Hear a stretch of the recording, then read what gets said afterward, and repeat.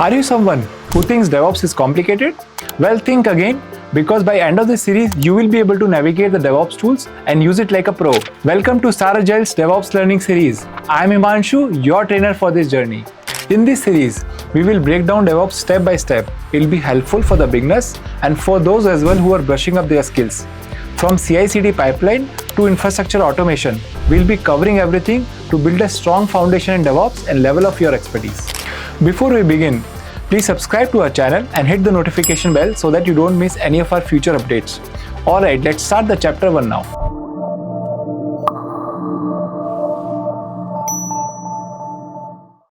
Alright, so let's talk about what DevOps is. You guys must have heard about this term called DevOps. You must be wondering what DevOps is. We'll be detailing discussion about doing this in this session about what DevOps is, introduction to DevOps, and what is the career roadmap that is available in terms of how DevOps and what DevOps offers in the industry. All right, so let's look at this. I've opened this pad. Few things to notice about when we say what DevOps is. So then we'll see why we need DevOps, okay, and how DevOps can make things better, and why do we need DevOps at all. When we talk about DevOps, so specifically I determined this term called Dev and Ops. So when we break it down, we can see, okay, there are two terms called Dev and Ops. So Dev stands for development or developer, okay, development, and Ops stands for operations, okay.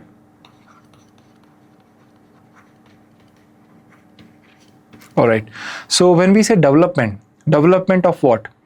Think like any website, any web application that is available in the market. For example, let's say example.com or google.com or facebook.com or flipkart.com or amazon.com. Any website, any web application. I'm taking this just an example to explain you the significance of DevOps, in terms of handling it.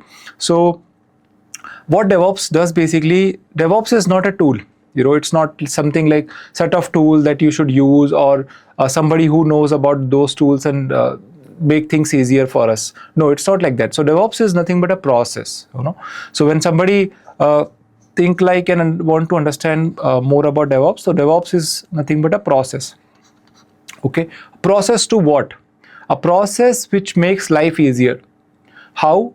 Which makes the deployment, the delivery of any feature, any product, web applications in the industry, it makes it easier for people to serve it. So for example, like we have a website called example.com, okay. So this is the website which will be hosting to the consumers, okay. So this website, let's say for example, this website has some feature called V1, okay. Now there is some upgraded version or some bug has identified in this process, okay, and you want to rectify those bugs. For example, like a website which was running fine, but then what happened is suddenly there was a lot of people started accumulating at the website at the front of it, and then we realized that our code which was written by the developers has crashed out or some limitations has achieved. I'm just taking this use case to explain you better.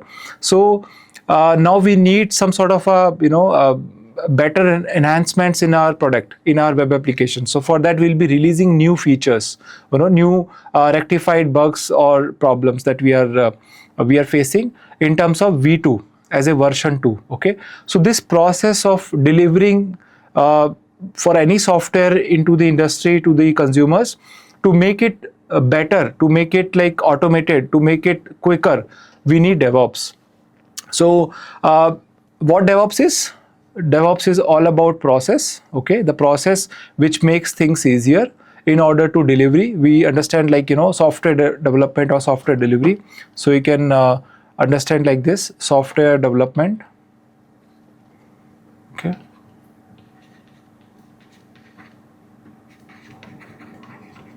software development. Okay, that is what DevOps is. It's a process or it's a culture which is adopted by the company. Okay, any company. Why DevOps? We'll be talking about the requirement of DevOps, why the DevOps became so highly required these days, or I would say 10 years back. What was the situations or the scenarios back in 10 years, and what has changed in the IT industry in order to handle those software deliveries or deployments or releases in the for any features or any softwares. So think like this. Okay, before DevOps, what used to happen is, for any website or any web application, let's say for example, there used to be three things or three teams used to work. For example, there used to be system admin. Okay. Then there used to be build and release engineer, BRE, we call it BRE, and then server admins.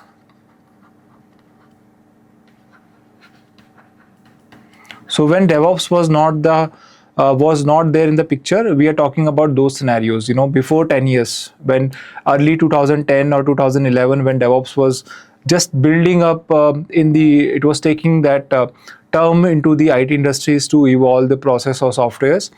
Before that time, what used to happen is, there used to be a person called IT system admin who used to handle the admin related tasks for any systems, like servers or stuff like that. So what used to happen is, let's say before DevOps was there, to deliver this feature from V1 to V2, it used to take, it could be, let's say 10 days or 2 weeks or 1 month or so. Okay, so this much time used to take before DevOps was there in the picture. Why? Because there was multiple teams involved in order to deliver the features or the softwares about the web applications or anything like that. But why it used to take those many days? Because there was multiple teams, and to collaborate those teams, it used to be like very hard. There were silos before, like some team is building some, let's say developer team is somebody who's coding the code, who is like writing the code for any web application. That developer has to send the code to the servers, and then server used to release that code, create a build and then deploy it on the server. Then testing team used to test it, and then later they used to publish it to the pre-prod environment and to the staging environment or to the production environment later. So it used to take that much of time before. How it was taking, I'll explain this way. So let's say we have to transform V1 to V2.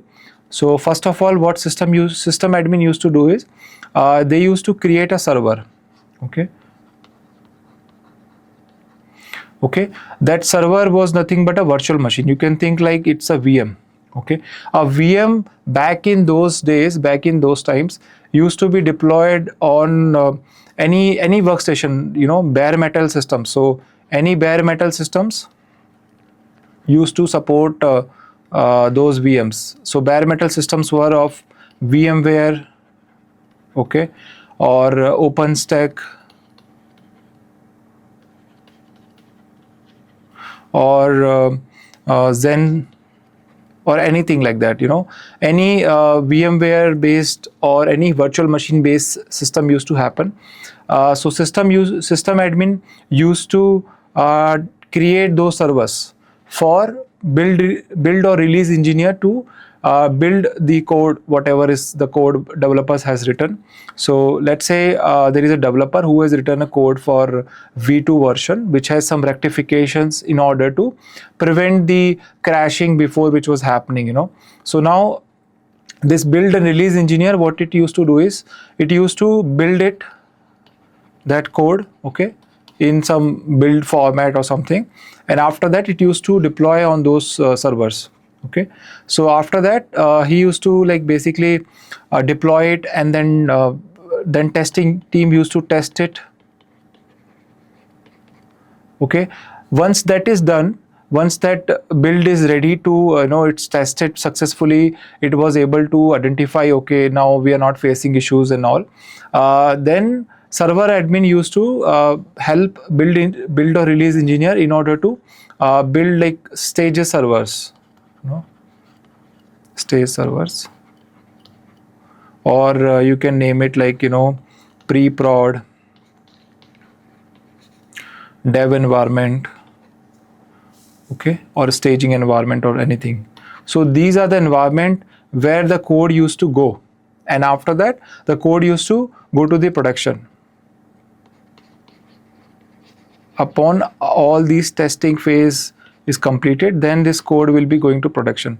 So system admin's task was to create a virtual machine which can help the build and release engineer to build the code whatever the developer has written, the changes the developer has written, and then after that the deployment part used to happen slowly with the help of server admin, who is to manage the servers and help to deploy the code on the production environment, and before that to the lower environment, and then to the production environment.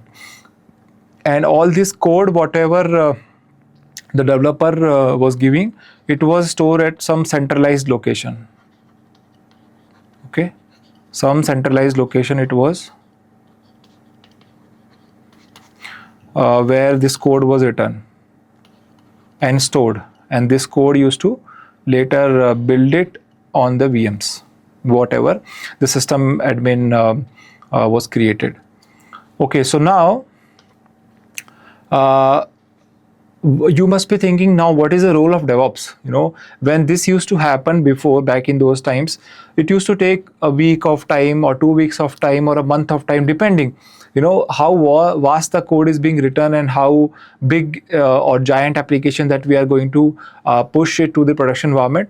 Depending on that, it used to take times, and there was like multiple teams which were involved, and they were helping engineers in order to push the code to the production so that it will be available to the consumer. So see, in the IT industry, whatever we see as a producer and a consumer, okay, so when we talk about producer, so think like example.com. Example.com is a website which has a certain page, okay, and have some functionalities inside those pages, and this website will be served to consumers. So consumers are nothing but the users who are basically use those websites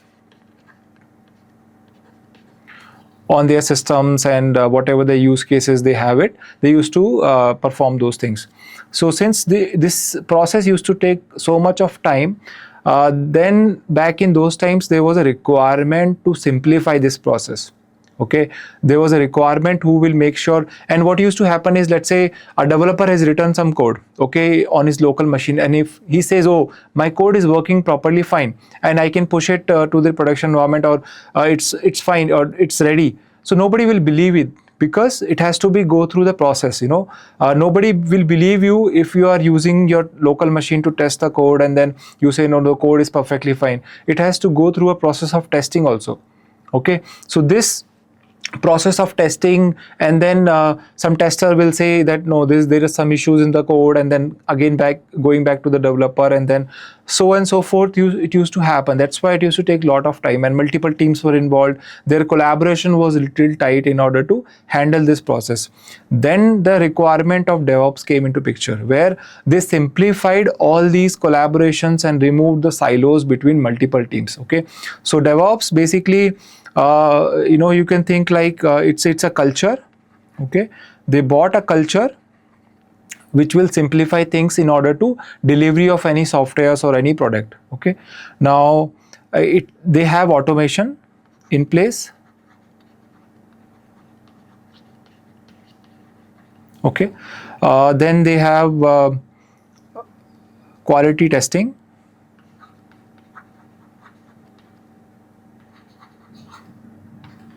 Quality checks, or they have continuous testing. Okay, after that they have continuous monitoring.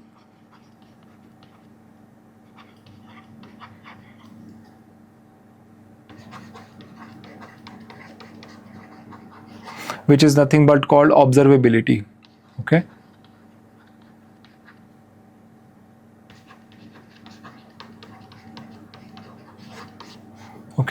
So all these things were there in the same package. When I say package, what does it mean is a process which will simplify and bring all these values so that it can help the any delivery of any product or launching of any product a little sooner, from 10 days or 2 weeks to a day or two, you know.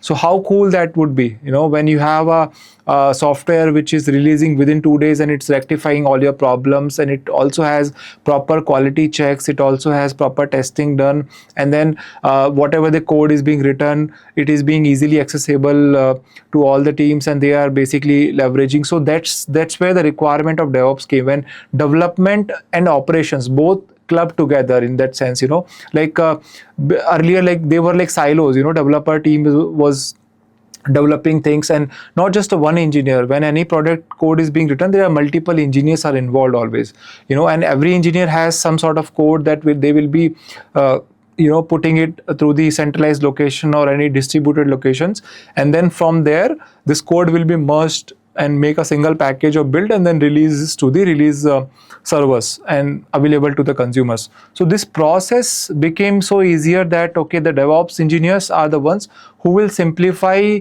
who will make sure the integrity between all these teams are super easy. So there now, it's not something about just a tool. When somebody say, oh, DevOps is a tool, no, DevOps is not a tool. DevOps is a process. Okay, it's a culture that every company follows now. And now if you Google it up and you try to find out the definition of DevOps, you will see there are various definitions available. Amazon has their own definition what DevOps is. Google also has their own definition what DevOps is. So every company, based on their use cases, they try to evolve, they try to simplify this definition, and they try to make it useful for their products. But I'm just trying to simplify in my language, saying that DevOps is nothing but a process or a culture which is adopted by the companies. And what basically this process does is it simplifies the features delivery of any product which is going to, you know, go live to the customer. So that process along with that DevOps is what it is actually. So this team, DevOps team, basically has the close bonding between developers and build and release engineers and so stuff. So now nowadays there is no such thing called like, in terms of like explaining system admins or server admin. DevOps basically knows everything. Okay, it will help to give you a machine where you can test it. It will help to build up a configuration tool where they can build the configurations in one go and stuff like that. So all these things are being implemented culture-wise, automations in terms of when earlier they were like having silos, development and then pushing it. So they can automate those processes and make it faster. Yes, definitely DevOps use various tools in order to make the automation done, in order to make their things easier and life easier. For example, if somebody asks you, in the interview questions, in the interview, if you go and say, oh, I am a DevOps engineer, I have been working for last 10 years, nobody will believe you, because this concept itself was getting evolved back in those times. 10 years, 15 years back, they were like evolving what DevOps is. So you can never have experience beyond 10 years or 12 years saying that, no, I have. So you can say like that, okay, I was a system admin before, I was a server admin before, or I was a build or release engineer before.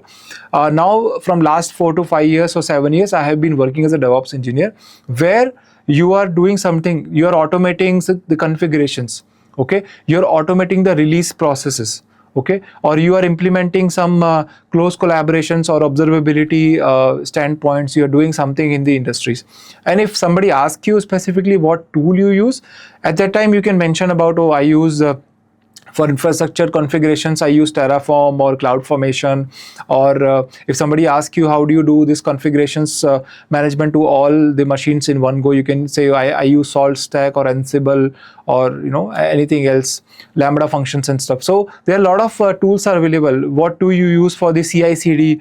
It's basically a well-known term in the DevOps. Continuous integration and continuous delivery. We will be seeing in the software development life cycle in the later videos, where we'll be talking about what is continuous integrations, how does the software being planned and being pushed.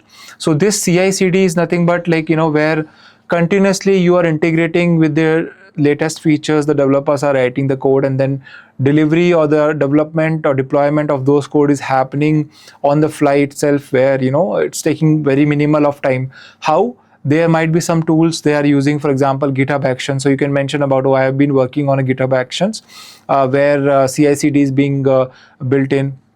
So all these tools you can mention about when somebody asks you, and you can just go through that. So for CI/CD, you can say I use GitHub Actions.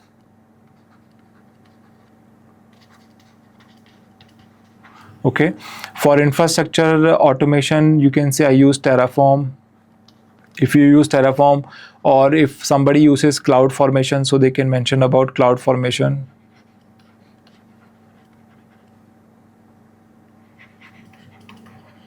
Okay.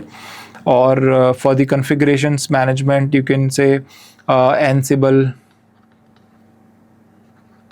So these are the tools. There are various of tools: Ansible, SaltStack, Puppet, Chef, and so stuff. So all these tools helps DevOps engineer in order to make things easier, in order to automate things, in order to build that culture into the company where they can deploy, they can produce a product a little faster than it was back in those times. Yeah. So these are the things that, or let's say if you use some Docker orchestrations or container orchestration, so you can say I use Kubernetes.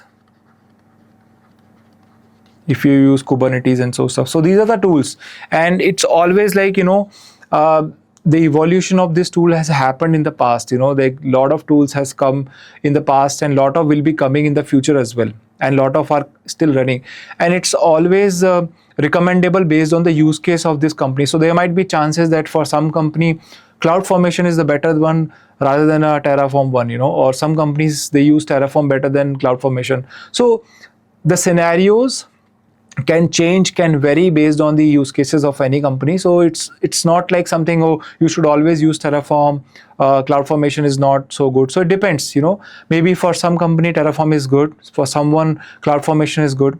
So based on their use case, based on their product architecture and designing, we can suggest or recommend which tool to use when, and then.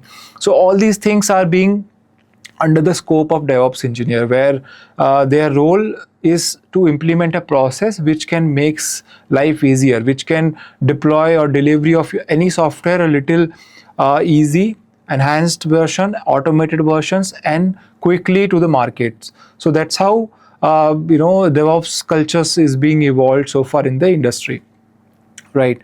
Now if we talk about the DevOps career roadmap, so career roadmaps are basically, as I mentioned that 10 years back, if somebody say, okay, no, I have experience beyond 10 years in DevOps engineer, that's not true, because DevOps was really evolving at that time, and then slowly it was pitched in, and then people started using it. So because, see, for example, back in 2010 or so, there never used to be a thing called cloud, cloud computing, where AWS was there, or Azure or GCP. They came after 2011, 2012, and that those time frames started building. First Amazon came, and then Google Cloud came, and then Microsoft Azure also came.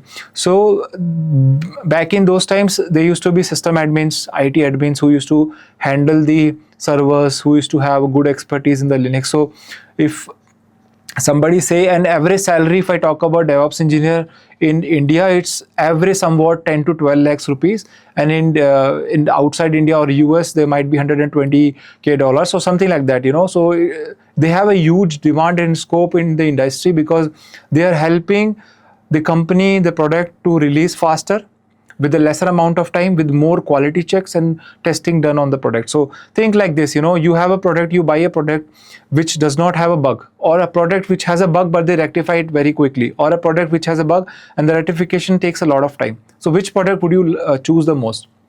I would say it's good to have a bug, because if there is no bug, it's very hard to imagine, a product does not have any bugs. There might be chances, based on the different use cases that they have tested, bugs will arise. But how soon you can fix those bugs and release the new features or coverage on those bugs is very important. That's what the DevOps role comes into pictures. Okay, so when we talk about the roadmaps of DevOps, and we think like what all tools are required in order to serve the DevOps industry. as a DevOps engineer. So you can think like, you can note down. So very much important things is Linux. Linux is very important because all the servers which are mainly running on the cloud or Amazon EC2 machines or anything, any servers which are running on the cloud, or the server admin or system admin, whatever it used to happen, everything was used to happen on the Linux machines because they are so reliable and open source and so much customizable and supportability offered. That's why any heavy load machines or heavy load code also can run on those machines. That's why Linux is pretty much very important for any DevOps engineer to know, to understand about, okay, you should have an idea about what Linux is. If you have not seen, we have covered in Staragile the Linux learning series as well. You can just check out those series to get some understanding on how does Linux work and what is Linux. So we have covered up a good learning series on Linux as well. Okay, so you must be aware about the fundamentals of Linux. Then you must be aware about the networking part. So networking, when I say, you should be aware about what TCP IP is, what is TCP network, what is UDP network, what are the ports, what are the protocols and stuff like that. Or you should be aware about HTTP, HTTPS applications, because mainly in the web application side, HTTP and HTTPS are the most used common protocols, which people are basically using. So you should have an understanding on that. Or DNS, or load balancers. These are very important in terms of networking. Okay. All right. If we talk about version control, so version control means, let's say a developer has written a code. Okay, so let's say there is a developer called A and there is a developer called B. Okay, this developer has written the code C1 and B also written as code C2. Both code will be merged into one code and then will be built later. After that, they will deploy that merged code into the production environment. So for that, they use some centralized locations. So it could be SVN, okay, it could be Git, GitHub. So these are nothing but a centralized repositories. Repository means where the code stands, and the code is available on the cloud. It's on the registry side where you can just push. So A can also push its code and B can also push its code, and later this code will be merged and then push it to the production environment and build up a proper product like this. So for the versioning control, you can use SVN or GitHub, which has good coverage in terms of those features. So people are using it. Then for scripting, you should be having idea about Python scripting. Okay, we also has covered basics of Python, which has some advanced areas about discussing Python, what are the functions in Python, what are the variables in Python, and how can you how can you use pandas and stuff. You can check out that series as well. So you should have understanding about Python language. Also you should have understanding about shell language, shell scripting. This also we covered in our Linux tutorials series. You can check out that. Then if we talk about all these tools, if you have it, then a very much important thing is Docker and containerization.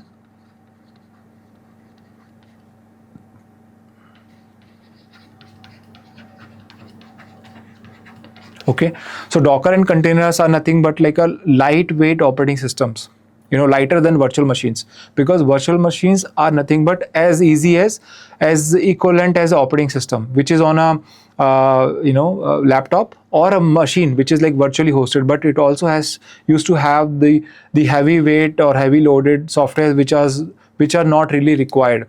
But Docker and container technologies brought up that scenario where they can, if you need Nginx or web application, you can directly have that. You don't need additional set of layer on top of it so that you can build it. So this containerization things change the market itself, where people migrated from on-premises to the cloud, because the containerization is like super nice to use it, because it is lightweight. It can serve the requirement, whatever the requirement is, and you can build the tools, and it's very easy.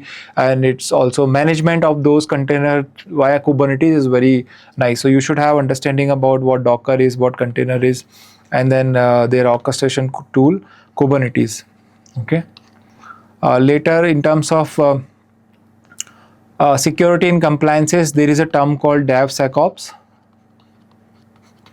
So this security operations, basically SageMakers and all those things. So they use for AI ML, and then they use security point of view, where they try to evolve the compliances on top of what DevOps can offer. So these are the tools, basically we are discussing about. They can help somebody who is trying to deploy or wants to release their process or their product, so that they can evolve the better process to, in order to deliver their product actually. If we talk about some observability, so observability, there is a new term called SRE. This SRE was back in 2015-16 timeframe. They used to be like developed or given the idea by the Google. They also have a book. If you go to Google's SRE, let me show it here. So Google also has a concept where they try to brought up this idea where what SRE is, the observability. Observability means how are you observing things, how are you monitoring things in order to make sure everything is up and running. For example, let's say there's a cricket match which is coming live on Disney Plus Hotstar. Okay, what happens for a milliseconds if the streaming stops? People gets affected. I mean, in the sense, oh my God, there's a last ball and whatever could have happened. It could have hit 6, or a 6 is required, or a wicket went on that ball. So that glitch of 1 second can lead the business to go down, because the user experience matter in that sense. So how do you make sure that before it impacts to the user, you can internally meeting those SLAs, you can rectify those things? That is what the observability all about. You observe things, how your design is there in place, how your product is behaving, how's the latency, how's the memory usage, and so stuff. So those are the things which can be automated, and monitoring can also be automated. There are tools like PagerDuties and also that you can get alerts whenever something abnormally happens on your systems, which can impact the users and can break your SLAs. So this observability is a very good term. Actually, you should read. There's a book also what Google has published, and you can go through this SRE book. They brought up these concepts where kind of interrelated to what DevOps does, but it's not as equivalent than I would say the DevOps, but they are more into the observability platform, where they observe things, they try to make sure the things are up and running, and then they can rectify it before it breaks down. So those engineers also require knowledge on Linux machines, because the servers which are running mostly on the Linux machines, Linux servers should have understanding about how the various applications are working. For example, let's say Kafka, some streaming services, or Redis or RabbitMQs and stuff like this. So these are nothing but Amazon's offer service or some other third-party services, where they should have understanding about how these components are being merged and how these components are being integrated to each other. When we talk about microservices, individual services are being taken in terms of delivering a product. A product cannot be, so this monolithic concept of applications which was there back in those times is no longer present. Now the new term of IT is all about microservices, where they are, all the services are breaks into multiple components. So let's say, for example, I would say Flipkart. You must have seen Flipkart, right? You see a catalog of shopping for men, female, or kids sections. So this catalog is a different service called catalog service. When you go to the payment section and you try to enter some product to the cart, and then later you make a payment, that is being handled by the payment service. So payment service is a different microservice. Catalog service is a different microservice.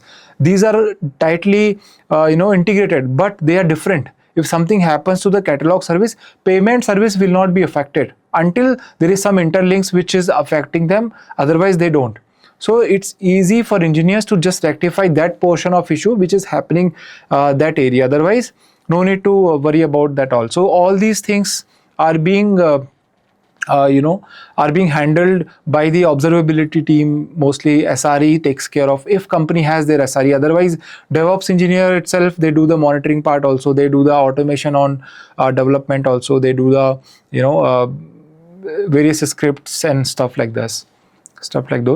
And they manage the SLOs also, like internal to the companies, and SLAs to the agreement that company serves to their customers. And SLOs are like more aggressive than the SLAs. So these are very interesting term in terms of SRE.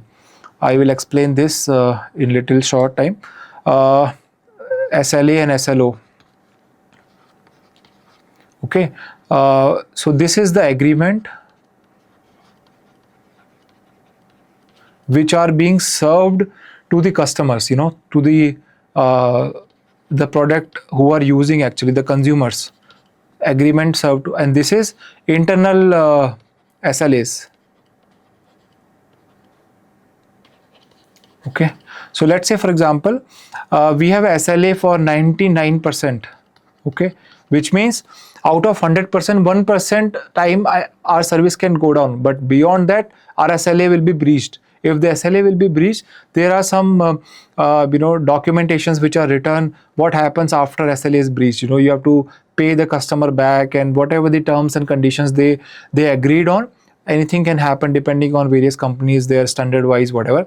But SLOs are more aggressive than SLAs always. So if it is 99, so SLO could be 99.9999%. Okay, so there is a chance of 0.1111%. It can go down and then you can rectify it. So that's why SLA is always aggressive than SLOs.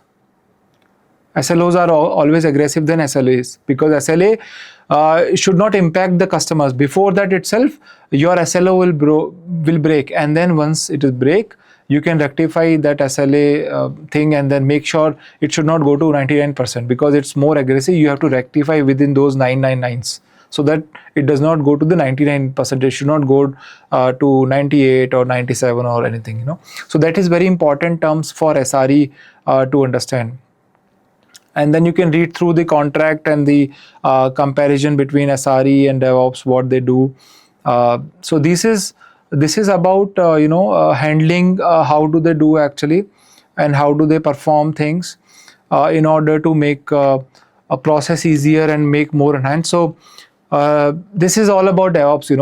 In a recap, if I explain, DevOps is not like somebody who is an engineer who does things, or about tools. DevOps is all about process, a process which enhances the product deployment, the product availability, the product shipping to the consumers very fast, very easy and very automated way, where you can use various tools, whatever for centralized repositories, or you can use Terraforms for these things and configuration management. And yes, tools helps you, but it's a process which are being aligned between all these parties. So now there is no need for system admin or server admin. Those engineers have been migrated to DevOps. They are handling that role, where they are helping engineering team also, they are helping support team also, in a way where product is being releasing properly. They have full control over this process alignment, where no more silos are present, which means there are no more isolated teams which are working. Everything DevOps can handle it. Earlier, let's say Java applications break down, so Java engineer used to come and then fix the issues. But these days, DevOps engineer can fix themselves, and they can take it forward. They can publish things by their own and stuff like that. So that is the advantage of being a DevOps engineer. So if somebody asks you in the interview also, like how long you have been working, so you should not say beyond 10 years or 12 years, because that time the concept itself was getting evolved. So you can say, okay, 5 years, since 5 years or 7 years I have been started working. Before that I was system admin or server admin, and this concept of DevOps was been built. And if somebody asks you what do you do in that DevOps, so you can say, I help to automate the configuration management, I help to automate the build and releases, I help to automate the observabilities. And if somebody asks you what tools do you use, that time you can mention about, I use PagerDuty for monitoring purposes, I use SV and Git for CI/CD for GitHub Actions, and Terraform or CloudFormation, or Lambda functions and stuff. There are a lot of tools which are available in the market, Harness and Slack and Jira, Confluence, anything you can just mention about whatever you work on. The idea about just to implement the DevOps was because to make this process easier and to have integrity with no more silos present in the IT industry, so that they can ship their software faster, which has more and more enhanced features coming up with a lesser amount of time which used to take before. So that is all about the concepts of what DevOps is, and then what DevOps does in the IT industry, play the major role about. All right, so let's talk about what is SDLC, software development lifecycle. This is a very common term when you heard in terms of in the area of DevOps. It's very commonly being used. So you should have understanding about what is SDLC. Basically, this is explaining a software, how does a software is being deployed, how does a software is being published to their consumers.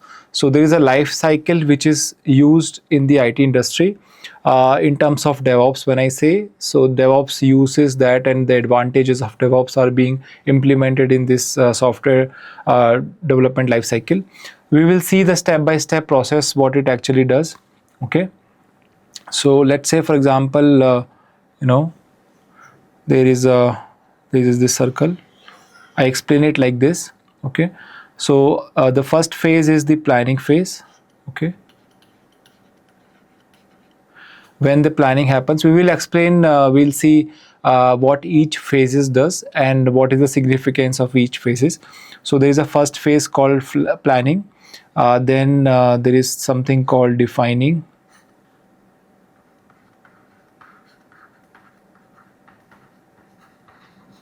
Okay. Then they call designing. Okay.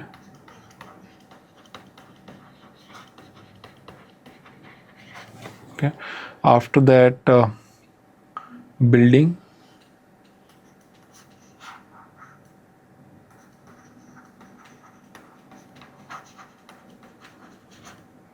Okay.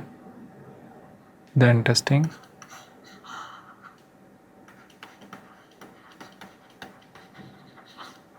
Okay, and then deployment.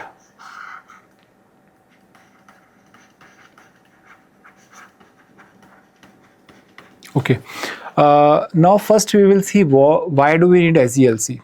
Why do we need software development lifecycle? Why do we need that?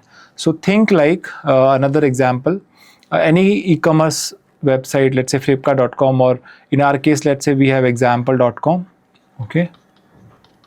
So example.com so far has catalogs for category, let's say men, okay, and women.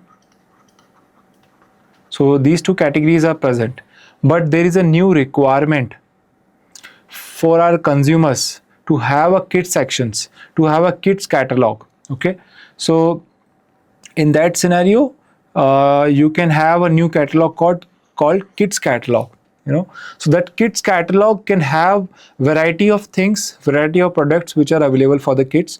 So this requirement is there because our consumers wants, okay, you basically sell a good products and you basically sell for men and female, but then we also would want to buy for the kids section. So you should have a catalog called kids catalog.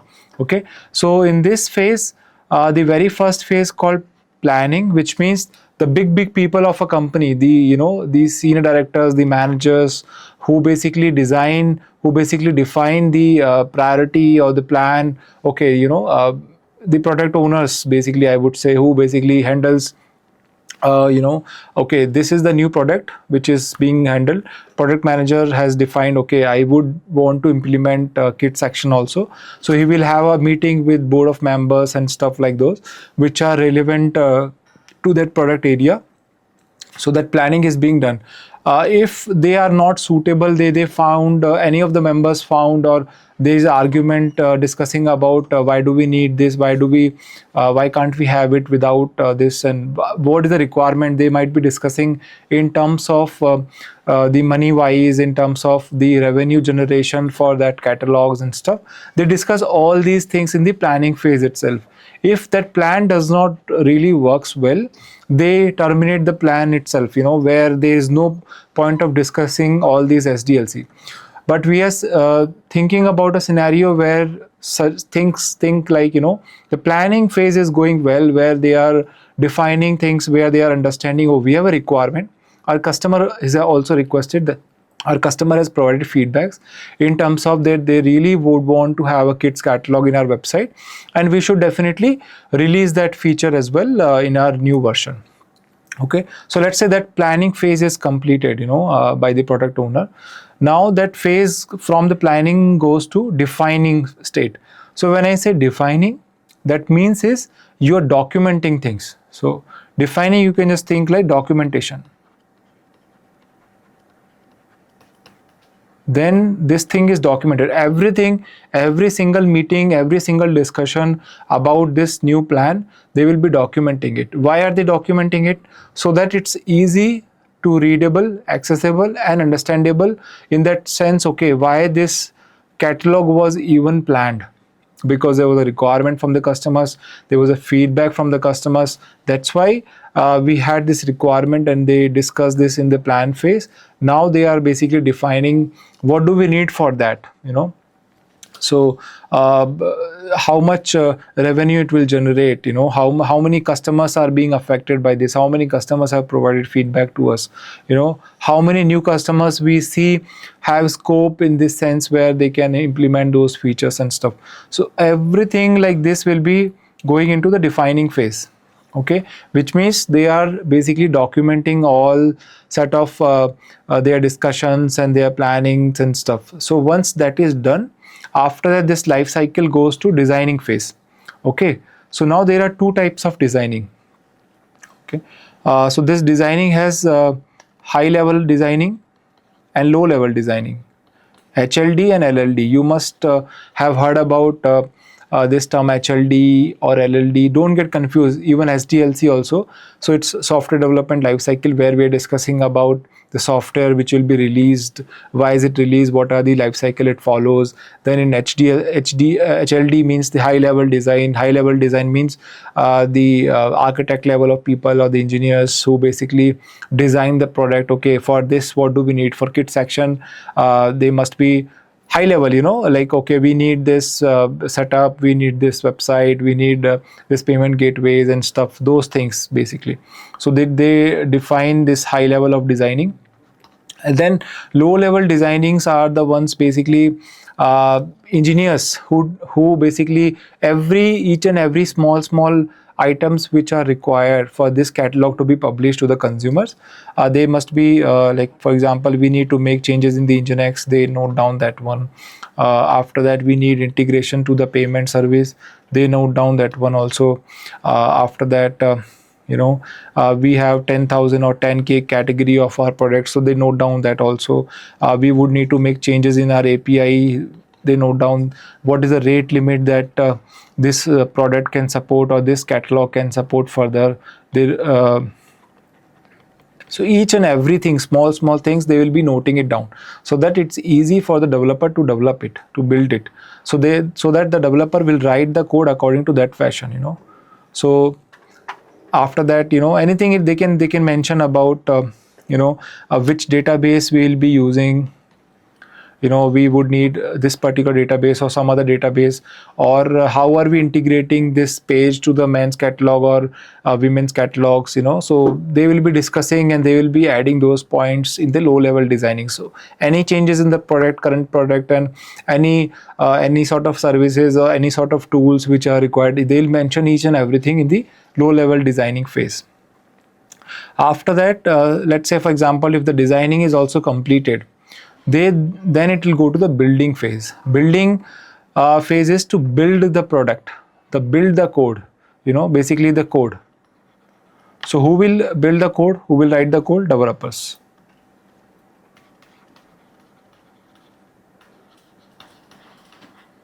So developers are the ones of the company who are responsible to build that code, to write that code. Okay, so they basically start building the code. Now this code building is done. After that, let's say the code is ready, then code goes to the testing team. They do unit test, distributed tests, and whatever the tests are available in this market at this moment, they start testing all these things on the product code. Okay, all the testing is done. Once that testing is done, after that they do the deployments. Okay, deploying on the servers, releasing on the servers. In terms of, in the form of release, they call it release. The build is getting released in the new features, so they name it, actually they tag this. Okay, we have a new catalog coming for the kids, which will be inclusive of release 1.2 or 2.5 or whatever the build release was happening. It could be a monthly release, or it could be a weekly release, or bi-weekly release, or whatever, right? So they name or they tag that release in terms of deployment, and after that this deployment product is ready for the consumers to see. Oh, now the kids catalog is being available to the users, they can use it, the software is ready to use, and any issues which comes up now and then will be rectified or will be reviewed internally to the by the engineers, or if there is any bug, so later they can tweak down things, they can further trim it, they can further work on it. But for this is the initial things from the planning phase till the deployment phase. This is how a software is being written or designed and developed and then pushed to the production environment. Now you must be thinking, where is, in all this planning, where is the DevOps come? What is the role of DevOps? Why do we need this in all these things? When these things is there already, then why do we need DevOps? So DevOps major role in last three phases, building phase, okay, testing phase, and deploying phase. So these are the three phases where the DevOps plays the major role. How? They can automate this building process. How can they do it? They can use centralized repositories where they can implement Jenkins CI/CD or GitHub Actions and whatnot, right, to make this build faster. Then on the fly, they can do perform testing via any testing tool which are available for respective code which is written in Java or some other language, or Go language, or some other language, right? So they create that testing environment so that it's easy for the tester to test it on the fly itself, so that it should not take much time and there is no silos. Everybody can see whatever is happening on the testing phase and how the product, this build is basically going to release, and how does it going to look like. So then they can make these things automated as well. Later in the deployment also, they can make it easy in terms of configuration changes which are going to happen, so they can implement a configuration management tool, Ansible, or any other tool, SaltStack or something, right? So which can help the configurations to publish on various servers. The load balancers, a set of servers where it's responsible for the consumers to see, okay, this is my website which is basically running on this one. So these three stages are the ones where the DevOps engineer plays a major role to make this process faster. See, planning phase, nobody can do anything. DevOps cannot help in planning because that is being done by the product owners. The ones who are going to decide the management, business revenues. They are the people who basically, sales engineers comes into pictures and then they suggest, oh, my customer is basically requesting this. We should also implement such features in our product. So those planning has happened in the product side of the house, where the product owner basically decides, are we really sure that we would want to publish this product in our portfolio? Because later, if some issue comes up also, the issues will go to the support engineers as well to support that product as well. So they should be pretty sure or clear in that terms itself before proceeding further in the software development lifecycle. After that, defining in the documentations way. Later, if somebody refers to those phases and see why this was even planned, oh, there was a requirement, or there was understanding that business can grow, revenue can generate more. So that's why this was planned, and then everything is documented. People can see it later also. Then designing, they have a proper designing. Let's say if somebody is using AWS, so they have a designing about VPC of AWS, then networking components, then API components, and whatever the automation components. So everything they basically mention about on this port, we'll be listing this service, and then it'll be easily recoverable by the consumers via external access and stuff, so and so stuff, right? Then it'll be like slowly built. So later, if let's say something happens in this issue, in this product, let's say they release version 0.1. okay, and there are some issues which they identified after releasing when users started consuming it. Now they target to version 0.2. So this thing is already done. There is no need of all this. So now everything will be again recover from the building to the deployment phase, where the developer will rectify those bugs. They will make code change, they will remove something, they will add in their code in the centralized repositories. With the help of DevOps, they do real-time testing in order to see how does this code performs and how will it be feasible for the users to use it. Will it not crash this time, or will it not create some more issues and stuff? So they make sure all these things test has to be passed before it is going to publish to the production environment, and then it will be deployed to the production environment. So that is all about the software development lifecycle.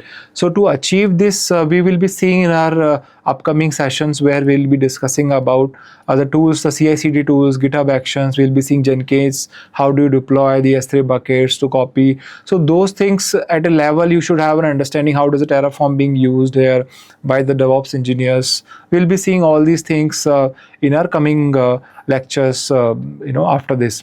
So this is all about the software development lifecycle. So if somebody asks you, should not get confused by this term called SDLC. It's a software development lifecycle where a software, a product changes, how does it being published or pushed to the consumers. You should have this understanding that there are phases. It should go from the planning phase to the defining phase to the designing phase, and then building and testing and then deploying. So all these phases are basically being called. And if there is some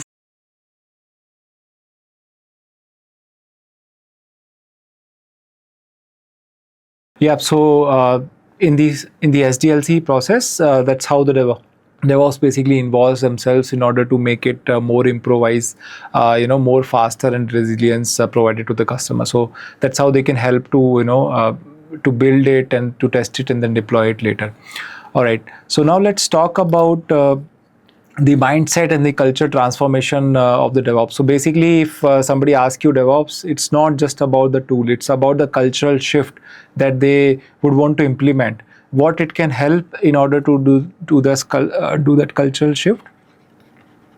If we see what culture it can bring, so it can focus on the collaboration part, okay. Right. Then shared responsibilities.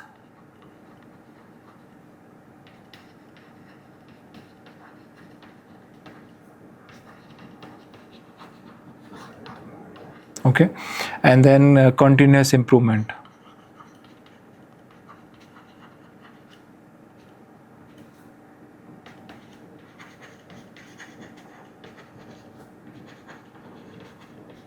All right, so these are the three things which are mainly important for DevOps. So they help to collaborate between multiple teams. There are no more silos. Okay, testing team is doing what, and then build and release team is doing what, or observability team is doing what. So they have this process or alignment where they collaborate much easier and much reliable and much more focused towards multiple teams which are being involved inside that collaboration. Then they also have a shared responsibility. So it's not just the responsibility for the developer who developed the code and then give it back, just to publish it or release it.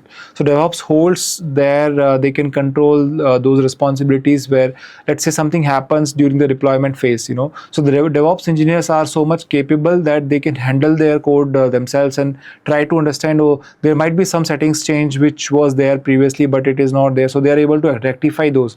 So they have this process where it can help to identify the problems much faster. Okay, so they have this responsibility to identify, to understand this. Yes, if so detail of the code engineer is required, then they can call that engineer on while they're deploying or release day when they are going to release the product of any launch. So otherwise, they basically can tweak things by their own, and they understand the set of code and the integrations within multiple components which are running in the company. So they own that responsibilities, and also the continuous improvement.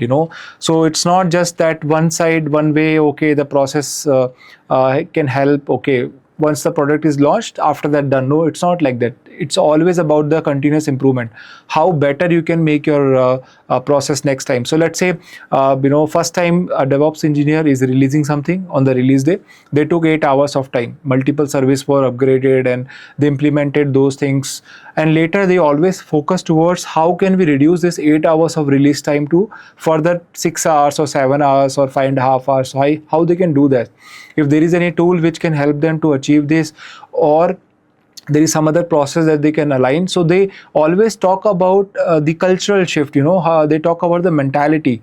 Okay, we would want this to happen, release to happen, but to our way, because we own that building, releasing and testing phase, right? So they can do it a more easier way. What else could be done parallelly so that it can overall reduce the time of deployment for any product? So that's how they can help to improve the release process or deployment process continuously, so they can work towards that. So it's always about improvisation with the time. So that is all the responsibility and the cultural in terms of DevOps mindset.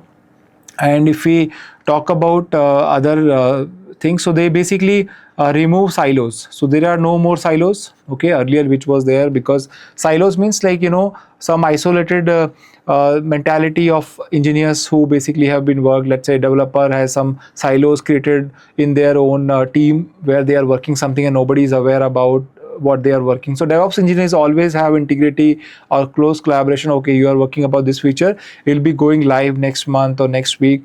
We should be ready with all these processes which are basically easy and really important for our product to launch, right? So they basically remove that silos which was there previously in the team, used to share the code to the build and release engineer and then later to publish it to the server. So they remove this silo. So this mindset can help to remove silos, and then continuous improvement that we have seen. So these are the two things. And also if we talk about the examples, right? So let's say Netflix. So Netflix basically they perform chaos engineering, where chaos engineering means intentionally they try to break their product. Actually they implement those changes which can break their product, or they implement certain things which can help to improvise things. So they basically implement those things intentionally, so that their website netflix.com, whatever they serve to the customers, should be always having best experience to the customers. That's why they are paying so much money, right?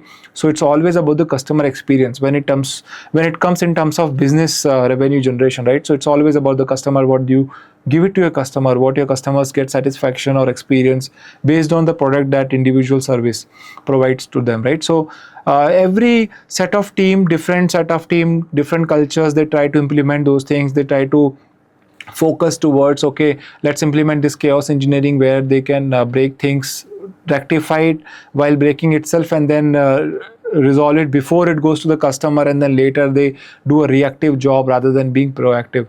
So if we talk about the transformational change that has happened with the traditional approach and with the DevOps mindset, so those approaches are, let's say, earlier DevOps developers used to hand off the code to the deployment engineers to deploy it, okay, but now in that traditional things have gone back.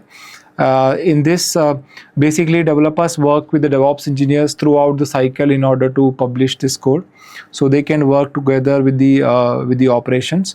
Earlier they used to push this to the operation, and then operational engineers used to work it towards deploying it. All right, now there was lot of manual process involvement was there, but now everything is automated, so you don't have to do any manual intervention.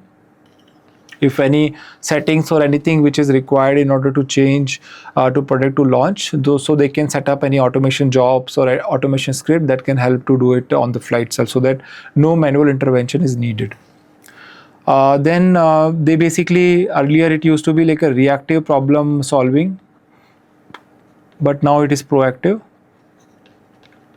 Okay, proactive means like implementing chaos engineering, as I mentioned in the netflix.com, where they implement intentionally want to break product, and if something breaks out, they fix it before releasing to the customers. So that's how they can help to build. All right. Now let's talk about collaboration. How can the collaboration between development and the operations can evolve the process, this make it much better. So let's talk about that. If we see how does this collaboration, so it basically improves the communication. Okay.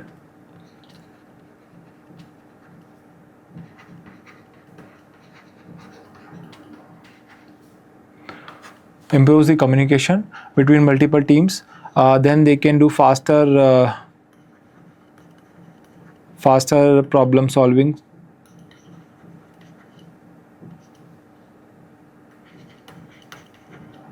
See why? Because if you do more and more communications between teams, there might be chances that different minds have their different ideas and different way of solving problems. So those ideas are being shared now. Earlier, which was not there, which was like purely silos teams. But now everything is across, like there's a bridge of DevOps, which they are helping other teams to open up, share their ideas, to break things and then to fix it before, anything happens outside the company should not be a good thing for the company. Whatever happens within the company, they fix it, they provide the best experience to their customers, is very important, right? So they can sort out the problems very fast in order to make it more communicated with various teams. Then they can perform innovation, so they can do better innovations also.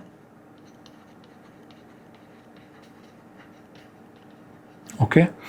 And then after that, their practice, they can use shared tools. So shared tooling, let's say Jira, then all Confluence tools are there, then Scrum Master, Agile. So those are the things which are being used in the DevOps culture, where they try to make it more shareable things. It's not just the silos, it's all about sharing and collaborating with other teams, so that people are aware and they can help you, they can guide you, they can suggest you in order to, as a team, they work and then they try to build a better product. I would say, if Google, for example, let's say Google or Amazon or Netflix, these are the very big giants company. Or if we talk about startups, PhonePe or Paytm or, Zomato, Swiggy. So these are having a good DevOps engineers, where they have a good collaborative way of approach, where multiple teams collaborate their ideas, they try to fix it so that their end users, their consumers get the best understanding, their best experience in terms of using their products. That's why they are basically dependent on those engineers who basically collaborate more. So if there are teams which does not collaborate with each other, it's very hard to find out and publish things. It takes time also. But if you really want faster resolutions to happen, if you really want a proactive approach, if you really want a better mindset with the collaboration strategies, that's where the DevOps, the process, this culture helps to build a good product actually. All right, so this practice to foster the collaboration can also help blameless postmortems. So for example, there is some issue comes after all these release cycles and stuff, but now they would want to see what happened after that issue. They would want to do a postmortem after this. So every team, whosoever was involved, they can just jump on a call, they can create a war room where they can discuss about what went wrong actually. They would want to try out, this could have been done by this way, or the issue has occurred because of this. They try to find out the RCA for that, and then such issues should not happen in the future. They try to rectify those things. So with the collaboration of multiple teams, this basically the collaboration activity, the mindset of a DevOps engineer can help to debug the issues. They can help to do the faster postmortem for any issues. They can try to find out the root cause so that they can rectify it quickly and next time should not happen. All right. After this, there are some other practices that DevOps does. One of those practices is Agile. You must have heard about this term called Agile. scrum masters and stuff. So this process is nothing but like all these confluence tools like Jira, Wiki. So they have this something called sprints. Sprints are some companies, they do sprints for 3 weeks, some companies have a sprint for one month or 2 weeks or such that. So this sprints is for those developers or the engineers who basically develop things, or they have the projects assigned. So during that sprint cycle, they basically perform their tickets. They take it, the ticket is like visible to other engineers, also visible to the product owners also, that okay, so they have a targets assigned. Okay, for 4 weeks down the line we'll be deploying this phase of this launch. 2 months down the line we'll be having second phase or third phase launched, and we'll be having a GA or private preview or public previews, things like that. So this is sprint wise, they work basically. And they also have story points on those sprint. Let's say one Jira is one story point, so you have to achieve via performing 10 story points in 2 weeks or 3 weeks, so something like that. They have some criteria, thresholds to identify, okay, how much an engineer is working, how much effort he or she is doing, so they can track down those activities also.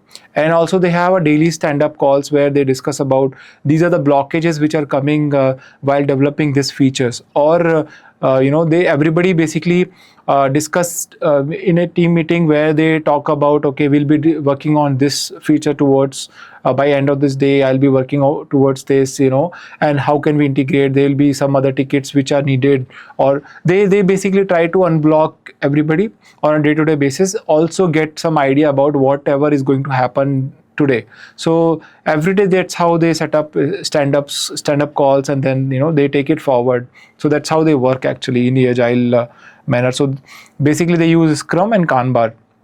So you can just note down these terms which will be mainly used. So Kanban board is like a wiki board where they can track down on the dashboard, okay, who is working what, and how many tickets will be closed in this sprint, and how many stages will be completed of a particular project. So that Kanban board can cover it. And the process of having this stand-up calls and discussing in the sprints and story points is called Scrum. So that is all like Agile. Agile is a term where it's a process basically which helps to foster things faster and enhanced and more proactive rather than reactive works. Then ITIL also is being involved. If I talk about ITIL, so it's like there are two things which are there. One is change management, okay,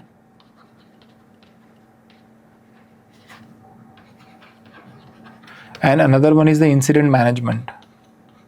Change management and incident management.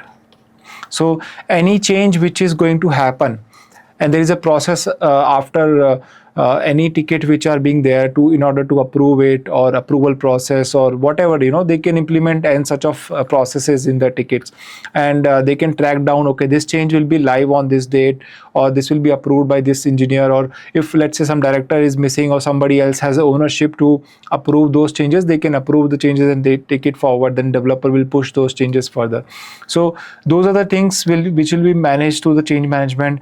And then incident management is like whenever such incidents happen, some issues which comes up, so they will discuss about how do you manage those incidents, how do you take the proactive actions, or if something has happened, how do you identify incidents, create a war room, pull everybody in order to make sure recovery, do the better recovery, and quick as possible. How can you improvise and enhance things in terms of giving productivity and support to the end product goal. So in the change management and incident management also, it's another approach what DevOps engineers basically implement in the ITIL form. And then there is one thing called lean.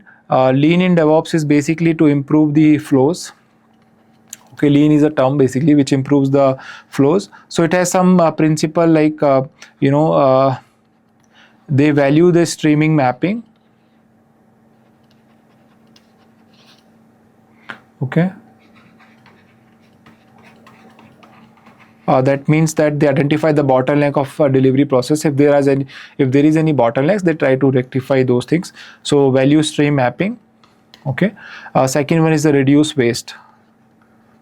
So this is another approach what basically DevOps implement, to make sure that to eliminate the repetitive task. If there is any task which are being repeatedly performed in order to publish any changes in the code or things like that, so they can avoid those tasks any repetitive manner, so that there should not be any wastage of time of engineers or things, so they can change that process. So all of these things are being part of the mindset what DevOps can give to the organizations, but the end goal is to make the process better, make the product launch very frequently with lesser number of bugs, or with mitigated issues and things like that. So that's how DevOps can help companies in order to build such processes inside, and then they can have a better customer experience and can generate a better revenue for the company. So that's all about the mindset we are talking here.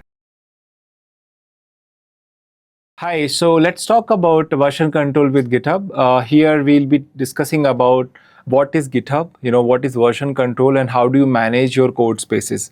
So if we talk about DevOps, you need to have a code repositories where you manage the code. And if we talk about the open source community, where the people integrate, collaborate themselves, and then they try to give their own changes in the code or some suggestions or some issues. So majority of them are using GitHub repositories. It's like free to use it. It's open source. You can set up Git and you can create an account. After that, you can add your own code spaces there. So we'll see here. Currently, I'm on my Ubuntu machine, where if you go to github.com, this is how the GitHub page look like. If you go to the dashboard, you see, since I have already logged in with my account and I have the repositories that has been created under my account, will be showing in the top repositories where I have been keep on doing some changes in the recent times, right? So if you have such things, repositories, so you will see them in the top search bar.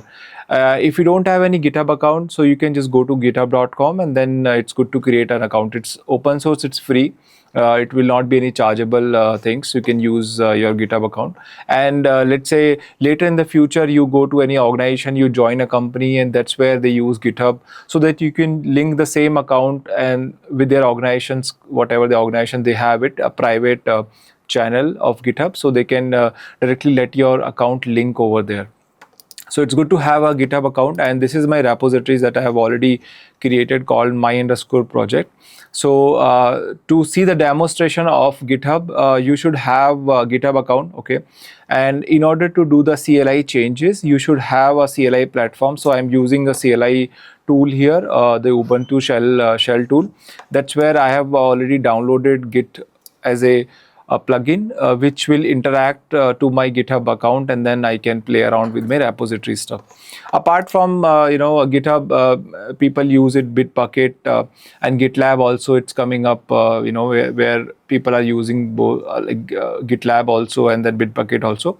But majority of it, if I think about, GitHub is the mainly one. Every organization uses it, so it's good to have a understanding of GitHub, and we'll be covering up GitHub in our this session. All right.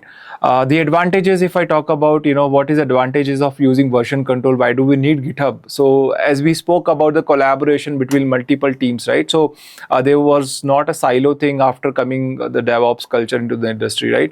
So which means that, let's say there are multiple teams, marketing team, then we have a developer A, developer B, both developer wants to develop the code based on their project. So, and how do they merge their code, so for that they can use a single platform called GitHub, where each developer can deploy their code. They can just create and modify the changes. After approval, their code will be merged to the main branch. So we'll be talking about what is a branching, what is a merging, how do you add the new files, or how do you commit the new files and stuff like that.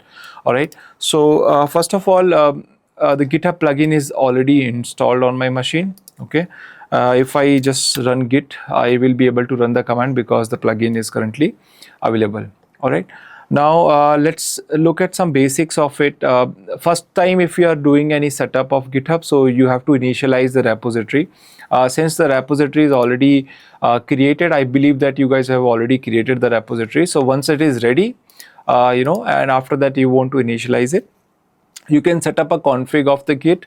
Since I have already made the changes, so I will not do the same, but I'll tell you the commands that you can use to set up the config. So there is a command called git config, okay, -- global, and then you can pass on your name.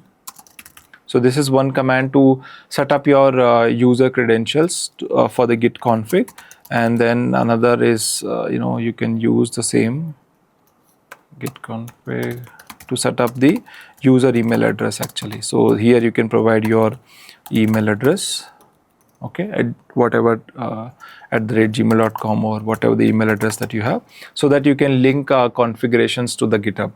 Once that thing is done, so after that you can go to that repository. You can create a folder with the same name, or any name that you can give it. Later you can say git init. So this initialize the GitHub repositories on your machine, and once that is done, you will be able to see the content of mainly .github, and then .git will be available as a directory once you initialize your GitHub, where the configurations of the credentials of your GitHub in order to make the communication to the repositories will be available here. After that, if you want to clone a repo, so you can use git clone command, and then you can just clone the repo. But what is the URL? How will you clone it? So there are three ways to clone it actually. You can either use HTTPS, SSH, or GitHub CLI. So you can use any of the platform to clone the repo. So I'll just use this SSH one. I'm using SSH because I have set up the configurations for the SSH keys. Alright, so for that as well, I will show you. You need SSH creation. For that, you can just refer to this documentation. It is there on the GitHub doc. How do you create your SSH keys? As we spoke about, the communication of client and server is mainly, there are multiple ways like username, passwords, or key pair authentications, or there is something called a personal access token, which is a PAT in terms of GitHub. So this is the key based authentication key pair. You have to create a private and public key. So public key will be available on the server side, and the private key will be available on your machine, so that the interactions can happen. They can decrypt the messages, and then able to communicate from client to server. Okay, so you can follow these steps, and then once you do that, after that you will be able to see the keys will be created. So I already have this key. I'll show it up here. It's by default present in .ssh directory inside my home directory. So this is the key that I have created. So this is the private key, and this is the public key because it has .pub as an extension there. Okay, now I'll do one thing just to showcase to you. I'll just go back. I'll create one more directory called repo. I'll go inside.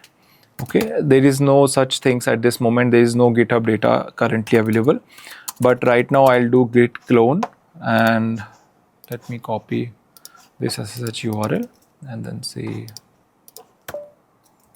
let me do this again. Okay.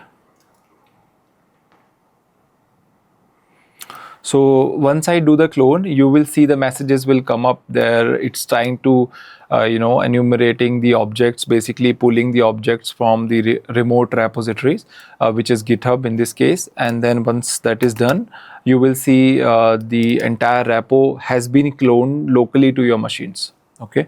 Now, what is the advantage of cloning the repo? Why do we need to clone the repo? Why do we need to see it locally? Because see, any developer make the changes. They do the changes on the local machine. It's not like directly they go to the server and then do the changes. That is not how we can make automations. That is not how we can make things robust. We have to be scalable. So whatever is running already on the production environment, nobody touches it out directly. So they do their code changes. They build the product locally on the machine.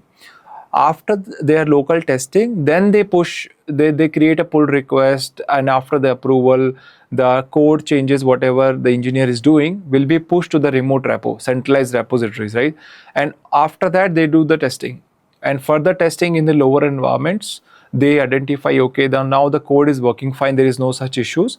It's good to go to the production environment, and that's how after that they go to the production, and then they merge their codes. That's how the life cycle of any code changes happen. So for that, you at least need the latest data, whatever is available on the centralized repo, to your local machine, so that developer can make changes on the local machine, and then later they can push it up.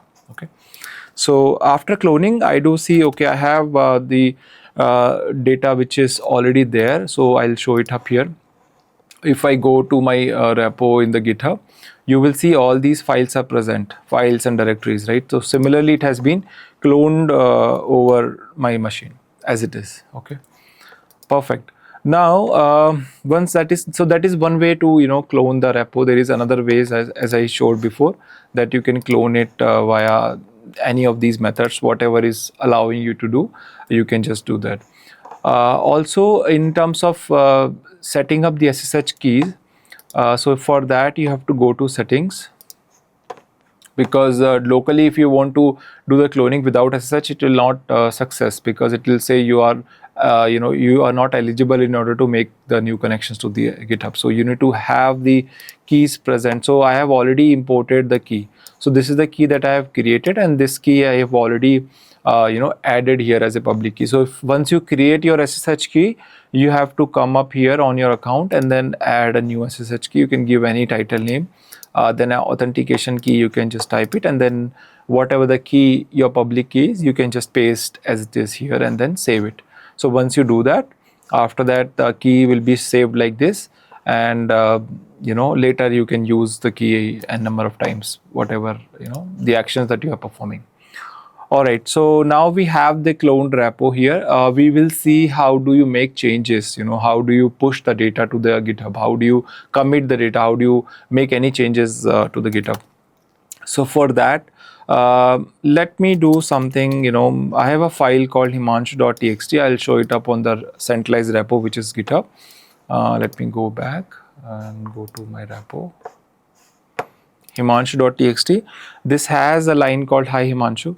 I will make some modifications locally on this repo. So for before that, I will show with flow that there is something called git branch. Branch means if we talk about the code base, any code base has multiple branches. One is called feature branch, one is called main branch or master branch. So what are the differences between all these branches? Usually main or master, these are the branches which are the real in the sense like the production ready, where all the changes, whatever the changes you see on the main or master branch are the ones which are basically your product use by the customer. So that is the environmental facing, that is the public facing changes. But whatever the changes that you do locally, you always do a feature branch. So anybody can create the feature branch with n number of names. So there is no such patterns, okay, I want to create a feature branch with this name. So usually people follow this sprint process, right, where they take a Jira and then they give a Jira name there. Yeah, so that main and master branches are the ones which are production ready and facing, customer facing, public facing, we can say. But the other branches are mostly the feature branches. People can use Jira name or sprint name or the code changes that they are doing, the headline or description of it. Sometimes they can create a feature branch like that. So if you look at here on the GitHub, you will see. Let me just log in. So you will see that branches here. So currently I have two branches, one is master and one is Himanshu.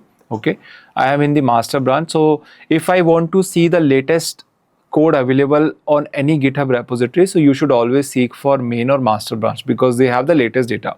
If you go to any other branch, there are chances that those branches are being modified by that developer name usually, or that feature changes, whatever has been doing, are being assigned with that branch name. So that may not give you the exact or the current code which has been written. So you should always seek for the master and the main branch to identify the latest changes which are available as a production ready environment. Perfect. Now we will do 2 times committing and then see each branches. How do you do that usually? So first of all, I am currently with my branch, so I'll just say git checkout. Okay, I have switched to a branch called Himanshu. Okay, so once this asterisk, wherever this asterisk is present, it defines that you are currently onto that branch. If this asterisk was at master, so you were at the master branch, and now with the color combinations also you can see it's marked as a green color, which means that currently the changes that I'm doing is on the Himanshu branch. Okay, so very first thing after changing the branch, you should always do git fetch and git all. Git fetch all and then git pull all, so that whatever the latest changes are available to that GitHub repo, you should have them cloned or you should have them downloaded locally on your setup. And then let's do pull. Okay. Okay. So for git pull, you need to tell it that from which remote branch you want to pull the changes. So I want to basically pull from origin master. So my origin is master. From master branch, whatever the changes that master branch has the code, it should automatically pull all the changes to my Himanshu branch. Okay, so now my branch is already up to date, so there is no more changes has to be there, which means that I am aligned with that branch. Aligning means that I have the latest changes locally on my branch. Whatever the modifications I'll do further, I can later send a merge request or a pull request to merge it with my original branch, which is master or a main branch for any repositories. Perfect. Now let's make some modifications in our files. So I'll make some modifications in this file. Okay, I'll just add up here hi from Staragile. Okay, and then save it. Once I modify anything, and if I say git status, it will tell me that on branch Himanshu this file is being modified, which means it is ready to make any changes, like in the sense of in the GitHub repo. So it's ready to update this file at the GitHub site. So this is the file which is currently being modified. So if I want to push these changes to my GitHub, so for that first of all I have to add it. Okay, so it's telling you the command as well, like you can just reference it, or if you Google also how do you basically pull and then push the changes, you will get the steps. It's not something you have to learn by heart, but once you start using GitHub, you will eventually get an idea about how do you use GitHub commands actually. So I'll add this file once. So once you make the changes, you can review the status. It will tell you what all files have been modified, and once you do that, you can add this and then commit. In the commit, you can send a message. Message means you are basically telling internally just to know that this is what, this is changes to belongs to what, So I'll just say updating, some description about, your code changes. Updating himanshu.txt. Okay. I'm just simply saying this commit. After that, if I do git log, git log can give you the commit history basically. It has a commit ID and it says currently my head. So this head is nothing but, you can just think like a pointer. The pointer is either on the master branch or on your feature branch or local branch. So that head shows that you are currently on to what, in the commit history. So currently my head is on the Himanshu, which means that I am making the changes in the Himanshu branch. But my original branch, the main and the origin of this repo is the master. This master is little behind to my Himanshu, because anyways I made some changes locally, that's why it is behind. Once this changes will be approved, then you will see my head is also belong to the origin of this repo. But if you want to see what will commit has been happened on any repo, you can just execute command git log. It will tell you the log information about all the commit history that has happened in the past. Perfect. So now I'll just say that git push origin Himanshu.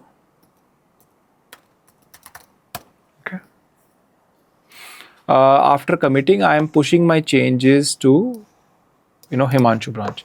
If I go here, as soon as I just go to my repo, I am seeing this thing. If I go here also, that Himanshu has had recent push 14 seconds ago, which means that a feature branch called Himanshu has made some changes to this GitHub repo. If you want to see what changes he has done or the changes has been done on this branch, and then later if looks okay to the admin, or to the GitHub owner for that repo can merge the changes. So I'm just talking about PR, basically pull request. How do you do that? So you just go here. There are commands that you can use to create a pull request also, but I am showing you the graphical way of creating a pull request. So you can just compare and pull request. Open up a pull request. This is the title of of my pull request. Okay, perfect. What is the changes? So later you will see the changes. So earlier Himanshu.txt has a single line called hi Himanshu, but now it also has one more line called hi from Staragile. Okay, so this is the changes that I would want to merge it to the main branch or master branch. So for that I'll just create pull request. So the pull request is currently open. Now this pull request, if I have any GitHub actions, we'll be talking about in the next sessions where we'll be talking about CI, continuous integrations. So those integrations are there in place in case, so they will start running. So I already have two CI pipelines to perform the changes and then validate whatever the settings that it has it. Once all checks are being passed, later I can just merge this pull request. So once I merge the pull request, these changes will be pushed to the master branch. So usually this access is being only given to the limited people. Limited people means the people who owns a repo. They are the regular owners or making changes. Maintainers, I would say, in terms of GitHub, right? So who are the maintainers of the repo? They have the access to accept your pull request because they validate it.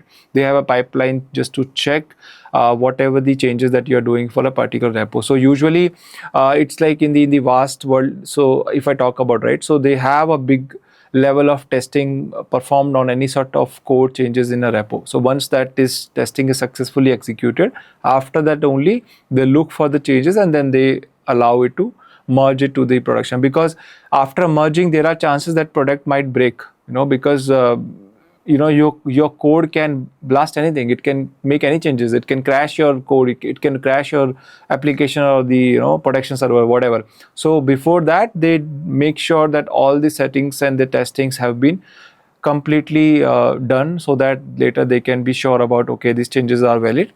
We can allow those changes to happen on the production environment, and then later the changes will be reflecting onto the production. So now I can see, my pull request has been merged. If I go to the code base and go to master, I've switched from Himanshu to master and go to this file, and you see one more entry has been added to my repo. This is how you create a pull request and you merge it to the GitHub repo. Right now, if I go back here, you will see here the history of the pull request that has happened so far on this repo. So it says that 1 minute ago, this was the commit, commit ID, made any changes to the history. So this was the pull request which was merged. So anybody wants to refer later, okay, what pull request has been published, they can click here and then they can go to this commit ID and then see, okay, this changes has been made to this file. So you can just see, oh, this was the new line has been added. So if you add any line, you will see changes reflecting with plus. If you remove any data, it will be reflecting as a minus. So let's do that removal as well one more time. If I say my branch, okay, I'll do git pull. Though my branch is the latest one, I have not made any changes in the master, but still it's good to have a practice where you should do git pull and git fetch, so that you are up to date to all sort of branches that has been created. Okay. Now if I do git log, you will see my head is on Himanshu and on the origin master, or my origin which is master. So Himanshu branch and master branch both are aligned now. The pointers both are same. There is no differences in the code set. If I make any changes further to the master branch, then Himanshu branch will be fall behind. One changes has been made to the master branch. So currently both are at the same level if I talk about the pointers. Yeah, so let's try to modify the changes in the file, and we will remove some contents. So currently my file has these two lines. I'll remove a word. Okay, let me open the file. And then I will say, I'll remove this word. and then save it. Let's check the git status. It will tell me, okay, himanshu.txt is modified. Let's try to add this file. Okay, let's commit this file. Deleted a few words. Okay, I'll say git push origin himanshu. Okay, once I do that, I will see here, go to my repo. Okay, pull request. It's not yet created. Let me git log. Okay, origin is this thing. First from himanshu to master branch. So here you can see the minus has been reflected because I have deleted two words from and Staragile. So once I do that, I'll create a pull request, deleted a few words, creating this. Okay, once the pipeline says that there are no conflicts and it verifies all the actions are perfectly fine, later I'll just merge this. Okay, so let the actions being completed.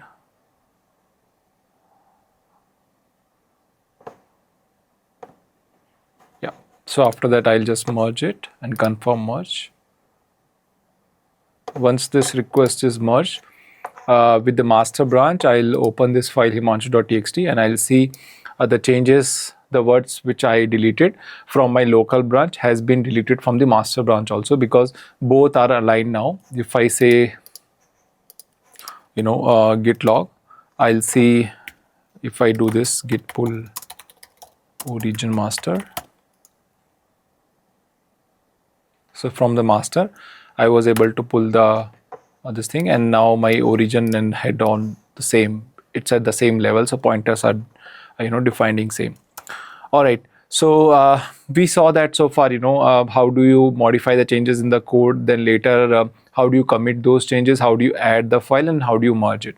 Now let's talk about so this is the typical workflow lifecycle of creating the pull request and then merging the pull request. If somebody who has access to the master branch, which usually admin has it, they don't need to create a PR. They can directly push changes to the origin master rather than merging the changes to the origin to their feature branch, because they can directly do that. So they don't need all this PR level of steps, so they can skip the steps. But it's always recommendable whenever somebody make any changes to the feature branch, they should always create a PR, so that any actions of any pipelines have been created, those pipeline has to be succeeded in order to make those changes live into the production environment. Perfect. So now let's talk about some changes in the collaborative workflow, where we will be talking about two developers. Both developers are making their own changes with the name defined, and then later they will merge those changes in the GitHub repositories. Okay, so first of all, I will go to my collaboration demo. So I have created these two directories actually inside collaboration demo. So I have named a directory called developer A and developer B, just thinking like there are two developers who are making changes to my collaboration demo, right? If I see the files, okay, so I have these files in developer A. If I see these files are present in the developer B. So if I go back here, let me just go to the repo. So this is my repository collaboration-demo. Okay, so this is the main branch, and I don't have any other branches. But now we will be seeing that the changes done by the developer A and developer B. So for that, let's do this. In order to create cloning, so you can just do clone with respect to these two developers. So how did I created these directories are, I did basically clone, so I said git clone and then use this. Okay, I said git clone okay, and after that I named this developer A, and similarly I named developer B. So this is how I was able to clone the same content of my repositories into multiple directories with the developer A and developer B. Okay, all right. So after that, if I go to developer A, okay, and let me just do git pull. Okay, right. Git branch. I only have main branch here. Okay, git patch. Okay. Yeah. Let me make some changes in the in a file. So I'll add changes, updating inside, let's say developer A repo or developer A work. Okay. Feature x dot txt. Okay. So I have feature x dot txt. Then currently it's not showing anything. Commit is not showing. Let me just delete this.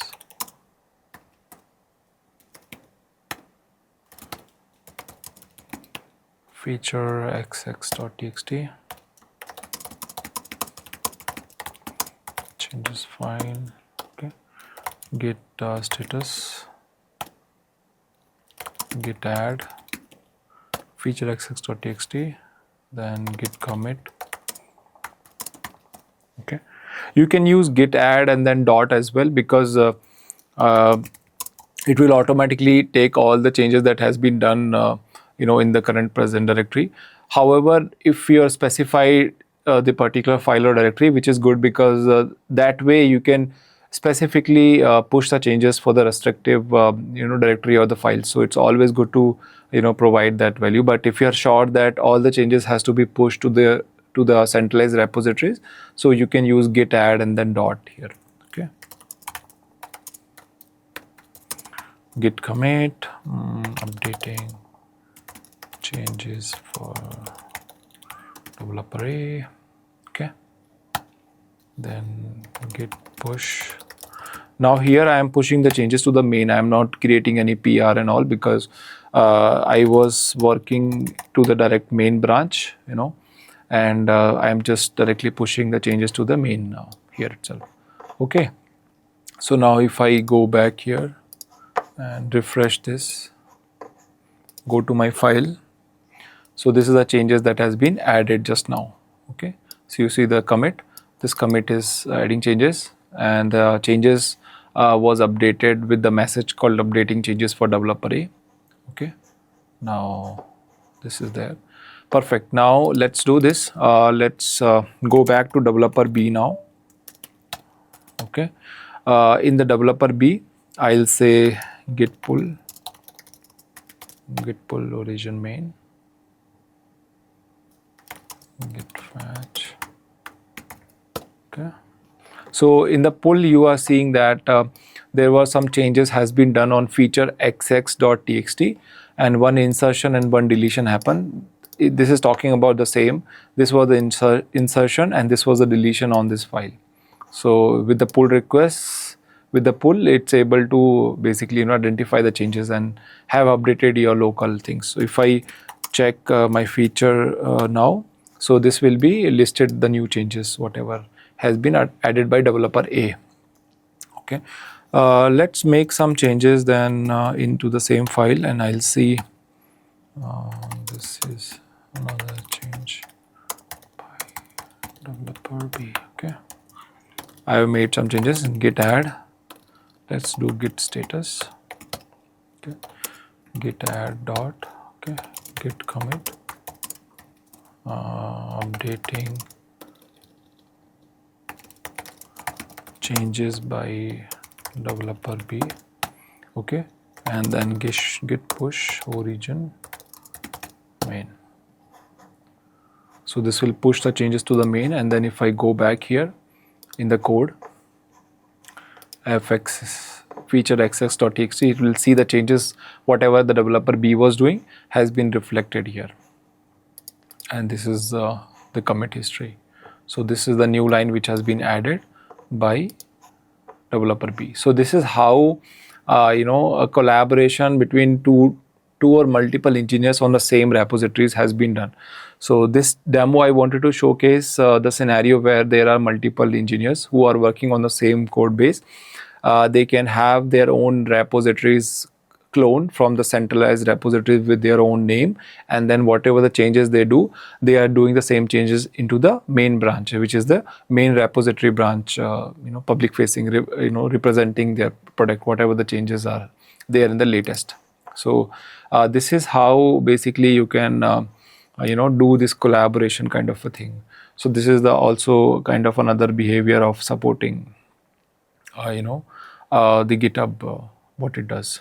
Sometimes if you get some conflicts, so you have to further use commands rebasing and all to resolve the conflict. So that happens usually when multiple changes being clashed between each other, and then they try to merge the settings, and then later they are unable to do that. So because of some conflicts, if both parties are trying to at same time trying to push changes to the GitHub repo, so those conflicts can also be resolved. You can just Google it up in the GitHub docs. You will find the resolution for the conflicts. How do you resolve the conflicts if there are any while merging the request to the GitHub, right? And then if you want to delete the branch, the feature branch, you can do that. Let me showcase repo. Let's say git branch. I am not Himanshu. Let me git checkout. Okay. Branch. So you can delete branch called git branch -d and then delete. So this will let you delete it. So it says the branch is not fully merged. Let me push origin master. Maybe there are some changes actually, that's why it's not letting me. Yeah, now the branch is deleted. If I do git branch, I'll see only master branch. So once your work is done on your feature branch, you can later delete the branch so that there will not be any further about the things that okay, that some feature branch was there and then later you have some proof of it or anything, though you can just check the logs though, but it's good to delete the feature branch if you don't want unnecessary branches to be created for the same repository. So to make it clean to have with a single branch, or whenever you do some changes, you can definitely create a new feature branch. So it's good to, once the product changes are done, to delete those feature branches. Okay, yeah. So this is how basically you can see. Also, if there are some things as well, like you can directly merge from the feature branch to the main branch or the master branch. You can use git merge for that. So it will merge the changes to the GitHub main or master branch. So if you want to see git supported commands, you will get some tutorials from Git also.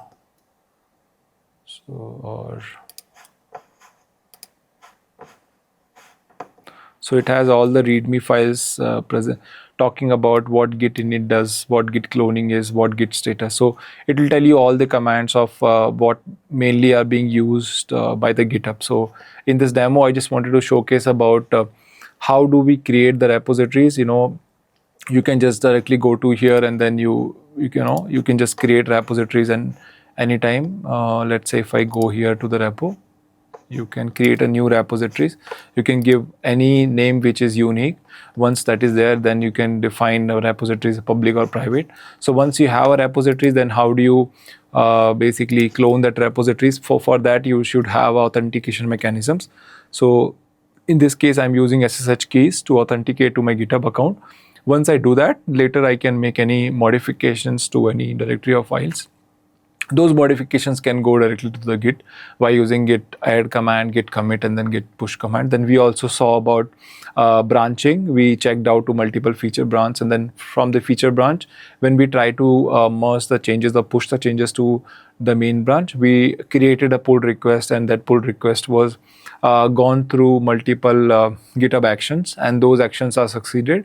After that, maintainer of that GitHub repository are able to successfully merge the changes to the main or master branches. So we see all these things. So if we talk about, so the takeaways, you should have an understanding about what Git is, what version control is. You can maintain versions, like versions in the sense that some changes are there now, and then later in the future some more changes will come. So it'll keep on creating the version. So once that is ready, then DevOps engineer basically can create a build also. We will see in the GitHub actions in the next session. So that's where we will be seeing, okay, this is how you can create a pipeline to make it work, and then it can be any complex pipeline. So the later that build can be ready to use wherever it's required. So that is how you should have an understanding about GitHub. So this is all about version control with the GitHub.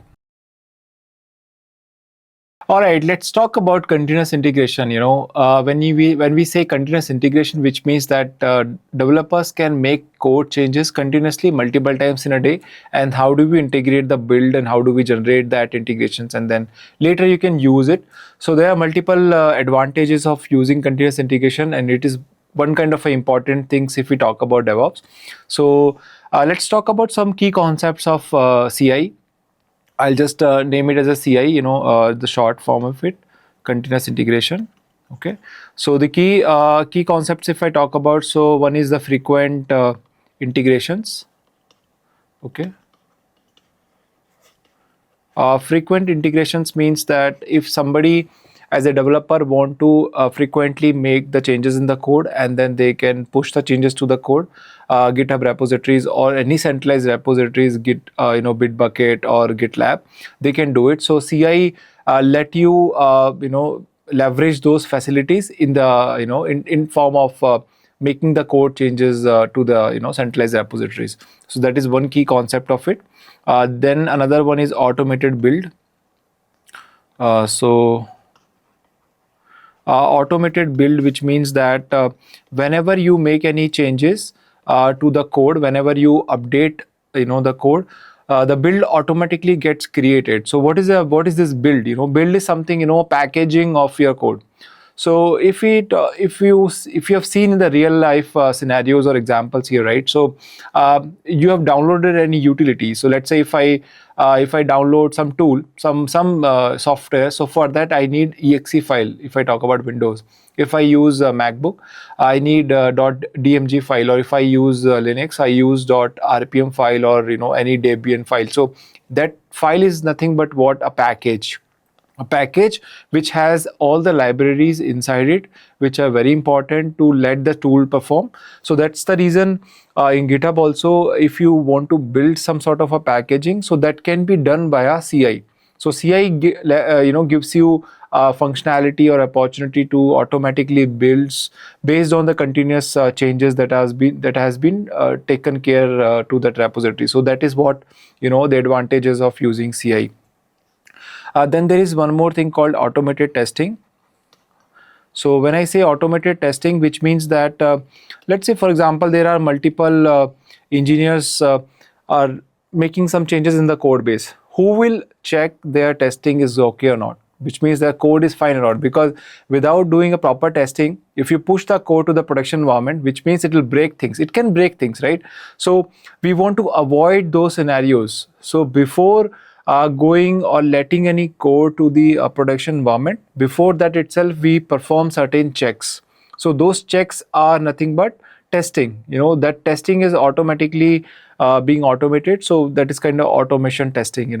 Whenever you make any testing performed on the code which are being going live to the production environment, so that testing can also be happened via CI. So CI, this tool, I mean, it's not just like a tool, it's a process, process or a culture, right? Or a term you can just think like continuous integration. So this can leverage basically people who are developers and make changes on a day-to-day basis to the code repositories.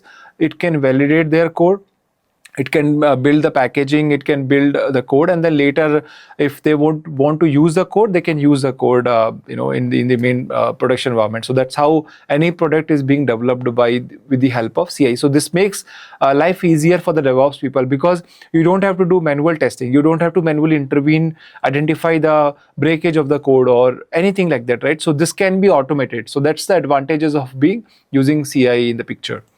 Nice. Now, if we see a few more, advantages in the sense of, so it can early detect the bugs. So let's say you have made some changes in the code which has some bugs. By looking at the code, you cannot identify the bug is there. But when you have some sort of a pre-checks, unit testing or distributed testing, so those testings can let the code identify, it will scrub the code and it will identify, okay, there are some bugs into the code. So those bugs can be early detected rather than just going to the production and then later it will break the production environment. So that is advantages of using CI, early bugs detection. So we can detect the bugs early.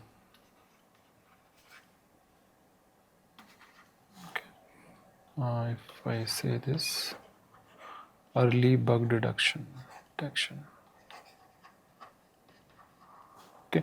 Second one is the collaboration improvement. So collaboration improvement means that let's say there are multiple engineers who are basically making changes to the same code base, so they can collaborate to each other. We have seen in the previous session where developer A and developer B both wanted to make changes to the same code base. They have access to it and they are from the same team, but they are different people, so they can clone differently to their own repositories, and then they can make the changes, right? So that make things easier in order to collaborate also. So with the help of CI, it can let developers to collaborate more, so they can work as a team and build the product accordingly.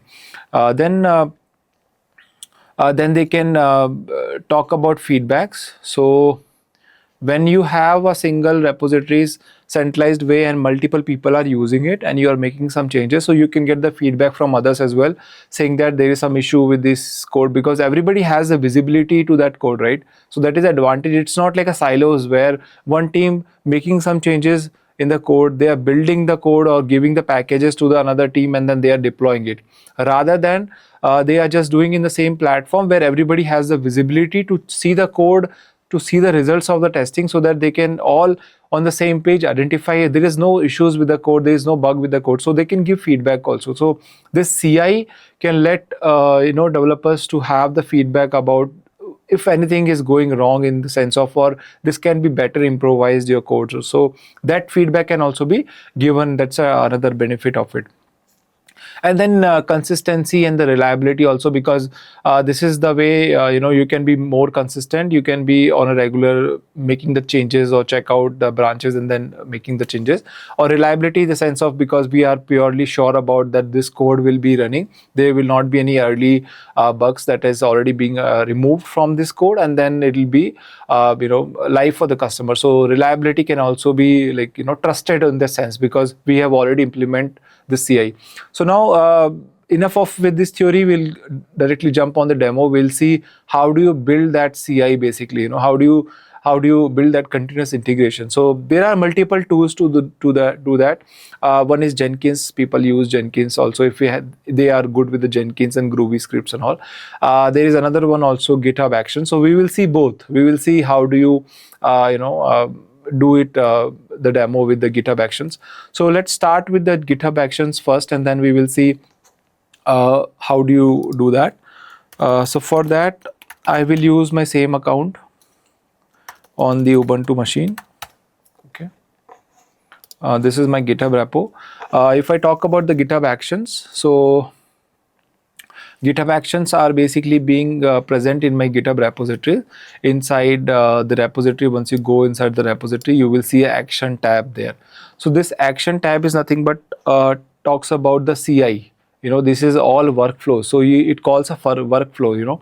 If you want to create a new workflow, you can just click on the actions and then click on the workflow. It will let you choose, or it suggests what workflow is good for your repo, because see, every repository has some sort of a texture, or speciality of particular code. So some repositories are mainly built based on the Java code, or some are based on the Go code or Python, or a number of languages, right? So they can have a similar way of integration actions, workflows, which can test their code, which can identify the early bugs. So accordingly, you can choose any packages, or to perform the actions to your workflow. So you can choose any workflow. Let's say if I choose Anaconda workflow, if I have any packages testing on that, so I can choose this configure, and then it'll let me use it.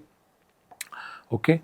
If you have any other security related, so it gives you all kind of facilities where you can choose code QL or API stack team scanning. If you are doing some continuous integration for SLAS, security foundation related stuff generator, so you can use that. Or if you have some monitoring things on top of your code, so you can use Datadog synthetics. So there are like a lot of basically actions or workflows that can allow you to leverage in the GitHub actions. So once that is done, so since I have already created two workflows for me, one is Python CI pipeline and another one is simple CI pipeline. So if I see here, how did I do that? I'll explain you that. For this, I go into my repository, which is my underscore project. And then go to .github. Okay. There will be a directory automatically present called workflows.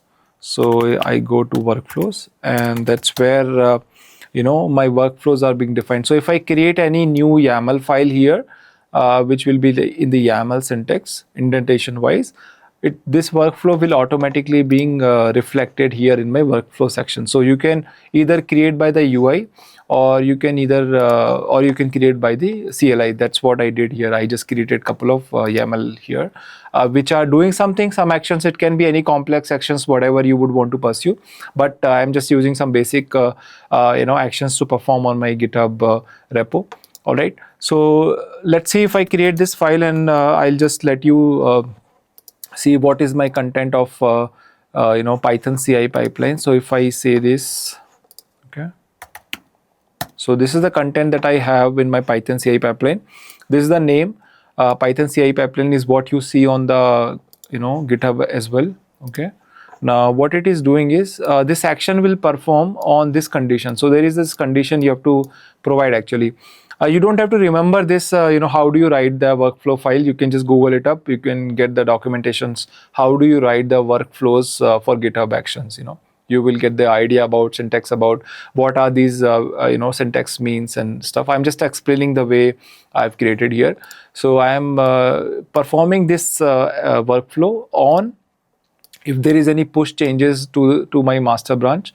If so, this workflow will run. Or if I have any PR, any pull request somebody creates to the master branch for the master branch, so it will automatically triggers this workflow. Okay, and what it does actually, so this job explains that below this, this will be builds. So this builds means it will create a package for the workflow, whatever it is performing basically. So this workflow job is running on some Ubuntu latest. It is internally choosing that machine to perform the checks, whatever it is doing. After that, it is checking out into the repositories. It is setting up a Python environment with version 3.10, and then later it is installing the pip for me, and then it is also choosing the requirements.txt. I'll show you what all this requirement.txt file will come from, and what is this. So this is nothing but majorly, if I talk about this workflow, is running this PyTest. So PyTest is an application which performs some unit tests on the any XML reports that you would want to let it perform. So this is what my this workflow is doing. Okay, so if I see it up here and if I let this go, so I'll show the architecture of this basically. So inside, if I go back, so you see here we have requirements.txt, which is the file this is using, requirements.txt. Okay, I'll show you what is this file contains. This has the requirement of PyTest, which is the application. Okay, so first it is downloading via pip for me in this pipeline. Okay, requirement.txt. After that it has main.py. So if I show this, so this main.py, this is a main script. What it is doing is it is having a function called add, which is adding two arguments a and b, and then it is printing the value of those. Okay, and then there are some tests which are being written. Test.sample. This is where we are basically checking the test, using so this is another function called test_add. In this function we are checking 3 and 2. If we add both, it will be equals to 5. If yes, then this test will pass. Or this condition also, -1 + 1 is 0 and 0 0 is also 0. So this test will pass, then this action will be triggered as a completed. So this is what my workflow is doing. So see, this is one idea to create a workflow. It can be any complexity can be involved here based on the use cases. There are multiple use cases. If you Google it up, what all use cases you can cover for the workflows. You can create an customizable whatever the requirement is. But I am showing here just an example. In this workflow, it's choosing an application Python, downloading the requirement.txt, which is having a PyTest as an application, and after that it is doing some additions to the functions and then identify the values are equals or not. So based on that, it is it will give me the values. It will work it. If it is succeeded, which means the addition functions are working as expected, they are giving the exact value whatever has been expected behavior. If it is not, then it will fail. And the trigger point is whenever you create any PR or you make any push changes to the master branch. So this is a trigger point when these jobs will be triggered. So this job can be manipulated, can be customized depending on the use cases. And I'm choosing here just to have a basic use case of a PyTest application to run the unit test on my report.xml, whatever the report I am getting based on based on my jobs that I am performing here. Okay. Perfect. So now if I see it here, and how do I trigger that? As you have seen before also in the actions, so there are 20 workflow has already been run before. So the last one is run 38 minutes ago. I'll showcase here to you one more time. Let me check. We will freshly trigger this workflow. I'll say git pull origin master.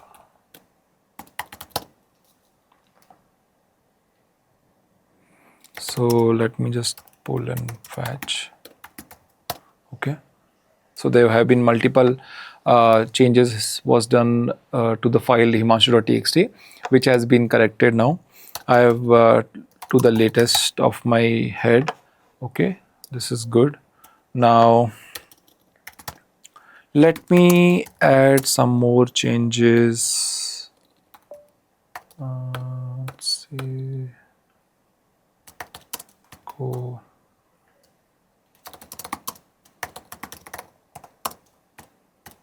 Okay. Okay. Git status. Okay. So there were multiple files have been added here in this case. This is untracked file. Okay.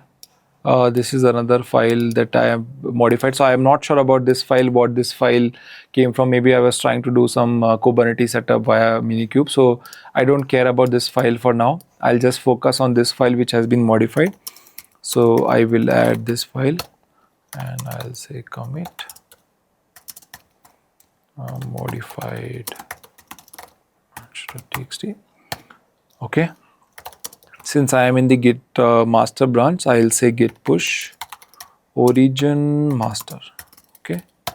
As soon as I push it, based on the definition of my workflow, it will automatically being triggered, because this is the way it should supposed to. So if I refresh this, I see a new entry has automatically been created. So if I click here, this workflow has been triggered, because if you remember the condition of this workflow, it says whenever you push to the repo or you are creating a pull request, at that time this workflow will be triggered. So this workflow has created, and it is generated a build for me. Within 7 seconds it's able to generate a build. If I click on this build, you will see the definition of all the jobs that I have been provided in the workflow definition.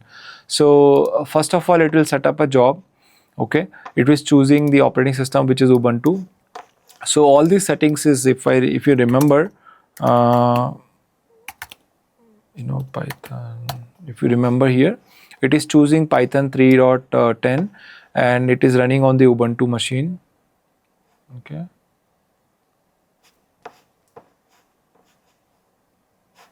And with the Python, it is performing a PyTest.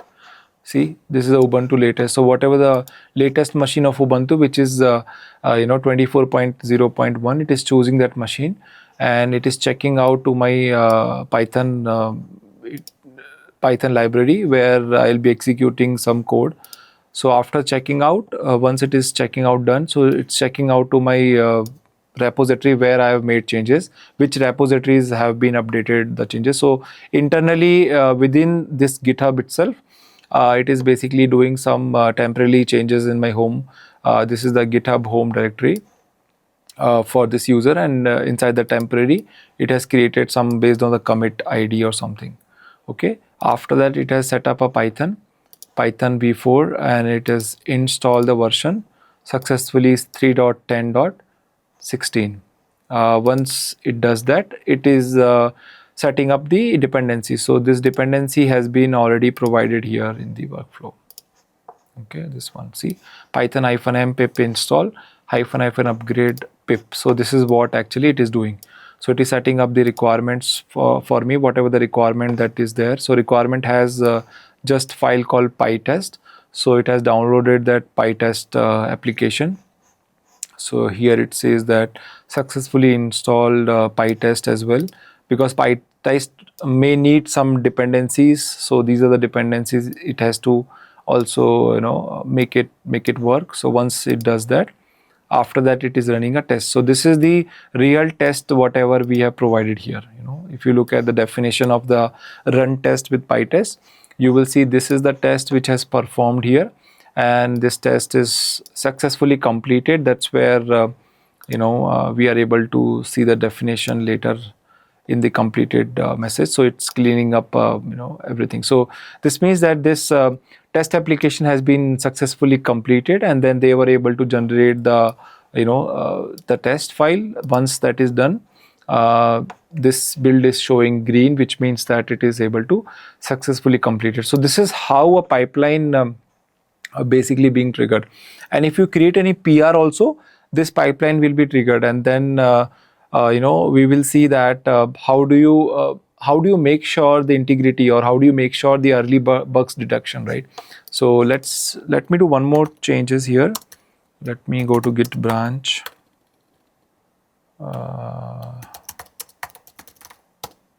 Oh, it's not there. Okay. Okay, wait a minute. Check out git branch. Okay.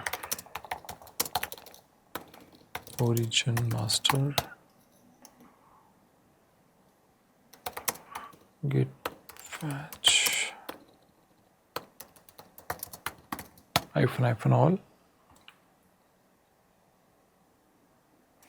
And then we will make some more changes. Let's say I will say today is Monday, anything. And if I say git status, git add Okay, git commit. I'll say updating himanshu.txt. Okay, then git push origin himanshu. Okay, once I do that, and if I go to my code base and I go to pull request, create a new pull request from branch himanshu. This is the new entry that I have added, and I create a PR. Okay, so once I create a PR, as per the definition of this action workflow, whenever you create a PR also, this will trigger. And you see here Python CI pipeline build has triggered and it's in the queue. So it's starting the job, it is doing the actions whatever it's supposed to do. So this action can be customizable, this can be manipulated based on your use cases. In this scenario, I just wanted to showcase to you as a basic of it, that how do you create those actions, how do you create the workflows. Later you can definitely, based on the use cases, you can customize it, you can just make it more complex, you can perform n number of testing based on the code that you are changing. But just to see how does it work is what I'm showing it up here. So see, this action has been completed successfully. Suppose that this action talks about some early detection of bugs. So if some unit test fails, instead of green tick here, you will be seeing some red marks, which means that something is going wrong with the with this merge, with this PR. So that can be kind of an identification to maintainer of this repo, saying that there is something which is not right about this code. So they can reject the PR, they can let the engineer work again and then make modifications whatever is required, and after that create a new PR. It will again run the same test as per the workflow definitions, and once that is done, it is able to make the changes and then create a build on top of it. So build is nothing but a packaging of the code base that you are basically using it, and let your client or whatever the product you have it, right? So that can be given as a build form, and that build can be used later for the consumers of your applications. So once all these workflows are done, then we can say merge completed, because we are sure about there are no issues, there are no errors in the workflows. So that is all completed successfully. Okay, so the merge is done, actions are perfectly fine, and then it's able to identify, okay, things were going good, so now it's able to merge the changes. Okay, if you can want to cancel it, you could have canceled it while it was running. The option was showing up here. So this was one when you create a pull request, when you updated it. So you can just check the code now in the code of your master branch, and these changes have been reflected here as well. So this is how you can create our actions. Actually, I have one more action, so it's very simple, simple CI pipeline. This also I'll show it up here. Let me get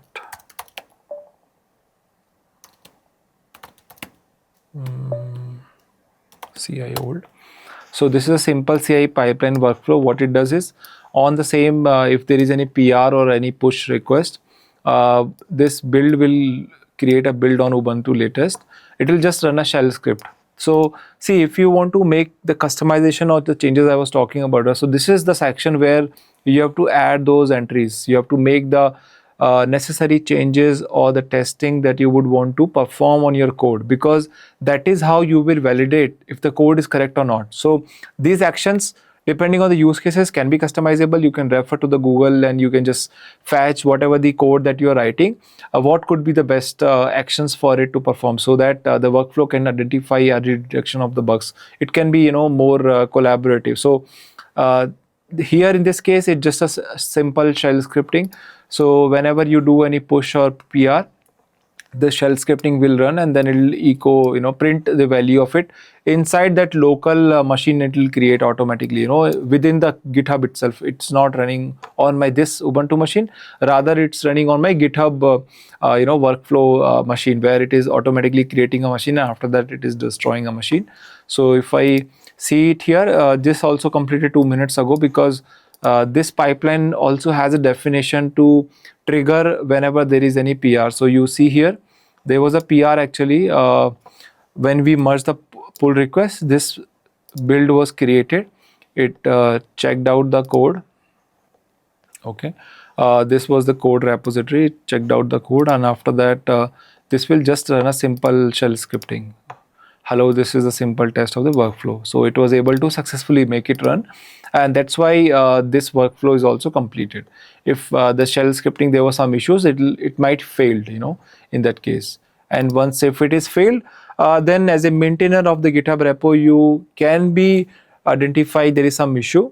You can block that code merge, you can block the PR, you can reject it, you can just let the engineer rework on it and then create a new PR. So this is how you can create a CI. This is what the CI means. It's a name, it's something, a process which you enable in order to protect the wrong code goes into your production environment. So which, it can be like any continuous. So n number of times if I do the continuous changes to my code, any, n number of times if I merging something, if I create a PR, this will automatically being triggered. This is kind of an automated way because I have already one setup.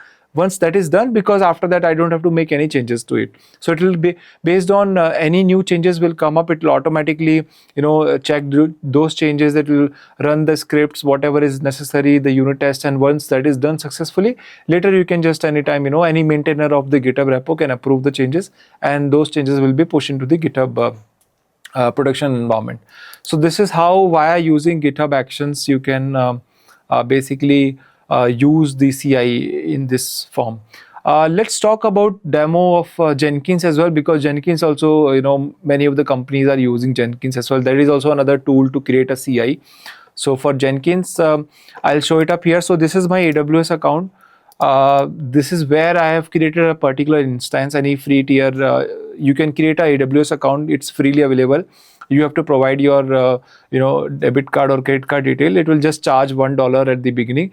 Later, if you perform any compute actions on any virtual machines, then only it will be chargeable basis. Otherwise, you can just choose the free tier machines. Let's say I'm using here T2 free tier, micro, launching the instances. So that is why this is my instance type T2.micro, which is a freely available and it will not be chargeable. So you can create your AWS account if you don't have it at this moment, because for the GitHub course in the future sessions also it may be required, because when we do Terraform also you should have access to the AWS account so that you can make some changes. You can build your infrastructure accordingly and you can destroy it.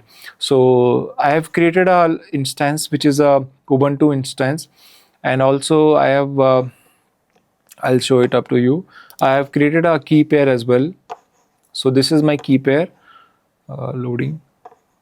Yeah, Staragile -AWS -key. So this is the key I created the same way I showed up in the GitHub to create a SSH key pair, and I have this key pair available on my machine as well. I'll show it up to you.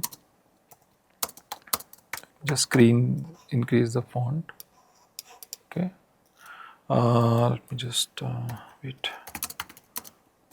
SSH, then Staragile. So this is the key that I have created actually for my setup for this Jenkins. So to access the AWS. So this is the key, and based on that key, I was able to log into my Jenkins EC2 machine, and after that I followed the steps. So the steps you can get it on the Google itself. If you go to the jenkins.io.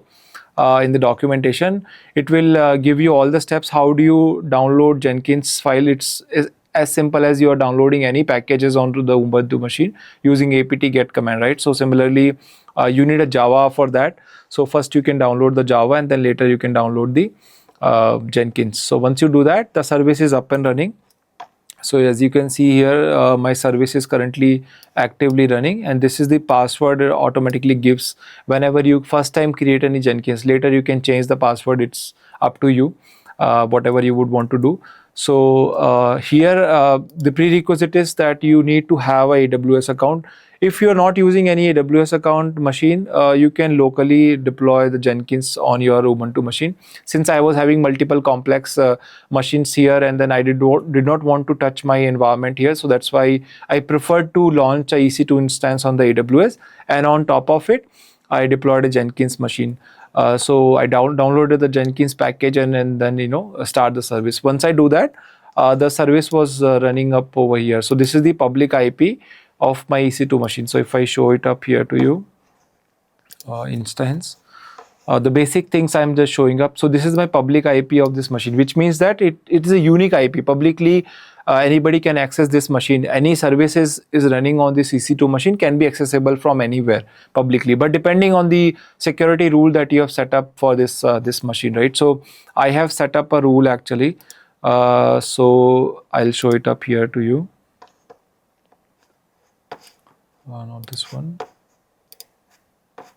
Yeah, so this is basically having that from anywhere in the world I am able to access port 8080. That's where my Jenkins is currently running. So by default, whenever you download the Jenkins package and then you install it, it actually runs your application on the port 8080, and that's where it's listening also on my machine. So this is currently I am on my EC2 instance. So this IP address you are seeing here, 172.31.22.80. So that is nothing but the public IP address of my machine, but the private IP address of my machine.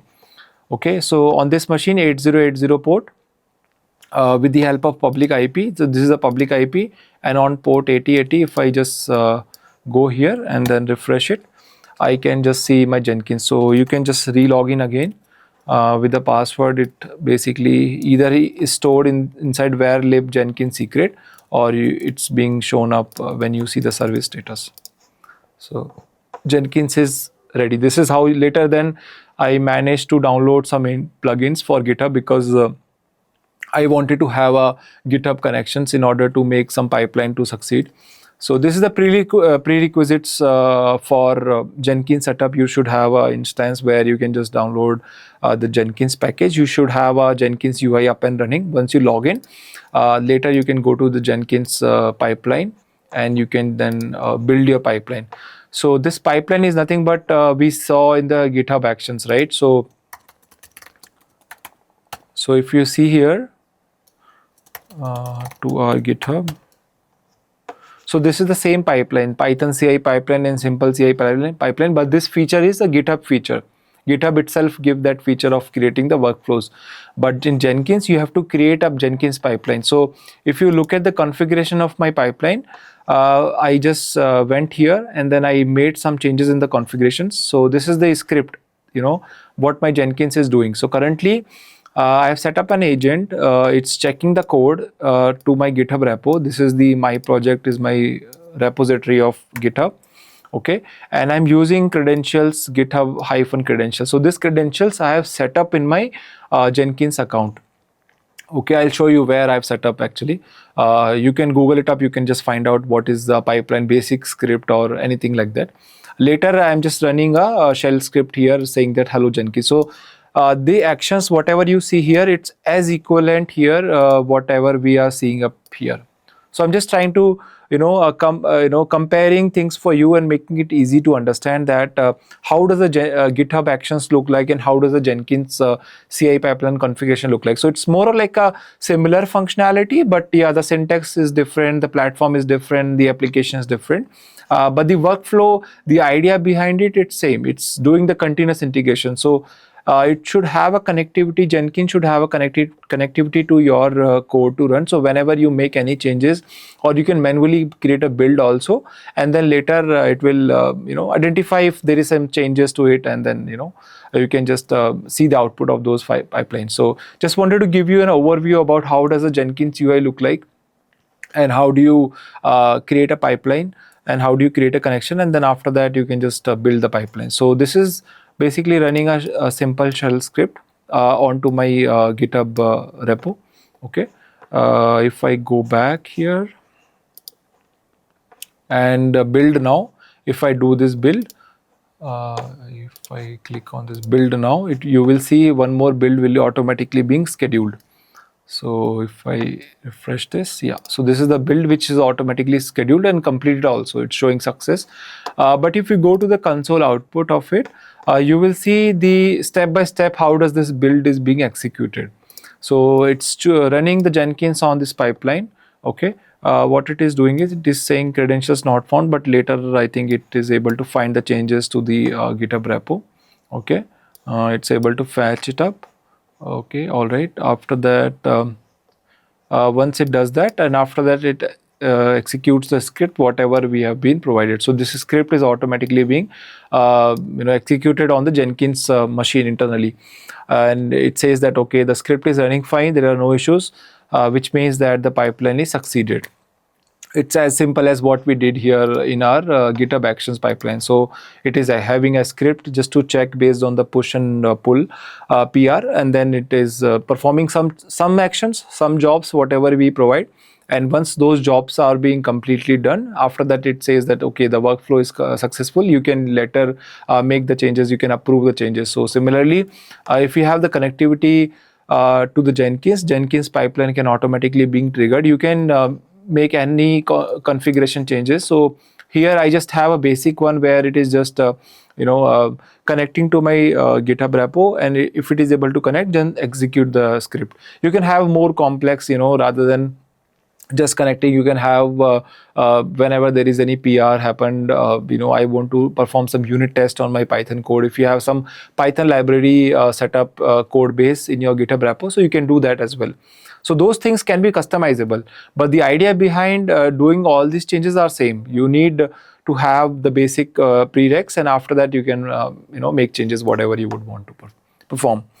Okay, and for the credentials, I was just showing up here. Manage Jenkins. You can just go to credentials.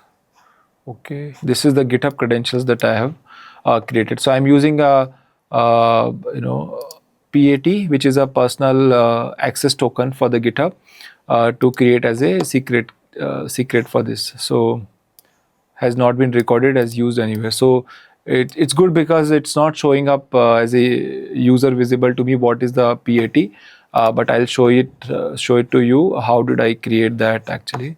So you can also access via key pair as well, but in this case I just chose to perform based on PAT. This is another way of authenticating to the GitHub. So you go to the settings and go to developer settings. In developer settings, go to personal access token. So this is my personal access token I created for Jenkins specifically. And once it is shown, you have to copy paste it somewhere because it will be lost after that. It will not show it up again. So I created this PAT for me.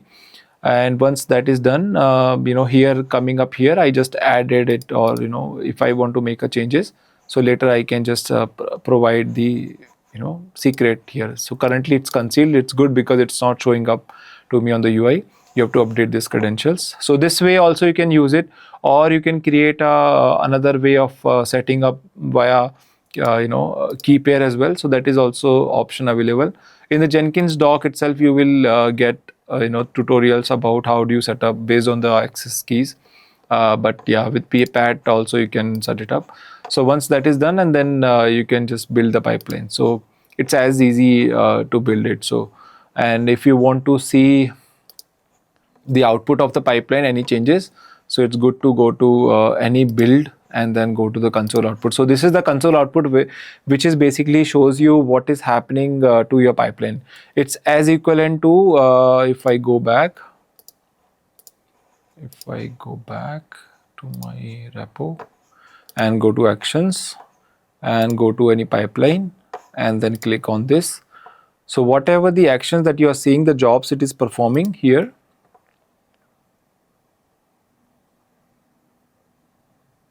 so this build is as equivalent to the build here you're seeing, the console output, what it is doing actually, what is this job is performing. So it's as equivalent. You can just think like that. Later you can just create a build out of it, and then you can just push that build to your GitHub, and then you can use the build. So Jenkins is another tool which people are using these days for the CI, but yeah, GitHub Actions is more preferable, I would say, because Jenkins like have been using for a while, and GitHub Actions has been recently implemented, where it can give you more facilities, where within the GitHub workflows itself you can have multiple YAML files, and then you can set up workflows. But for Jenkins also you need another tool to go into and then set up all these things. So that is like another add-on to you. But depending on the use cases, whatever, it depends on the which company and what kind of a product they have and what kind of an integrations they have with the tools and their culture of DevOps. Any chances? So there is no such hard and fast rule that you should always use GitHub Actions or you should always go for the Jenkins.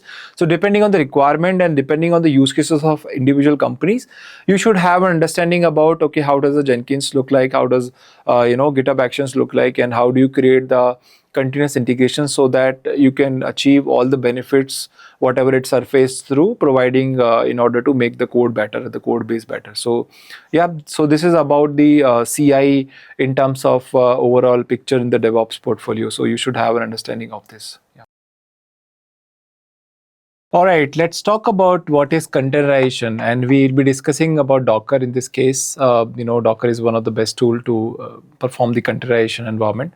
But first of all, you should all understand what is containers, because that is a trend in the market at this moment. People are using Kubernetes, people are using Docker containers just to have eliminations of old virtual machines and the OS stuff.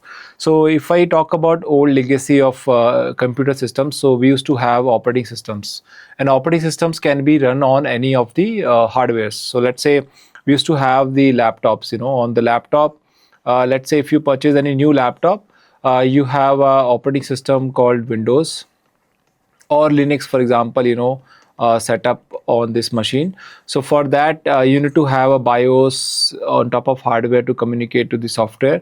Then you used to have the entire OS. So when I say entire OS, what does it mean? It means all the libraries, all the plugins, all the softwares which are required for an OS to run. Okay. That has to be there on top of it. And then after OS, we used to have our own applications, let's say VLC media player, or let's say any music softwares or anything like that. You can have any application on top of it. But the problem with this legacy method was that this OS itself, because this OS is not a lightweight, it's very heavy weight, because if you see any ISO image of any operating system, it's minimum 4 gigs, 3 gigs, 8 gigs, depending on what OS are you using, right? Because it is a complete package. So just think like your application which are required to execute, it needs some platform where the application can run. So earlier, they used to have this OS, on OS only you can execute the applications. But with the time and the trend change of the industry, from the operating system, the typical laptop or computer systems, desktop systems, we came into virtualizations, where we used to have a virtual machines. In the virtual machines, we used to have multiple OSs. Let's say I am using one single laptop. On single laptop, I am using a layer of virtualization, which is called a layer of virtualization, which can let me have multiple virtual machine V1, V2, and V3. This is my hardware. Okay, and in this virtual machine, I can have OS Linux. This one I can have OS Windows. This one I can have OS Mac. So I can use multiple OS on top of a single OS with the help of virtualization layer. But that is also another problem, because that is also having a heavyweight OS installed, which we don't want for our application to run. Because see, if you are having such big and heavy loaded OS on your machine, definitely it is going to take storage, it is going to take your network out bandwidth, it is going to take your resources in terms of CPU, memory, hardware, storage, and etc. and etc. Right? So those things, to eliminate those things, the industry evolved, and then they brought up a concept called containers. So containers are nothing but, let's say I want an application to run, which is what, let's say web server. So I want to run an application called Nginx. So I just have to have an Nginx application, nothing else, to execute that OS. onto that OS. So I don't need any entire operating system. I can just directly deploy my application, and then I can use it. So for that, this container technology came, where you have a layer of containerization which can support multiple applications to run, rather than just think like, earlier we have a virtualization. Now we have a container layer where it supports the container applications to run in isolated. So let's say if I have 3 applications to run, I want Nginx to run, okay. Also, let's say I want to run some web server, HTTP or Apache, okay. Also, I want to run some Python application. For example, I'm just thinking here. So I want 3 applications to run on my machine. With the help of container layer, what I can do is I can just have 3 applications to execute, and then this will support in the single platform of your which supports the containerization, and on top of it you can have an application. So this will not consume much of a resource, and it will be like very quick to deploy the applications, because it is not requiring much of an resources of your hardwares, because it does not need any OS specifically. So that layer of containerization, there are multiple tools to that. To support that layer, the Docker is one of the tools that we'll be talking in this session here. So Docker support containerization. Containerization is a technology which can have multiple containers of applications, and those are all isolated containers. You can deploy a number of applications. It does not need the main source of your hardware like resources. It can have a very minimal image, whatever the image of a particular application, that's all it requires, and after that it can deploy things for you. So that's why we call a container is a lightweight OS. It's like very light, just an application that requires, you just need that application only and nothing else to run it. So this is the advantages of using container. Later in the session also we'll be talking about, in the next session, Kubernetes, where you'll be managing all the container systems and stuff. So let's go to the Docker and see how does the Docker work, and what is the Docker, how do you download the Docker. Okay, so I'll just show it up here to you. Yep. So if you go to the docs.docker.com, this is the official website of Docker. You will find the installation setup for Docker desktop. So you can download for Windows. This is you have to download a package for Windows .exe file. If you're using any ARM based hardware, then you can download this one, and then you can just set up like this. I'm using a MacBook, and I already have Docker desktop set up on my machine. Okay, with my account I have already logged in and stuff I have done. All right, so and here it tells me the stats also, like how much percentage of CPU is being used by the containers, and how much memory is being used by the container. So you see my hardware memory is 16 gigs, and out of it just 2.3 gigs is being used by the containers.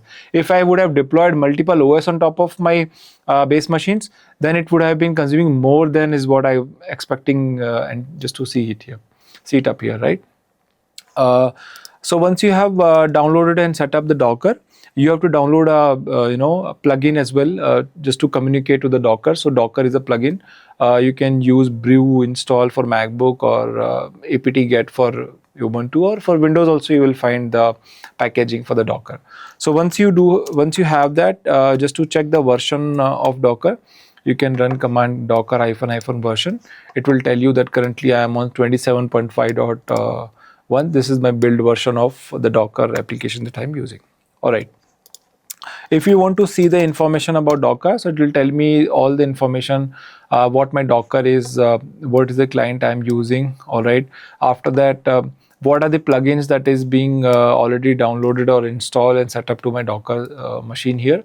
How many containers I am currently available on my server or this machine, and how many out of 26 is in the running state, and 22 are in the stopped state. So containers means you have seen the ideology before, right? So it's like an application. Think like an application, direct application. So I had 26 applications before, out of which 4 are running into the current state at this moment, and 22 applications are currently in the stopped state. So it's very quick to start and stop the containers also, because earlier just think like, you want to run a VLC media player on a OS. So you have to build a OS, and once the OS is, you have to boot it up again, and then it will take some time. Containers are like within seconds, containers can be deployed within seconds. You can use them, and then you can terminate also. So that is why it is very large, very lightweight, it's very fast in order to usage as well. So that is advantage. Then it is telling me some stats of the storage driver it is using, and then C group version for grouping internally, just to make it isolated. So it uses C group technology of Linux. Then other things about the kernel, whatever I am using, then operating systems of Docker things, and the proxy details if I have any proxies here. So it will tell you all the information about your Docker related, whatever the Docker containers that you are using. So if you want to see all the containers, so Docker PS is the command. It will tell you these are the containers which are currently running state. And if you want to see all the containers, so I have currently 1, 2, 3, 4 containers are running state. If I want to see all the containers which were stopped also before, so you will see here all the lists. So -a can give you details about all the containers. So these are all exited, which means that they are no longer running in this state. They are exited 11 days ago. Whenever I did something, at the time it was running. After that, it got exited. No longer using the resources of my hardware here. Okay. So this is how you can just use and see things. Okay. Now, if we talk about how do you build a container, how do you log into container machine? So we will do this. Let's say for Ubuntu, I want to have an Ubuntu as a container. Ubuntu OS, the entire OS of 3.5 gigs, just in the form of containers. How do you do that? So for that, you need an image actually. So an image is nothing but basically the application. Just think like Ubuntu is also an application, like VLC player is an application, or any other music applications or anything. So Ubuntu is also an application. It also has an image. Like earlier we used to use .iso image for OS to have it. In the world of containers, we also have an images for any applications which are available publicly. So Docker pull command can pull the images for you, whatever is available on the public repositories. From there you can just download the image, and after that you can deploy the images, right? So I'll just pull it, Ubuntu. If I already have pulled it, it will be stored in my image cache, and then I can use it a number of times I would want to. Okay. Now it has pulled it. After that, I am going to run this. So what I'm doing it in the interactive terminal mode, I am just going into my container. So I'm starting the container as a Ubuntu machine, and then I'm going inside. I want a shell to have the shell, interactive mode. See, just to show up here. So this is my MacBook, and as soon as I go inside this, I will be having Ubuntu. So this is my Ubuntu machine. So now you see the font has changed here. Also,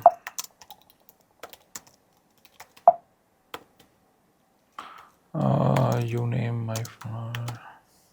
So this will tell me the kernel version of the Ubuntu machine, whatever is being there, and it is like very minimal setup. So it is not having much of things. It's like very minimal setup of the Ubuntu, which is required to perform anything. Now here I can make any changes. I can create directories. I can create files. So this is happening within the containers. It's not happening on my local machine. So if I go exit from here, Control D. So I have exited. If I do ls-al, you will see a different set of directories and file is what I was seeing earlier, right? So this is how you can just identify.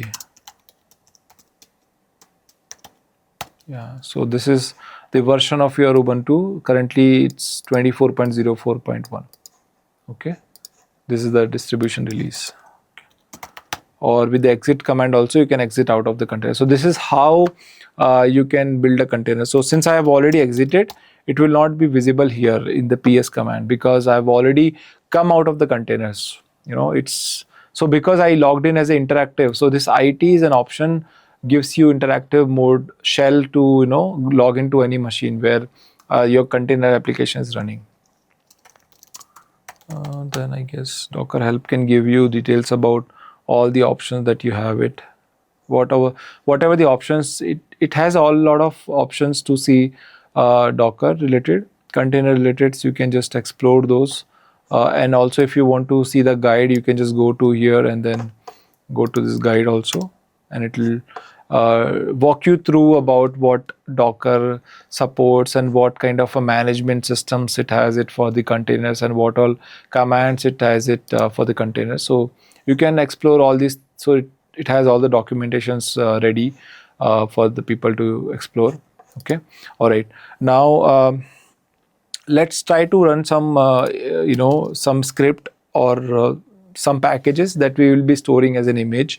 So what you can do is like what is the advantage here we will be seeing with the help of Docker. So we will be making some changes in the code. We are making some packages. Those packages we can build as a container as an image. So later if we need the same setup again, we don't have to do manually repeat the same setup. So we can store as an image. So think like a snapshot, right? So your machine, whatever the stage of your machine at this moment right now, you just take a snap of it, which means later if you want to resume it from there itself, you can use resume it. You can just use import that snap, and then after that you can similarly in the Docker also, whatever the state of your container at this moment, you can store that state of your container in the form of image. Later not just you, anybody can reference your image if it is publicly available in the Docker hub. From there they can download the same image and then they can use it. So there have been a lot of images have already been published onto the Docker hub. We'll be seeing in the later in the session that from the Docker hub you can download the image. So whatever we did Docker pull, that is also downloading from the Docker hub itself. The repositories of the Docker where it is all the images of important or not just important, like all kind of applications which are there in the market, they are freely available. You can just import it and then you use it.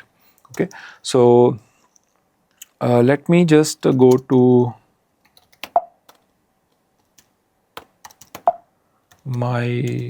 just go to Docker. Okay, I'll go to my app. Okay, inside my app there are multiple files you are seeing here.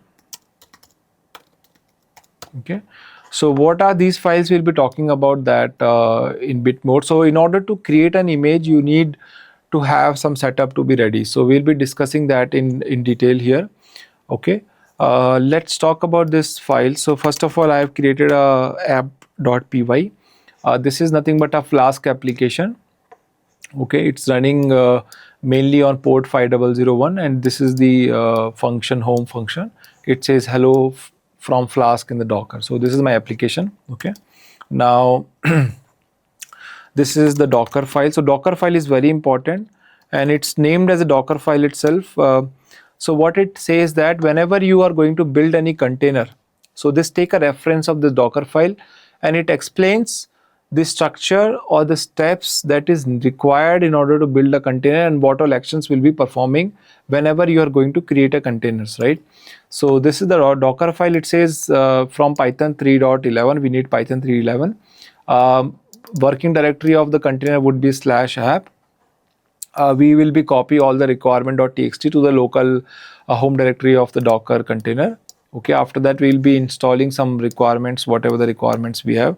So if I see the requirements, so we will just be having Flask. So the container that we are going to build based on this setup, the application, that container will be having a minimal application called Flask. Okay, once it basically download and install the Flask, and then it will copy whatever is present available here all to the Docker container. So this is what the copy explains here. Now there is a very interesting thing, and it's very important you should focus towards this. What is the differences between, in the interview also sometimes people ask what is the differences between entry point and the CMD. So it's very interesting. So entry point is something that cannot be replaceable, that cannot be changeable. Once it is there, it has to be work, it has to be add on. So this says that any command that you are executing, so this is the default command. Okay, this is default, it cannot be changed. It can be changed only by if you passing an entry point as an option in the command itself. Otherwise it will not change. So this will always run. It will let the container forcefully run the command that you are providing. So that's why I have made up entry point Python, and CMD is app.py. So instead of entry point, I could have given in the CMD itself saying that Python space app.py, which means this is my Python script. I want to execute this script via Python package, because it's a Python script, but I want that Python to be defaultly, forced to let my container execute. And after that, I can change this app.py also on the fly. When I execute the container, I can replace this with any other argument saying that no, execute this Python file rather than executing app.py. So this CMD can be overridden, but entry point cannot be overridden. It will let the container forcefully execute it until you are providing hyphen entry point option there. So this is very commonly question is being asked in the interview when we talk about Dockers, the differences between entry point and the CMD. So CMD is like any command that you can execute, but it can be also overridden. Entry point is something which makes it default for your containers to run, and after that you cannot override also.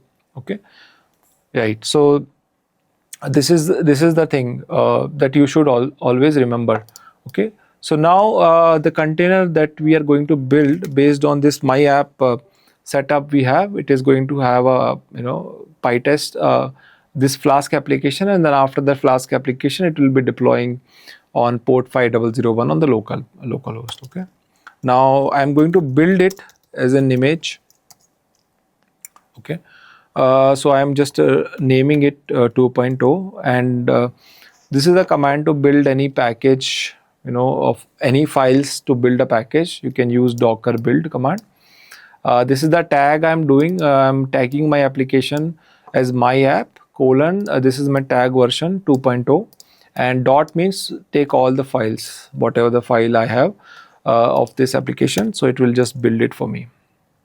It will take some time to build it because it has to do all these checks to perform. So you can just see step by step, and then you can just see checksums also. It is basically trying to compare and then validate those checksums as well, and it will give you all this. So it's basically loading the image for you. It is creating an image of whatever your containers are going to have it based on this my apps applications. So it will just take few seconds just to build it. So it's saying the steps actually out of 10. Currently it's at the fifth step to build that image for me. Okay, we will let this run, and just zoom it a bit. Yeah.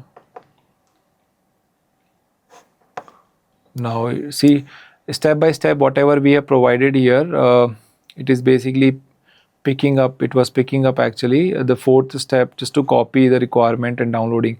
So it has built all these steps which are required for Docker images to build, and it has ready actually. So now if I say Docker images my app, I'll see there are two tags available.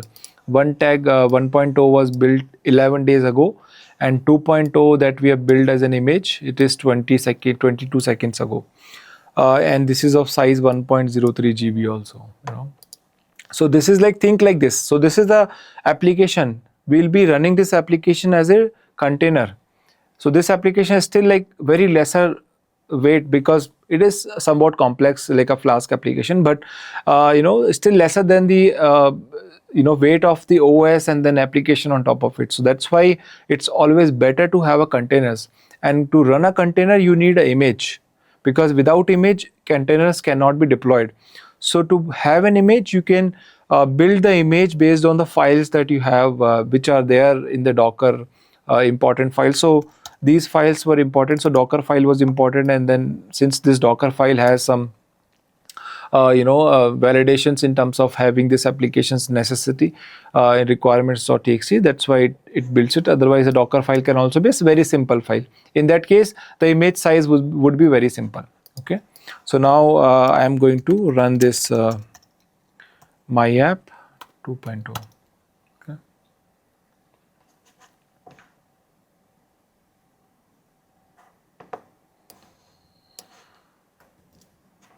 so let's see if it runs, or if it runs with this. So this will be like running on the Docker itself. Okay.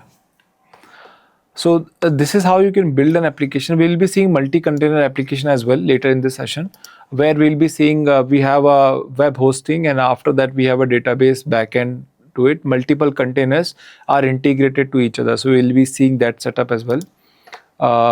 You know, maybe there are some security rules I have applied here. That's why it's unable to pick it up, and then some networking thing has to be sorted out. Otherwise, it should supposed to basically pick. Yeah, it's picking here. Cool then. Or I am already using this port actually for my multi-container setup before. That's why it is not letting me use that. Yeah, that's why, because I am already using this. So I have to close this and then I have to open it up. All right. So anyway, so what we'll be seeing next is Docker Hub. What is a Docker Hub? So if you go here and then you type Docker Hub, you will see, or here also in the Docker desktop, you will see all the images, and you can go through the Docker Hub. This is the platform where all the Docker images are present. The images can belong to any technology. It can be AI technology. It can be machine learning technologies. It can be anything. It has all. It's like a central repository kind of a thing, where it's a platform where everybody is contributing to that platform, and whenever somebody make it publicly, you can just download it, any images. So if you go to the images, this is the if I go to hub repositories, so I'll see all the repositories which are there. So currently I am in this thing, and these are my local repositories, but hub repositories also would be available. If you usually log into it, I have some restrictions actually, otherwise I would have been showing it up here, all the repositories. But when I do git pull, the Docker pull, it was able to basically pull the images from the Docker Hub itself. And if I say my app, so you can see my app, which I built earlier. This was available in the form of Docker Hub. So this I already pushed the image onto my Docker. So next time if I would want to use that same image to build a container on top of it, I am able to pull it up actually. So that is the advantage of being using the Docker Hub. Okay, so this is the application. Okay, if you want to actually push to the Docker Hub, how can you do that? So currently my Docker Hub has my app tag version 1.0, but I want to push version 2.0 also. So I'll just quit this session first, and then I'll say git, sorry, I'll say Docker. Since I've already tagged it, I'll tag my app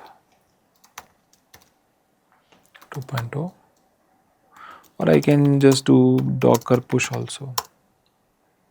My app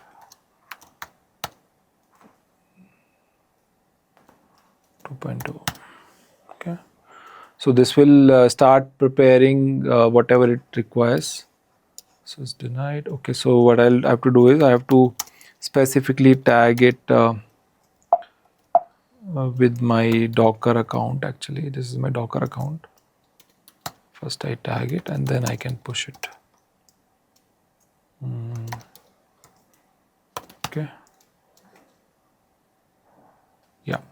So I have to tag it with the Docker account which I have logged in. Otherwise, you will get error resources access denied, because you have to integrate with the Docker account that you have logged in. So I have logged in with this Docker account, and that's why I was able to only tag it and then push it the image. So once it is ready to push, you will be seeing that image will be highlighting here in the Docker Hub itself with the tag 2.0. Yeah, 7 minutes ago created. It is listing all the things, but let's push this. Currently I have yeah, okay, This will take some time because depending on the size of the image, it takes time to prepare it and then push it up. But it is very lesser weight than what typical OS legacy method it was using before. So to build an image and then push it. So the last chunk of it is getting pushed to the Docker Hub. The rest everything is done. So, and it depends on your internet speed as well. Yeah, it's all pushed. So let's just wait till it completes. Perfect. So it has provided me the checksum value for this and to validate the size also. And then now if I go and refresh it again, yeah, so it has listed me here. What I can do is like I can start it from here as well. So you can just run and then you can see, oh, you don't have to directly go to here and then say Docker run and choose that image. Once you have pushed to the Docker Hub, from the Docker Hub itself, you can just build a container. So this is the container, and containers are always being like randomly being chosen, and then it will give a name of specifically who has designed the container technology, right? So that name will be added up here. So whenever you create any new container, so the new name with the container ID will be given. So this container is having my app. That app is nothing but kind of a web app which will just print the application to you. Let me do this. Let me just quit this for a moment, and let me just show it up. Actually, this will be making more sense. Or I could have done compose down. Stopping. Yeah, cool. Now if I do this, see if it runs.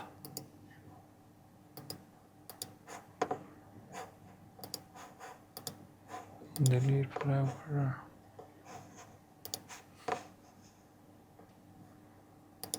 We run this.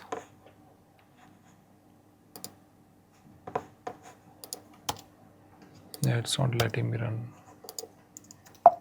Localhost. Still not running. Maybe this port is used.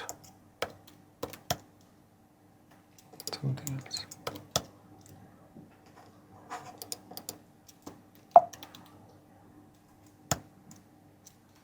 It says it's active. 27 5001. Anyways, so it should work actually. But we have seen that this is how you can create a container based on your image that you are you can deploy it with the help of Docker Hub. All right.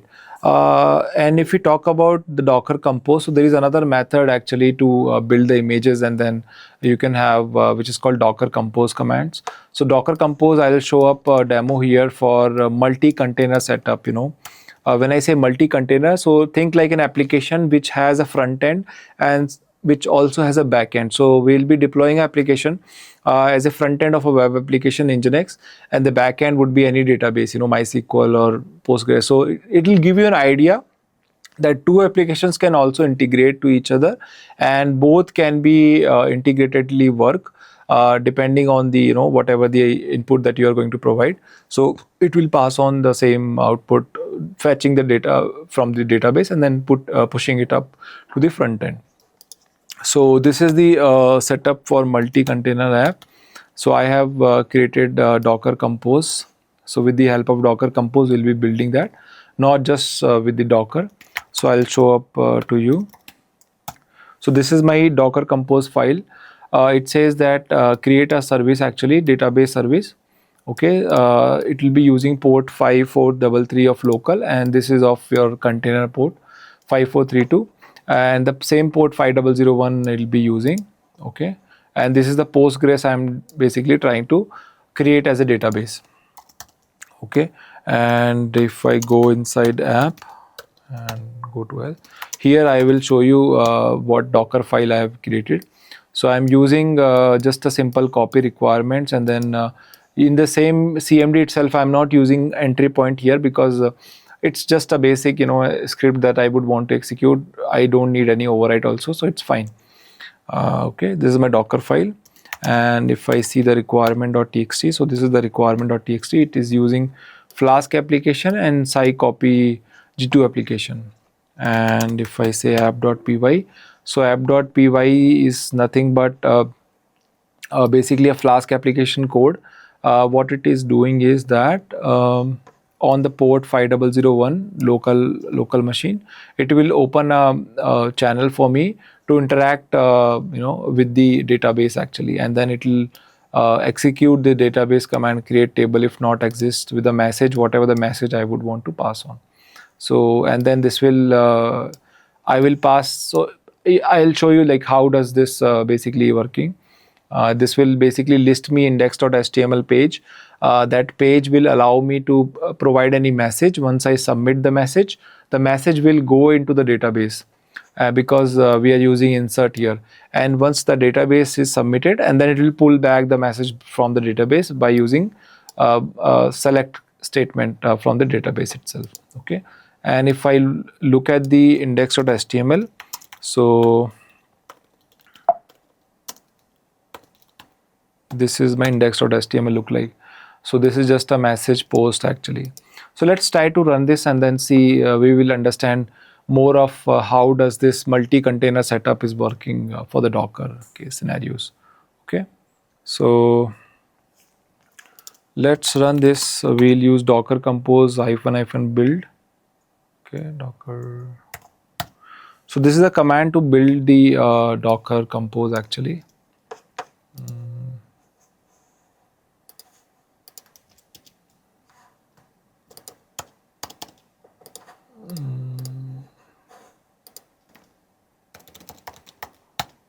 Okay, yeah. So this is how I have written the index.html page. Okay, so if you see it here, this was my index.html. It says it's written in the HTML actually. So this is of multi-container application. It's asking enter a message is what I am saying it here. Enter a message, and then whatever the message I will type, it will be taken as a post method of HTTP, and then it will submit. And once you submit it, after that it will basically return that message to you in the form of fetch the data from the database. So let's say we'll start submitting something.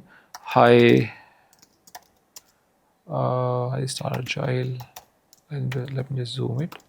Staragile. Okay, and I submit it. Once I submit it, what happened is once you submit that, it will trigger this insert actually.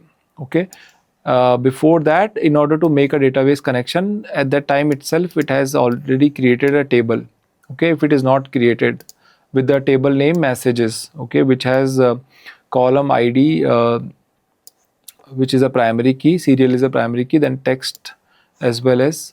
Then if you are submitting the data from that form, it is basically inserting into that messages table for you. And once you click on submit, it is basically doing a select query of the text from the message actually. Okay, if I do ID, it will print me ID rather than a text. Okay, so this time it is giving me the text back. So I'll say Himanshu and submit. It is printing me the value of whatever text I have given. It is given me back. So this is how the multiple containers are being interactive. So this front, whatever you are seeing at this moment on the screen, is nothing but HTML.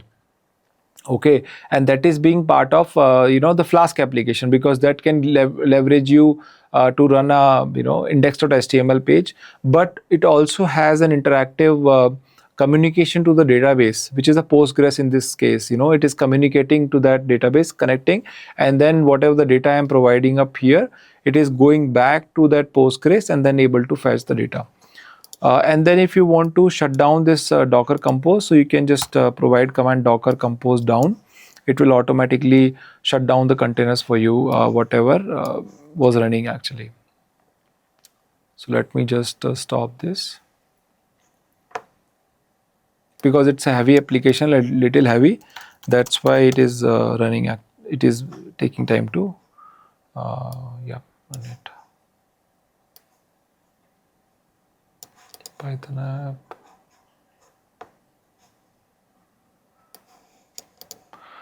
Yeah. So let's do some modifications actually and then see.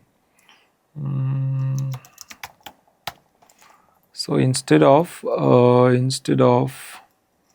select text, I want to select ID and text both. So earlier we are getting the text message whatever we are submitting, but I want ID also, which is being stored in the database, though it's not needed because consumer should not know, you know, what is there internally to the database ID. But I'm just playing around with this setup and just to see, you know, how do you tweak that actually, just to give you more hands-on. So let me just try this. Let me just save it and then build it again. Okay. So it says that database system is ready to accept. Very good. Let me refresh this. Continue. Something wrong in the setup.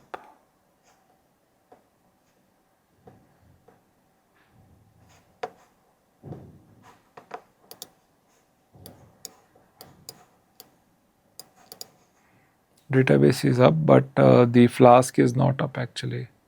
There are some errors we are getting actually here.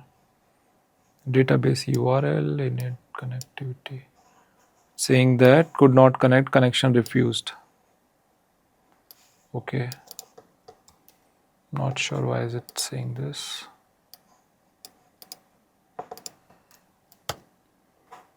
Let me see. If I kill this.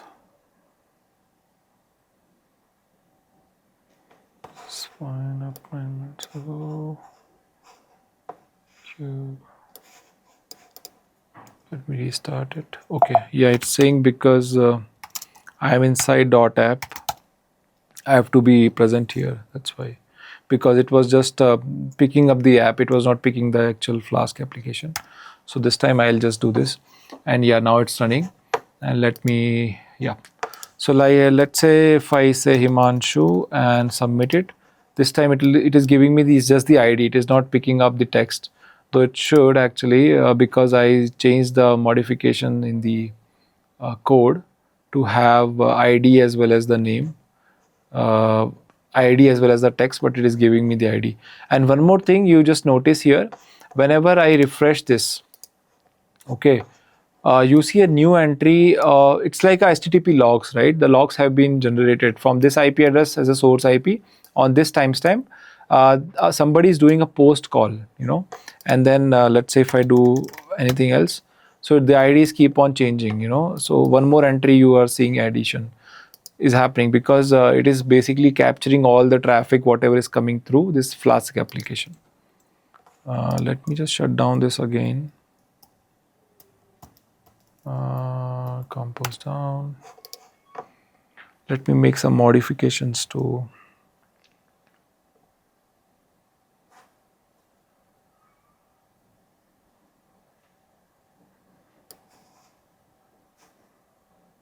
yeah, app.py, select ID, comma text.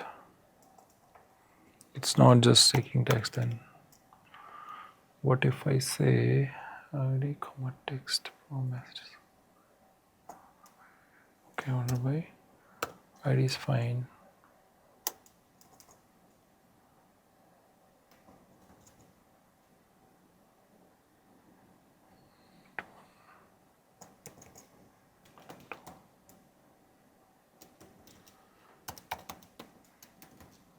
I'm just playing around with this and then just to see, you know, what it behaves and how does it do. But yeah, you got the idea actually that this time also it's giving some error. Connection could not be established. Let me start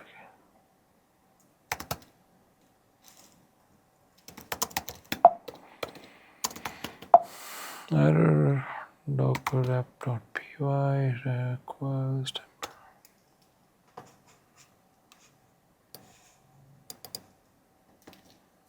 Maybe it's unable to recognize this.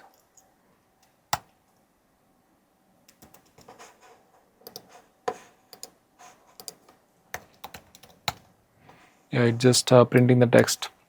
I need to make more modifications to that application, but this is the idea of using multi-container setup where we can have n number of containers. So let's say there are some other use case of having a load balancer as an Nginx, and after that load balancer you have a main application, and after that main application you have a backend database. So you want connectivity to or integrations between all three platforms, all three applications. So you can create 3 containers to that, and then you have to just manage about networking between communications of all these containers. So this is how you can use the multi-container setup. So that is kind of an advantage of using with the help of Docker, because it's very containers are very lightweight, and the Docker can help you build the images, and then later you can just create containers and applications on top of it. So just wanted to give you an idea about how does you identify or play around with the Docker in the form of containerization technology that it performs. Okay, and I'm not sure if we can just see Docker logs or something here. Yeah, you need to provide the argument of in the form of container, I believe. You can check the logs also for the containers, what is happening to that container actually. What is the name? Is this the name? Or container ID? Yeah, so this is the log. You can see for this container some error happened. If in case, so you want to communicate and see, okay, this is the error that I'm getting, some TCP connections to communicate to the backend database IP port number. So this is how you can just track down on all the logs and fetch it from that container. So this is also another facility, right? So you should be having a proper visualization of the idea about what is happening to that containers. Otherwise, there is no point, right? So if application is failing or some issues with the code itself, you should be able to fetch those logs and then troubleshoot accordingly, and then build the proper application. So yeah, so this is the advantage, and this is the use cases of Docker container we would want to capture in this session for you guys. All right, so far in the previous sessions we talked about Docker containers, where we discussed about what is container, what is the container technologies, how do you deploy the containers, what is the need of the containers, what it brings better than the legacy OS systems, right? But now in this session we'll be talking about how do you manage the containers, how do you orchestrate the containers systems. So for that, whenever we say orchestration, the Kubernetes is the term which comes in the mind, right? So Kubernetes in these days have been totally spread across all the spatial IT companies, where they have been using the container technologies, and mostly everybody is using container these days to deploy their applications, to have a microservices based architectures, where the applications are typically not linked to each other, but they are linked in a way, right? So it's like a lightweight systems to have it. So to maintain those containers that we have spoke about, Kubernetes is the term which basically deals with it. So if you look at how do we manage it, what is the advantages of being using orchestration tool, we will be discussing that. So we write it Kubernetes as a K8s, which symbol as a Kubernetes. Okay, yeah, so this Kubernetes basically it's nothing but an orchestration tool. It's kind of have a mechanism where it manages the containers. How do you make sure the container is up and running, how do your services is up and running. So if we see that it let containers to self heal, so it gives you that facility to self heal the containers. Then you can have multi-container applications that we spoke about. How do you manage the multi-container applications, that the application should be up and running, and how do you manage those. So for that also you need Kubernetes, that it can help you without manual interventions, with the automated way to manage those multi-containers applications or apps. Then it can give you portability for if we talk about to the across systems, portabilities across clouds and on premises. So you can have, let's say, AWS, you can have GCP, you can have Azure, so you can have any cloud, or if you want to have, you can have on premises also. So it gives you that portability, that you can interact the containers within any of the cloud sort of a thing. So that also can be managed by the Kubernetes as a platform. So it's an orchestration platform which manages and self-heal the containers and let you, manage it its own way. Now let's talk about some key components of the Kubernetes. So we see that what Kubernetes is. Kubernetes.io is the public website of Kubernetes, where you can just read through all the documentations of Kubernetes, what all components it supports and what all components it offers. How does the individual components work actually? And then if you want to read more about how do you deploy it, the hands-on, everything is there on this documentation actually. So if you look at this Kubernetes components, you see that in this diagram, if I just make it big. So this is the control plane that you see in the left side. So control plane, and then other side we have a cloud provider APIs. Then we have nodes. So think like that, these nodes are nothing but the compute nodes basically, which has a CPU and a memory to perform. So these are those nodes. So it can be stack servers where the compute nodes are there. Like for example, if we talk about the AWS EC2 machines are the compute nodes, where it has performance of CPU as well as the memory that it can offer for any program or any process to perform. So these nodes, on these nodes, we have a control plane. So control plane is also being deployed on a node itself only. But control plane is like a architectural way to individual components to manage it actually. So what all it has, it has a controller manager. It has a etcd, which is a another storage, persistent storage to manage things. How does it do? Then it has a kubelet and then kube proxies and schedulers to schedule like a cron jobs to make sure everything is whatever has been scheduled for, it should perform its own job. And then to communicate these clusters individually with each components, it requires a provider APIs to have it. So everything is being deployed on this node. So if you want to read through about what is kube API server etcd, so all these definitions are available in the Kubernetes.io docs. So you can just read through that. For here, I'm just trying to explain you that it has all sort of technologies in place, like whatever is required. Networking is required to communicate.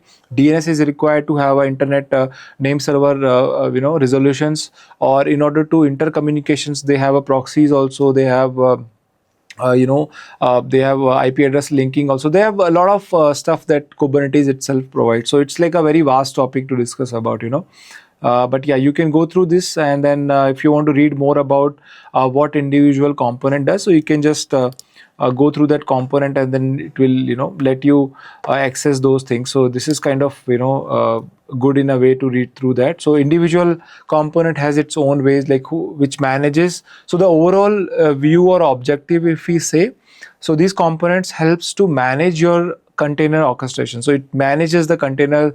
If you have, let's say, hundreds of containers running on a machine, how do you manage those containers, and how do you make sure that containers are up and running? The services which are very preliminary important for anything to serve to the customers or to the consumers, it should be up and running. So to manage those, to make sure on a regular basis you do a health checkups or a test runs to make sure the services are up and running. So that all things will be as a bundled or a package of what Kubernetes offers us in a way.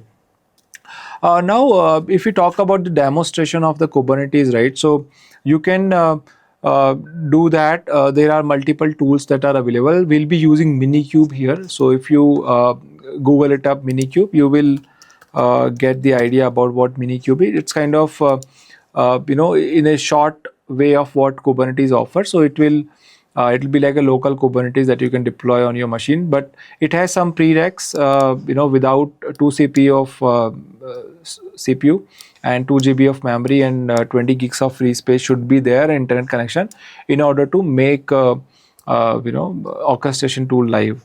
And to have a container, you should have Docker or QEMU or HyperKit and Hyper-V. So you need some sort of a layer of orchestration of the containers. Without that, it will not work under the hood.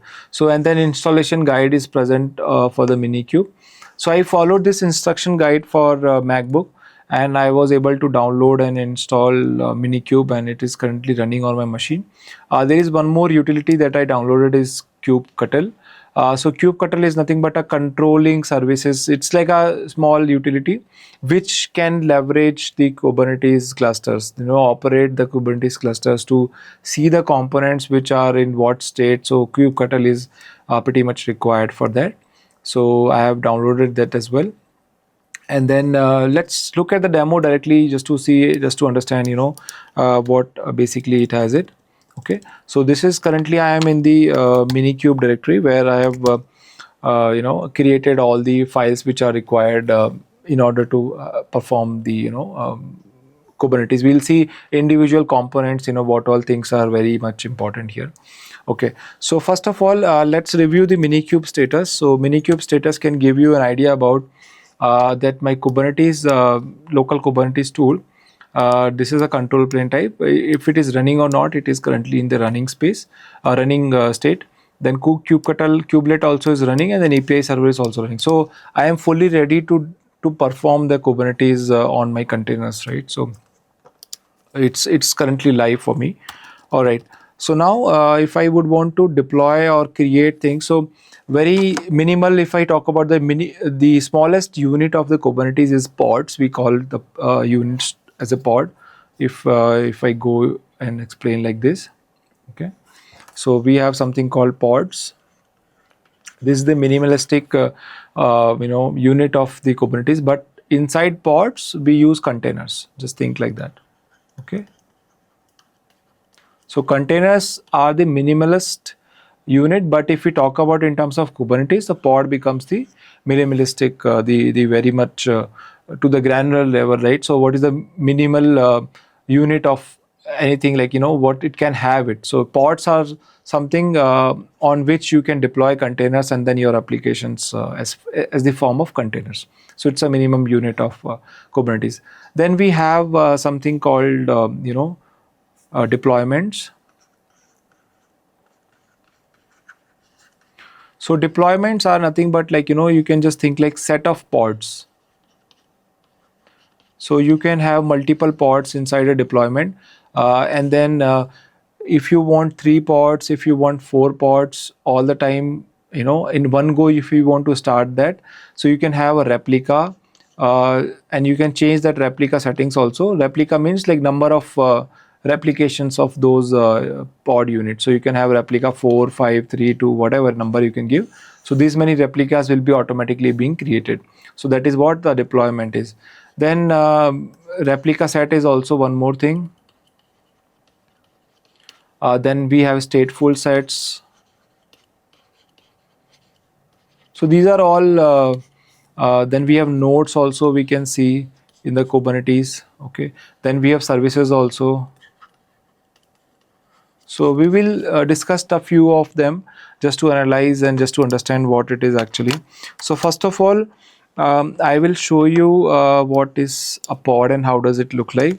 So in order to create a pod, you need to you can create it live also, or you can create it via YAML file. So I'll be creating it with the YAML file. So here I am saying that API version I want to use is v1. Okay. What kind of a unit, what kind of object this is a pod kind of an object in my Kubernetes. Okay. If I talk about the metadata, means the data about information about my pod. So I have labeled my pod. Labeling is like, just to label something. So I have a label called app my pod, and then and the pod name is also my pod. After that I have a spec is like a specifications of what kind of a container that you would want to run. So inside this pod I am having a container with image nginx. As we have seen in the previous sessions that we have used Ubuntu, we have used some Flask applications, we have used some databases to deploy the containers, and also have a multi container applications, right? So in this case we are having a single container, though you can have multiple containers also in a single pod. But in this case we are having single containers. Okay. This container will be of nginx and the container port is 80. Okay. And how do you create that? So for that you have to use kubectl. Okay. Apply. -f is just to pass on the file, and then you say pod.yaml. So it says that my pod unchanged means it was already running.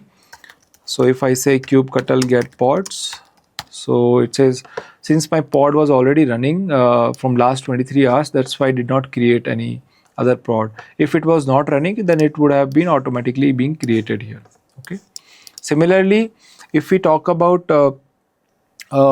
if we talk about the logs of this, so you can get with kubectl logs. So this is the log of my container. So it will explain me if, so this is required when you want to troubleshoot your application which is running under the container systems, right?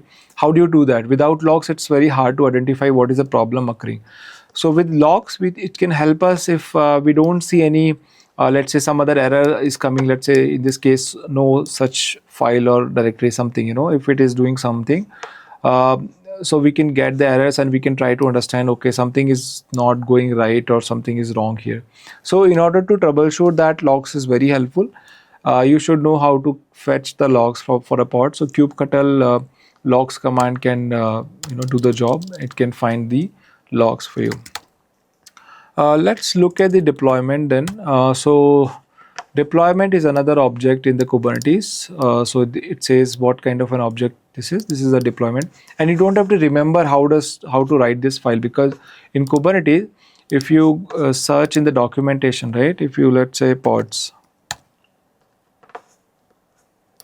so it will lead you to that pod page, and it has a sample file, so you don't have to remember and memorize like how does a file look like. So this explain here how do you create a pod and a sample file of a pod, and if you want to have a multi-container pod, so how can you do that as well, and then what are the pod controllers and stuff. So it will explain everything here. It has all these details that inside a container, if you want to have a script, so you can execute like this.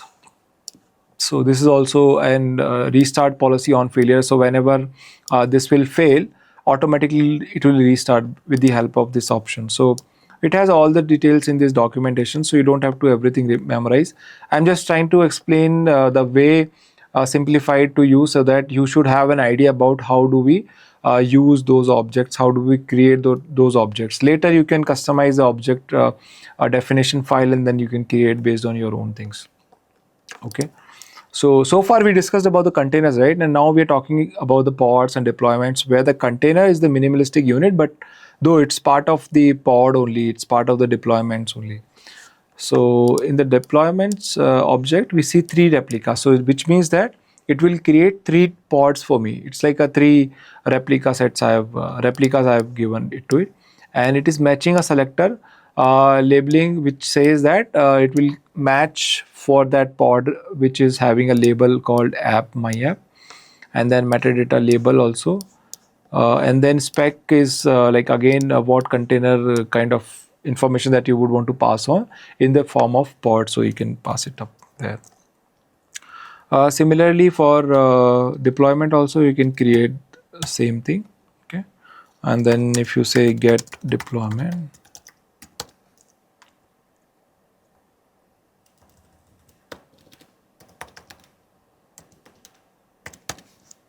so kubectl get deployments, it will give you, this is my deployment called my hyphen deployment, and currently it's up to date, which means that I wanted 3 replicas and it is having 3 replicas available. And if you kubectl get pods, if you see like this, so there are currently 4 pods running. Okay, one is so whenever you create a pod with the help of deployment, so the deployment name will automatically get attached to it, and then it will generate a random name for the containers, and then this is the pod. So this is another like a pod kind of a thing, but it's in the form of deployments. You can have multiple pods in one go, so that's why we use deployment as a unit. And if you see this one, this got once restarted also. There might be some problem has happened to this deployment, that's why it got restarted. Otherwise everything is just running from the day it was supposed to run, so it did not restart after that, since we already have a settings that whenever the pod or deployment gets stopped, it should automatically restart, so that is how it is. Okay, after deployment we will talk about services. Okay, Also, if let's say if in case you want to increase the replica size, then how do you do that for the pods? So you can just increase the deployment replicas by giving an option called -- replicas, and then number of replicas if you want to increase those replicas for the deployment. So if as soon as I do this, and if you see get deployment, so it says currently 3 pods are ready out of 5 because I have increased the replica to 5. And if I say get pods, so you will see now 5 will be there. Earlier 3 were showing, and out of which these 2 are just created 12 seconds ago because we increased the replica size. If I again reduce the replica to 2, and then you check it, so automatically these 2 will be deleted. Like any 2 can be deleted, right? So now we have only 2 deployments and 1 pod is present at this moment. So you can just play around with that replicas, and this also you can get it here. If I say deployments, so if you click here, you will it will lead you to the deployments page, and then it will talk about the replica sets and what are the use cases of a deployment and how do you do that and how do you increase the replicas. It will give you all these options. How do you scale out and scale down also, so you can get that everything. Okay. So all these options are available. So I'm just talking about in the basic form, but there are multiple other options that you can play around with the kubectl command to play around with the replica sets or things like those. But yeah, like in a form, you can just go through. So currently there are 2 replicas that we have explicitly marked for it. That's why replica sets are 2 at this moment. So yeah, you can just go through each of them and then try to understand what it does and what kind of a thing it performs. So this is helpful for a scenario where let's say some changes has to happen. So it's always recommendable to have a multiple instances of an application, because what if the one instance goes down, so automatically the user request should be forwarded to the another one, right? So that is kind of a good to have the load balancing scenarios where just to manage the load of an application with the help of 5 replicas. And when you think like, oh, the application will not be able to handle so much of a load of the consumer side, so anytime you can increase the replica. So this is a use case, and this kind of a facility can be driven with the help of replica sets of the deployment in the form of Kubernetes orchestration tool. So this is the facility that it provides, and it becomes it makes it very easy to manage those applications. Just think like when there is no Kubernetes, you don't have a direct way to increase the replicas. So in that case, you are gonna just manually increase the replicas in that case. So that is gonna be tedious at times. Just go to the AWS and then increase the replicas and those things. Even though under the hood they are anyways using the instances of any of the cloud or on premises, but overall it's easy from the outside just to manage those things rather than just all the time going to the backend manual side and then increase those things. So yeah, so that's why it's kind of easy to manage the resources with the help of Kubernetes orchestration. Okay, so kubectl is the command which can control and manage those Kubernetes objects for you. Right. Now we will be talking about services. Services plays a very major role here. If we see the documentation, you should have understanding about what services are actually and how do you. So if you think like a name of service, which means that it is serving something, right? So it's like in order to communicate or in order to access anything, you can have a services to be created, right? So there are multiple types of services are available in the Kubernetes. And how do you define a service? It is giving an example as well to you. So here I already have a service.yaml file where I'm creating this object as a my service. Okay, and this is selecting this application pod. See, what does it mean that see any service to perform, so it should also reflect that on which pod it is basically serving something. If it is there is any pod which is of an application pod, now you want to create a web URL for that application. Just think like that. How do you do that? For that you need a service, but to service to link to that pod to your real application, you need some sort of a mechanism. That's where this labeling or selectors comes into the picture, that this service will only select for those objects, those pods which belongs to whatever the condition of selector has been given, which means that here in this case it will only pick for the pod which is using this label called app, and the value is my-pod. So any pod which has this label, this service will automatically get linked to it. So if there is any code which is any web application that you want to host, with the help of type of a service you can create, and then later you can utilize those. So this is the type of a service called node port. We'll be seeing the difference between node port and cluster IPs and load balancers later, but this type of a service is node port service. Basically, and then this is the node port of the service. I want to export this as a just to on that port so that I can access the internal container target port. So for that I am creating a service called node port. So if you want to expose the port of any pod or any node, you can use node port type of service. So to create that, let's see service.yaml. Okay, now once you do that, then you can see kubectl get services and my -service. Okay, so this is the service that I have, and this is a node port type of service, which means that I am exposing the port of this node. If I say kubectl get nodes, so I only have one node at this moment for this Minikube cluster. Usually there are multiple nodes, because definitely you would want to have a multiple nodes, because if one node goes down, so you should have a backup of serving the objective of your product to the multiple with the help of multiple nodes. But since we just wanted to show the demo here, so I just deployed a cluster of single node. I can also have a multiple node, so it's like based on the use cases, but for the demo purpose this works fine, so you don't need multiple nodes to have it. But yeah, you can anyways use this. So this same node I'm using for control plane also, and same node I'm using for other operations like other objects also. I'm using for the same node.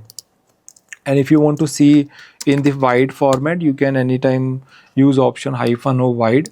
It will give you wide information about this cluster. So currently it says internal IP, this is the Ubuntu image which is running, and the Docker version whatever it is running. So it is explaining that, right? Now let's say kubectl get endpoints. I want to get the endpoint of my service. So this is the endpoint of my service.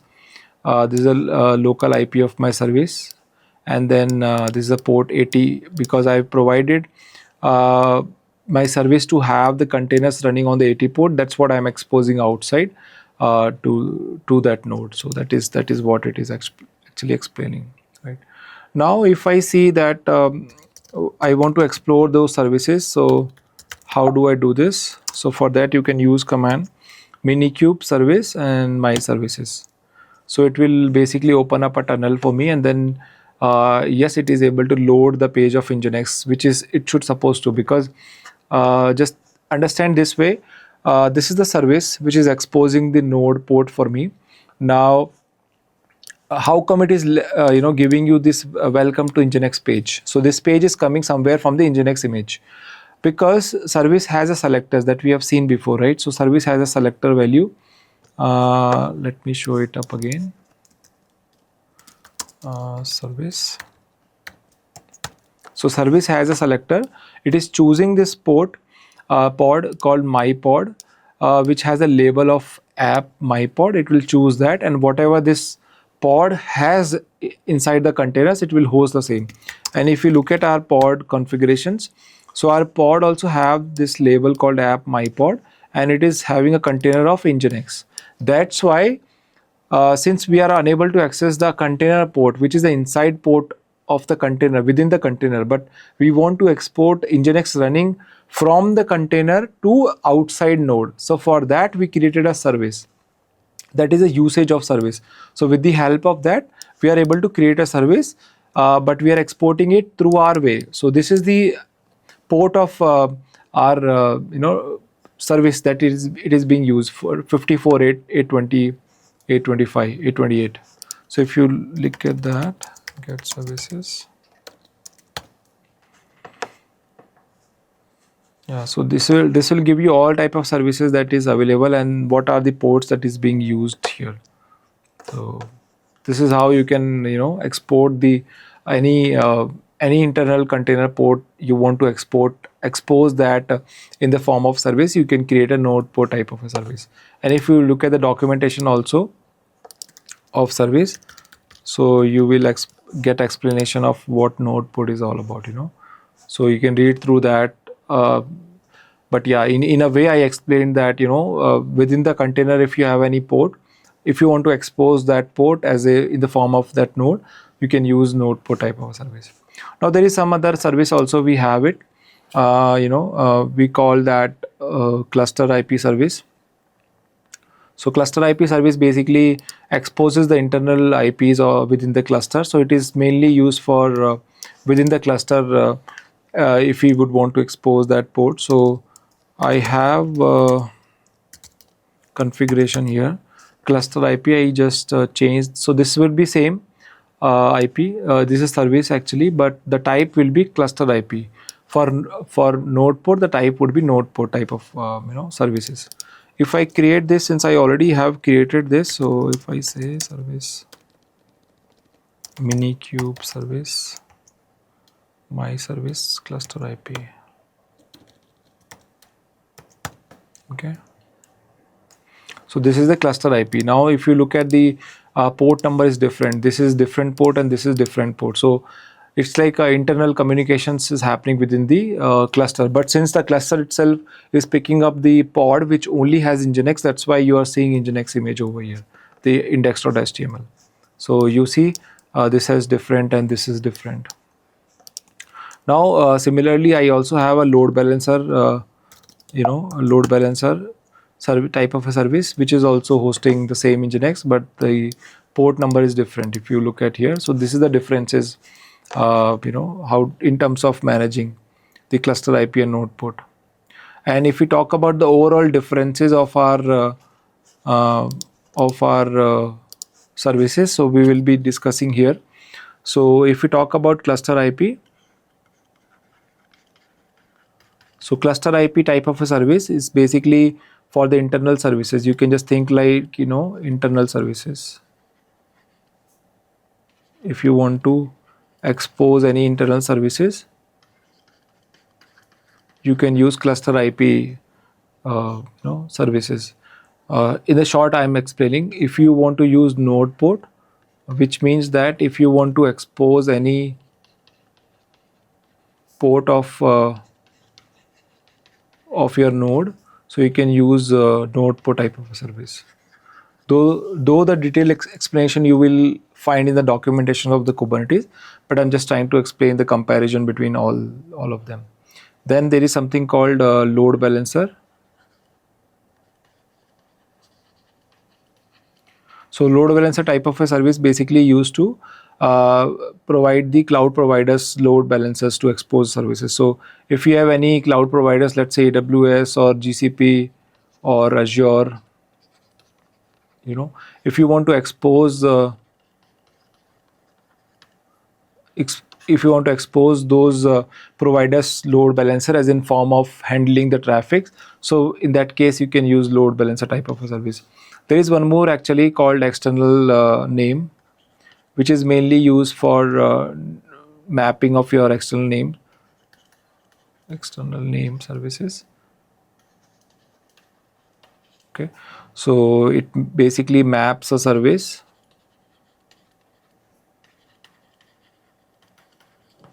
to an external DNS name.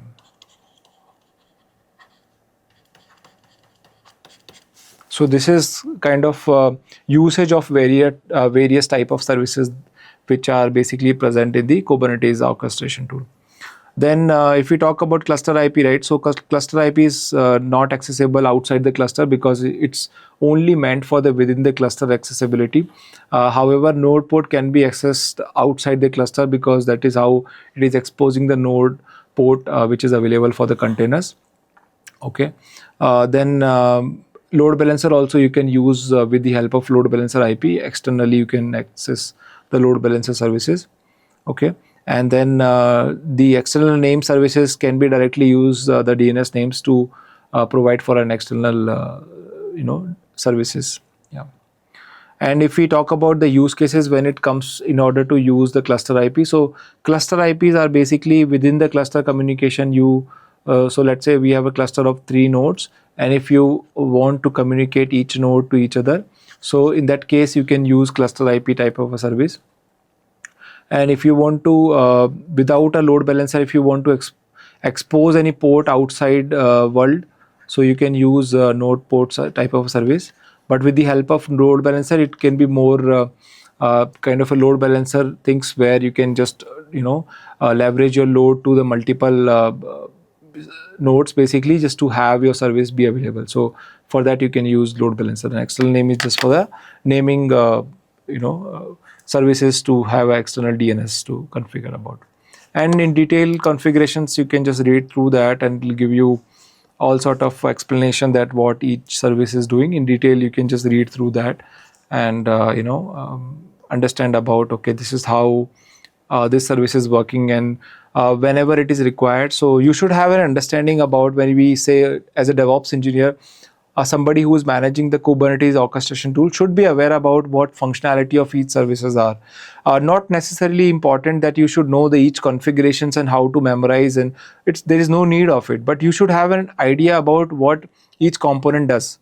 And whenever it's, because see, every company, they are already being built up with the Kubernetes, they are already using them. So later either you have to just keep on adding stuffs, or you have to deploy more to that, or make sure that rolling out, or some sort of a scenarios, whatever will come up in the form of patches, that has to be taken care. So you should have an idea about the integrations in terms of how do you manage the networking, and how do you understand the components of the Kubernetes so that you can use it. So with the help of this session can help you at least to understand that idea, the orchestration or the architecture of the Kubernetes, and what do you understand about the various type of components that are present in the Kubernetes form.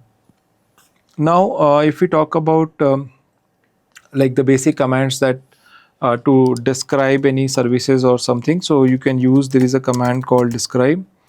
You can use to describe any basically any object of the Kubernetes. So you can use describe. Okay, so let's say if I want to describe the services which are currently available, so it says that inside default namespace, this is my service selectors. Okay, what is the IP address and the port number, it is explaining me all that. Okay, and this is another service. So I have 3 services created. One is load balancer type of a service, one is cluster IP type of a service, and one is node port type of a service. So it is giving me all these ideas about what services I have. If I want to describe, let's say describe pod, my pod, it will describe all the pod that I have currently, what this pod is running. Actually it's running Nginx machine. It's a Nginx image which is able to pull from the Docker hub, and then where it is actually mounted. Okay, and the volume informations and the conditions. Also, what is the label of my pod and what is the IP address it is running inside my pod container. So you can describe any objects in the Kubernetes environment with the help of kubectl describe command. If you want to delete the pod, let's say first let me see what all pods I have. Currently I have 2 deployments and 1 pod, and I want to delete that. So you can use kubectl delete, and let's say pod kubectl delete pod, my pod. So this will delete the pod, and now if I say get pods, it has deleted pod for me. If I want to delete the deployment, my deployment, so now you will not see any pods being created because the deployments and the pod, everything has been deleted from my Minikube cluster. So this is how you can play around with this. So if we talk about the summary, so you can with the help of Kubernetes, you can list the you can list the objects with the help of get command. You can delete it with the help of delete command. Then we spoke about what is a pod, which is a minimum object unit for the Kubernetes cluster. Though it also has a container, which is the least, very least of object. But yes, the pod is called as a minimalistic the unit of the Kubernetes cluster, where it has the minimal unit of it, right? Then we have a deployments where you can have multiple set of the same pods kind of a configurations. When and where required, you can increase the replica, you can decrease the replica. So this will help to whenever the scenario comes to increase or roll out or scale up your system, so that in that case deployments can be a good resource to explore about. Then there are some other resources like services. We spoke about cluster IP services, node port services, load balancer services. Those things we spoke about. Then how do you delete that with the help of kubectl delete command? You can delete. Then how do you describe each project object? So you can use describe command in the kubectl as an argument to pass on. Then there is a documentation we spoke about. Kubernetes.io can give you any idea about. You don't have to memorize all the time the configurations of it. You can anytime refer the documentations, and it'll give you some hands-on examples, also some idea about what each components, how are they connecting. And if you want to read through about ingress and services and networking like that, so you can go through that, and then it'll give you more detailed explanation about how does the internal networking between the containers work in this scenario. So that is all about Kubernetes for us in this session. All right, let's talk about configuration management in via Ansible. So when we say configuration management, so what does it mean, and why is it very important for the DevOps to understand? So think like that there are a lot of machines, there are a lot of servers which are running, and we have the same set of servers, replicas at the multiple nodes. And how do you configure those nodes just to make sure that everything is on the same page, right? So let's say there are some changes that has to happen on one server, but that how do you reflect those changes to the another servers, right? Because if they are the replicas of each other, then there should be a way to manage them, automated way, that as a single site configurations if you do, then automatically that all servers which belongs to those configurations can automatically being updated or changed, right? So for that also we need something called configuration management tool. Because this is very important. Let's say we have a website, and the website is being hosted on 3 machines, right?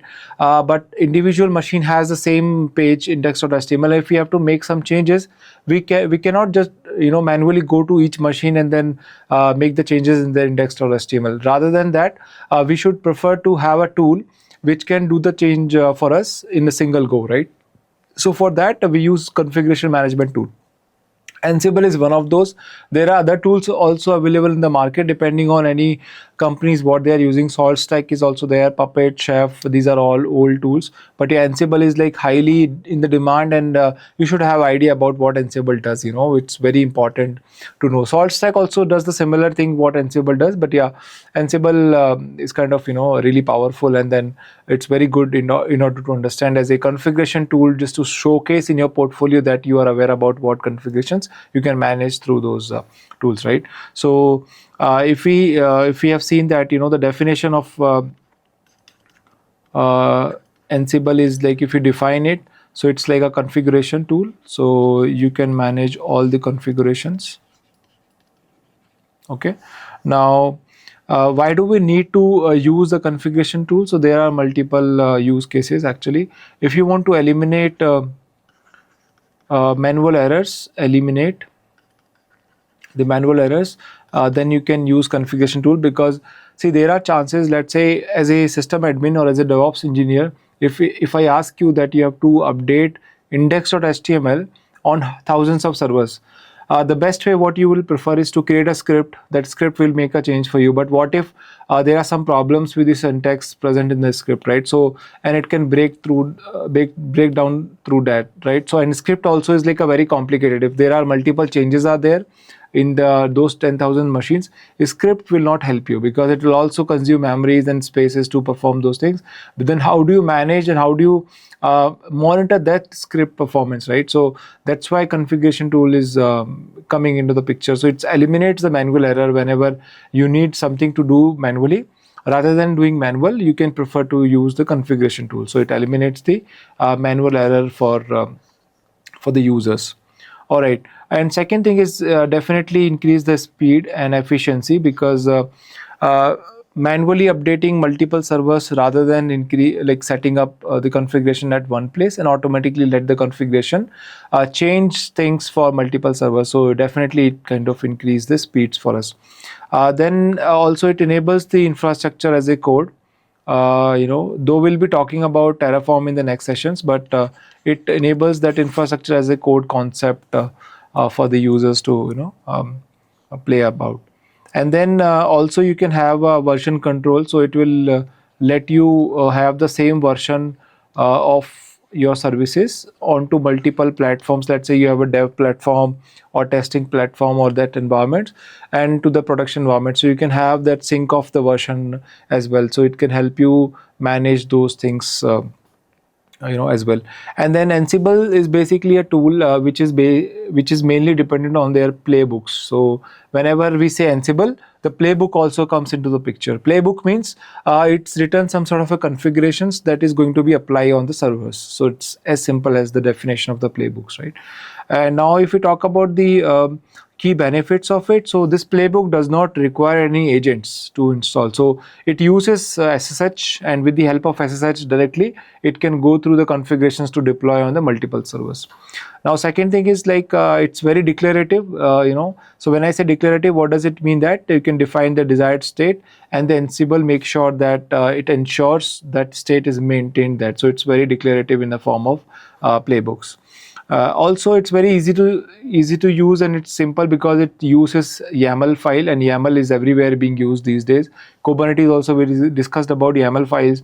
In Docker also we discussed about YAML files in Docker, compose files. So those are the YAML files are being mainly common in these days to play around with it. So yeah, Ansible also use the same YAML concept, so you don't have to remember or learn the new technology of considering this data in the form of files, right? So YAML would work for you. Now there are some key concepts if we talk about the Ansible. So one of the key concept is called inventory. Inventory is basically a place where all the things are present, all the managing host, managing nodes, where Ansible will perform the tasks for you guys. So inventory is that place. Then playbooks are the ones which will define the task. Okay. So in the playbooks, we define the task. Okay, what kind of a task is being written, what all action has to be happened on the servers. So those informations are basically being present in the playbooks. And inventory is like managed nodes from where we execute those tasks. Then we have something called role. Role is basically being used to modularized and reusable playbook. So let's say, for example, you have a playbook, but that playbook you want to reuse the playbook. Same playbook, if you keep on writing everywhere, it's kind of another manual effort. So rather than avoiding those scenarios, we use roles. We will be seeing that in this session, like how to use those roles. So it can remove the reusable work for you. So that's why it's being famous in terms of managing playbooks. Then we have something called modules. So modules are basically nothing but the predefined functions for the tasks. Whatever the task that we are going to perform, they have the modules predefined already present in the Ansible. All right, so let's jump onto the demo right away, and just to see and make our hands dirty in order to understand what Ansible can do in this effort. So I'll just show you that in my parallel desktop, I have two machines. One is Ansible server and another one is Ansible client. Okay. Now this is my Ansible server. So if I log in here, and this is my Ansible client. So in this scenario, we will be testing our things into machines just to analyze that whatever the changes we will do from the inventory, it will automatically being reflected to the client. So this scenario has one client, but there in the real time scenarios, there are thousands of clients or hundreds of clients that machines are interconnected, and then it will work the same way it is working here for the two client machine, one client and one server machines. Right? All right. Now let's check the connectivity, because as I said that it's agentless, which means it does not require any particular agent to be installed on the client side. However, it uses the SSH server, which is mainly being used for the connectivity purpose, right? So let me just try to ping my client and just to see that does both have the connectivity in, so that we can use those SSH. So if I do ping to my client machine, okay, I am able to get the response back, which means that I have a connectivity so that I can play around with the playbooks now for the Ansibles. All right, in order to download the Ansible, I use apt get install Ansible. Since I have already downloaded and installed it, you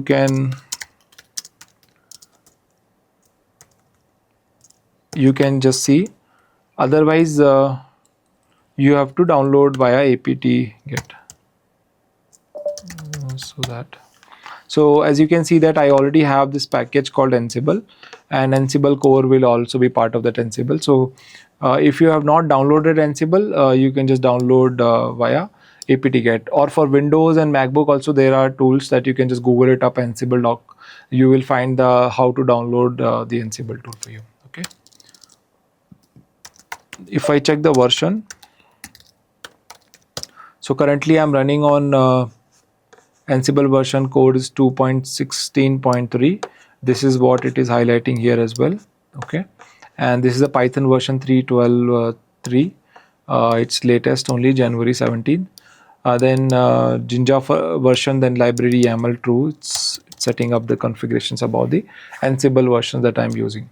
Okay, now let's create an inventory file. So I'll show you how does an inventory file look like. So inventory file says that on what all servers or client machines that has interconnectivity you would want to perform your tasks on. That is what the inventory stores. So inventory is nothing but a storage place where it has the information about all the clients that you're going to pass on your tasks to, that you are going to execute your playbooks against.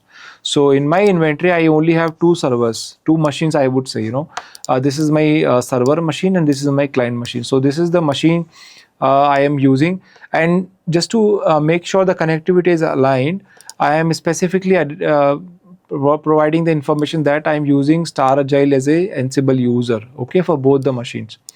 And my SSH keys, because there is no agent needed, because it's agentless, that's why I'm using SSH. And in order to communicate to SSH, definitely we need to exchange the keys. So so the servers has their key exchange, they know what is this configurations. So it has a connectivity of the SSH private key file, and public keys are being able to access those. So that is there in the place. All right, now let's talk about playbooks. So we have a playbook called webserver.yaml. Okay, so let's review this playbook. How does this playbook look like? So this is basically for the simple web services actually. So it is configuring web services for me in the form of Nginx. I'm using Nginx. After installing the Nginx, I am starting the Nginx service. Also, I am changing the path. So this is my Nginx page where www.html index.html. This is my Nginx page, and this is the content that I am providing, that a welcome to Ansible deployed web servers. So this is the content, and this is the title, and this is the content body has it hello from Ansible. Okay, and it has a permissions and stuff. So it is basically doing this task for me. See, it's very simple. So I've written the task in the form of single file itself. I don't need to first install Nginx, then need to start the Nginx, then create a YAML index.html, then provide the content inside the HTML, and then make sure the permissions are also aligned, and then only access the servers, just to make sure this is like so tedious. If I do the same job onto thousands of machines, it's very much hectic, very slow, manual efforts and errors can be also be. So this is the way to eliminate the errors. This is the way to make the speed up your work. So with the help of just a single playbook, I can just deploy this Ansible with the help of inventory information, that it will be setting up these tasks or playing the tasks against these many servers, right, or the clients. All right, Now let's just if you want to run this playbook, so how, like first of all you can just execute this. So there is a command to execute it, ansible -i. You have to provide the inventory, okay, against which you are playing this playbook. And then first of all I am just trying to make ping, so that I just want to make sure that what all clients have been connected to my Ansible. So currently I am getting Pong as a reply of my ping, okay, from these two machines, this machine and this machine. So I'm getting successful. Let's say if there are one more machine I will add, there is one more entry you will see. If there are thousands of machines, you will get thousands of entries listed through Ansible here. Okay, so this means that I have a proper connectivity. Now I'm good to go with the inventory playbook tasks. I can execute that without any hesitations. Okay, so now in order to execute that, so this is a command that you use for against this inventory. I want to execute this web server.yaml and become password. Okay, it will ask become password. You can press enter here and then it will just execute. Seems like I got some error. Ansible -i inventory become pass match supplier hostname. Let me check. Web server.yaml.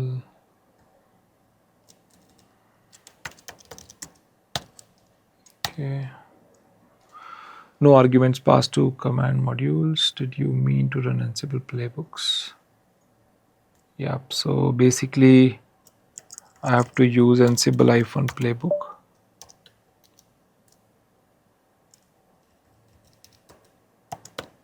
-i and then web server.yaml. Okay. Yeah.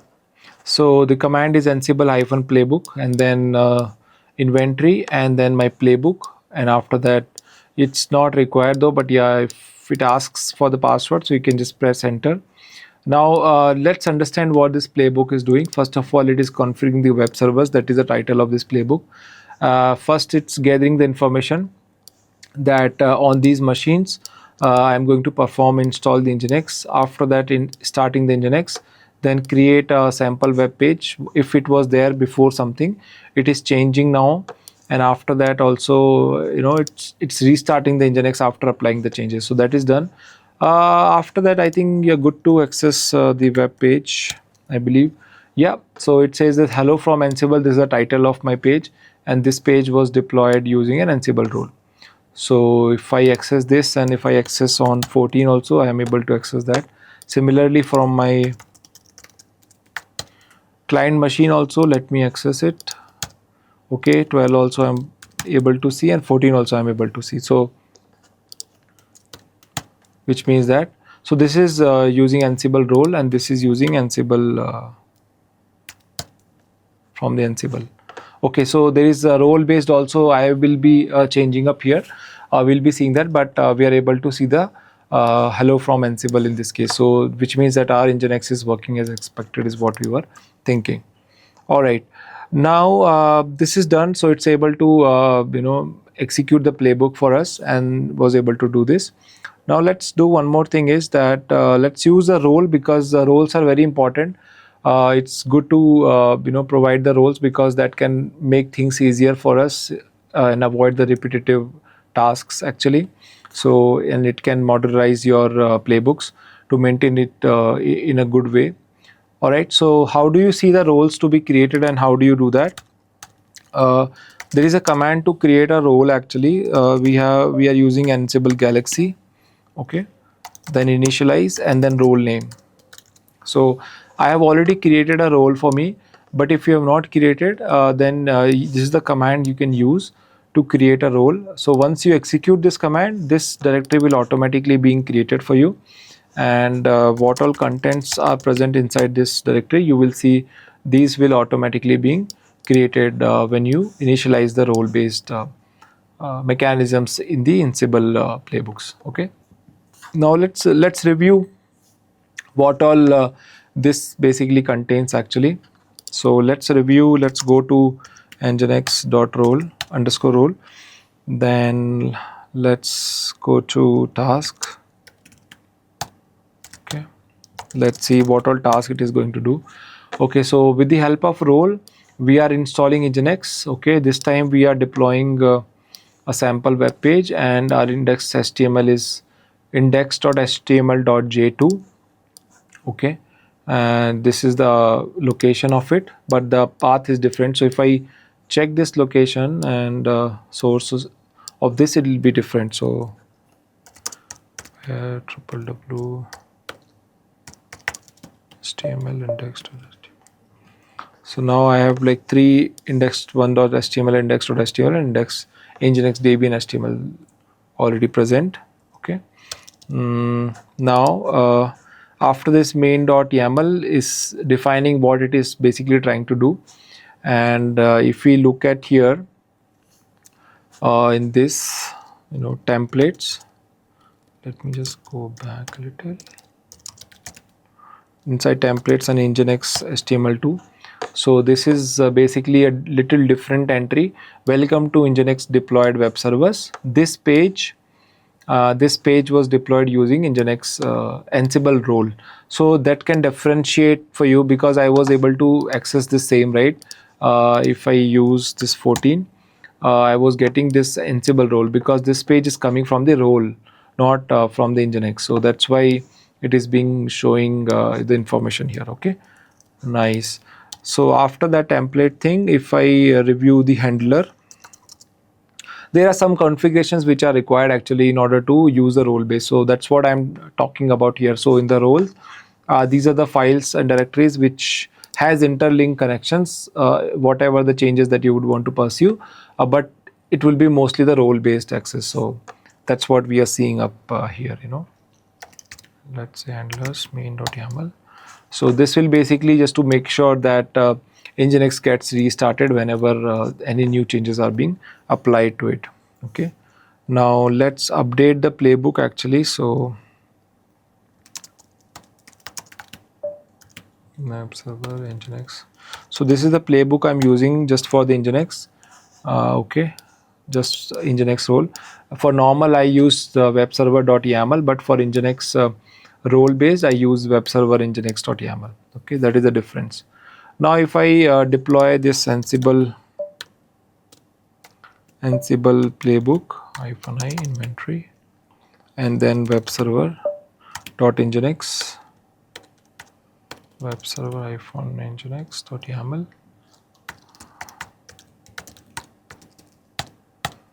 Okay, let it gather the facts on both the machines. It has changed the values of the nginx entries for me, and if I say, so it's giving nginx role, and here also I'm getting ansible role. So now everything is coming with the help of role only. So because I was able to earlier, which was coming just by the ansible, but now it's reflecting the configurations for you, because we are using role based configurations. And here also if we see char where www html index.html, so this is the html what has been updated automatically, and this is what we see. Okay, the nginx deployed the sample web page, so this has changed. It was different previously. Let's review this again just to see the differences actually, so that we can catch up on this part. If I do this now, this time again in the nginx index.html will change. Now if I see going up here, just remember that it is having ansible role. Okay, on my client machine, if I change, this time it is updated to just the ansible, because my web server.yaml does not have that entry for ansible by role. So if I access this on my local machine, I will be getting this page was deployed using ansible, but on my server machine it still belong to that ansible role based. Okay, but for the client machine it's not saying that it is using the ansible role. Okay, so that is a difference actually. So let's again use the ansible role to make our things work. Yep. So again, it will change the files which are important and necessary to have it work in a avoid the manual way. So yeah, so this is just to understand and give you some idea about role based Ansible thing. So this role is helping actually in order to you can reference the same role being used anywhere, and then the role has the configurations for you, and then you can just use the role, and based on that you can just update the settings. So if I also further check this, so if I let's say cat default YAML role handlers, I'm just showing up here that what all informations are present inside this. Restarted Nginx, metadata task. Yep.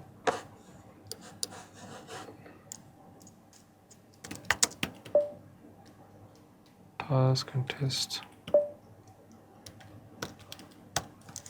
This all configuration will be automatically being popped up when you set up the role. When you initialize the role, that time you will get the variables coming from the Nginx role for you. See the difference is here if you look at this, right? So it is using a role called Nginx-_role because this is the same role which we have created. Otherwise, the normal configuration does not have any references to use the role. So wherever this role will be used, it will be basically directly referencing that this role is being highlighted actually. So if you grab this Nginx-role,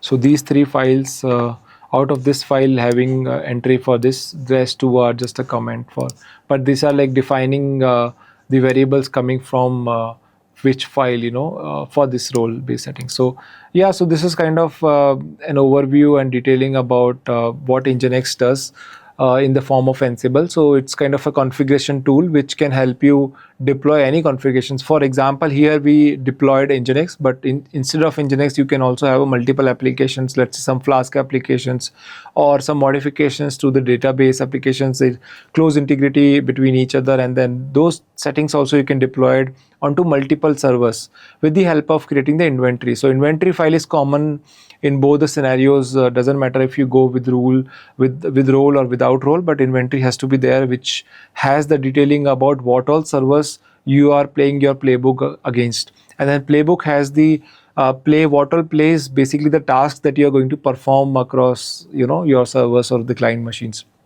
So those things, and then with the help of role, it makes it easy because you can reference that role anywhere, and then with the help of that role, you don't have to all the time manipulate the settings or the configurations. Rather than you can just have the role referencing at multiple places that can be also used as a role based mechanisms to play your playbooks in the Ansible. So that's about the Ansible configuration management tool here.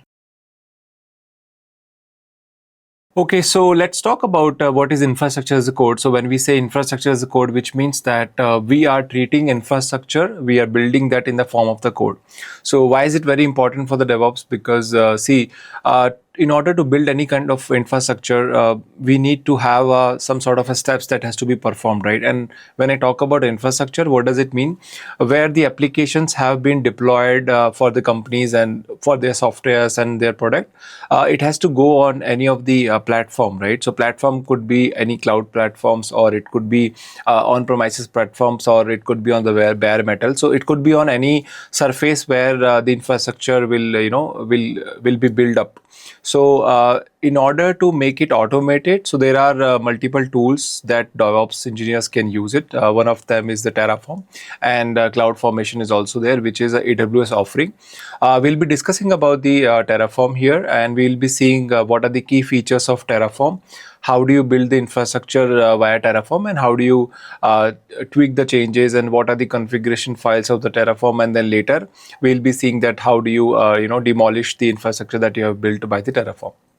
Okay, so first of all, if we talk about what are the key features of Terraform, so one of the key feature is it's a cloud agnostic. So Terraform is cloud agnostic. Okay, that is one key feature. Another feature is idempotent.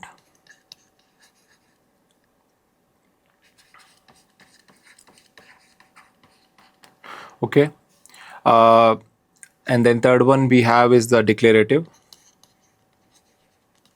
So if we talk about cloud, cloud agnostic, so what does it mean? That it does support any type of cloud services that you're using. It could be AWS cloud platform, or it could be Microsoft Azure platform, or it could be Google Cloud platform. So it supports all type of cloud platforms components. It has integrated systems where it understands the terms when we talk about AWS or Microsoft Azure or GCP things. So it is cloud friendly, so it can support any of the cloud platform that is available in the market. Second thing, it's idempotent, which means that whatever it makes sure that the infrastructure, whatever the state of the infrastructure, it remains to that same state. Doesn't matter like how many times you are going to change those infrastructure components, basically. So that way it is helpful. And third one is very declarative, so which means that whatever you define, whatever it looks like, so it's very easy to read. Also, it's very in a declarative way to understand, okay, this is how we are going to build it. So soon we'll be seeing the configuration files of Terraform. That's where you will understand that how basically Terraform is understanding and what actions it is doing in the form of performing in terms of building the infrastructure for you guys. So if we talk about basic TF file. So Hi, if you stayed with us till now, I have a great news for you. At Staragile, we're offering up to 50% off on our DevOps certification course with placement assistance. To grab the offer, click the link in the description. Let's get back to learning now. CloudFormation has the suffix of the CloudFormation template files called .tf. So before going to that, what you would need to do is that you need to download the Terraform utility. You need to set up the Terraform, and then you have to also have the AWS CLI utility. So at this moment I'm using AWS account. If you don't have any AWS account, then you can create a AWS account. We have already discussed that in our previous sessions also, that it is very minimal charge. You can opt for the free tier versions. It will ask for the credit or debit card, and you can provide the information. So whatever the consumption of your compute resources will be there at the AWS side, that will be chargeable. Otherwise it's okay. So you can use a free tier. So currently I also have created the AWS account for me, and then this is my region where I'm doing all the changes. So it has various of regions that it supports. So I'm using US East 1 in this case. Okay, and this is a subscribed account, which means that I have paid for that. There's just the minimal $1 rupees, so so that I can use it as a free tier as well. So you can also set up this AWS account, and then you can use as a free tier AWS setup. Okay, and then also you need to have a Terraform Terraform facilities to support the Terraform connectivity to the AWS. So which means that you need to have a utility of Terraform. So there is a website called developer.hashicorp.com. That's where if you go to the installation part, you will find the installation for Mac and Windows. So that's where you can set up. You can just go through this, and then whatever the machine that you're using, you can just set up the Terraform. So I will tell you that. So this is a MacBook I'm using.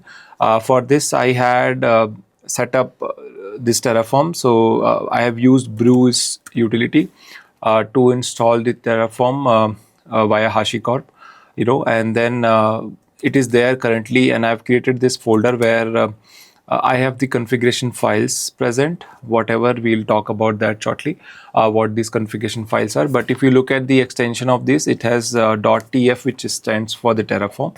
Okay, this is also a .tf. Then this is a tf where we'll be seeing this, what is this Terraform variables that we are going to talk about shortly. Okay, first of all is that if I run command AWS S3ls, so to set up the AWS CLI, you can Google it up, on the AWS doc, you will find that how do you set up the AWS CLI on the MacBook or whatever the machine that you are using. Okay, so you have to do AWS configure command, so that will help you to set up the config file for your AWS setups. So I can just show it to you. This is my configuration file that I am using. So whenever you do AWS configure, that when you execute that command AWS configure, it will automatically ask you the credentials of your programmability access to your account, as well as it will ask you the configuration of which region your account belongs to. So I have set up. I currently have logged in like 2 accounts I am using. However, this is the profile for this Staragile account. This account. So if you can just check out there. This is my account ID and this is my IAM user. Okay. So this is the Staragile account, and I have passed on the region I'm using is US East 1, and I would want the output of any sort of command that I execute via CLI. I should get the output in the .json format. Okay, so this is what I am referencing to. There is one more file actually. I will not display that content, but I will just tell you, called the credentials file, which stores your secret key and access key. You have to generate that secret and access key from your user that you are going to create in the AWS side of the house. So once you do that, you have to create those, because without secret key and access keys, you will not be able to access the AWS programmability access. Okay. Apart from that, you need to have the keys also. So I have set up a key pair. So currently, if you look at my SSH, okay, and then Staragile. So I have a couple of keys here. So which means that I have created a public and private key pair, and I've published my public key to the AWS account. So this is my public key, Staragile AWS key. So why do I need to have this? Because in order to make any sort of authentication to the AWS side of the house, you need to have a key pair. So that's best to import your key. Either you can just create a key pair here, or you can import it. So I did not create via like this. I created locally on my machine using SSH, that key gen command that we use to usually generate the keys. So once I have the key, I just imported it. There is a command to import it. So AWS EC2, then import. So this is the command that I used to import the key pair. This is my key. I want to set this as the key on the AWS side, and this is my key file public key path. So this is the public key path. Okay, it's present over here, and then region I have to provide, which is a US East 1. So as soon as I executed this command, it automatically imported my keys over here. So that is one way. Another way is, anyways, you can just create a key pair from here and download the private key and set it up. All right, so that is done. After that, one more changes I did is I exported the environment variable for the Staragile as a AWS profile, because I have two profiles of AWS. One is Staragile and one is default. By default, the top one profile is activated. So in this case, I would wanted to have Staragile profile to be activated on my AWS profile. So I have imported as an environment variable. So basically, I think I just changed the bash RC outside shrc. That's where I updated the configuration for my AWS. So let me Staragile. Okay. Yeah. So in the ZSHRC itself, I have added this, AWS profile, so that whenever I log into the shell again, automatically this profile will be activated on my current shell.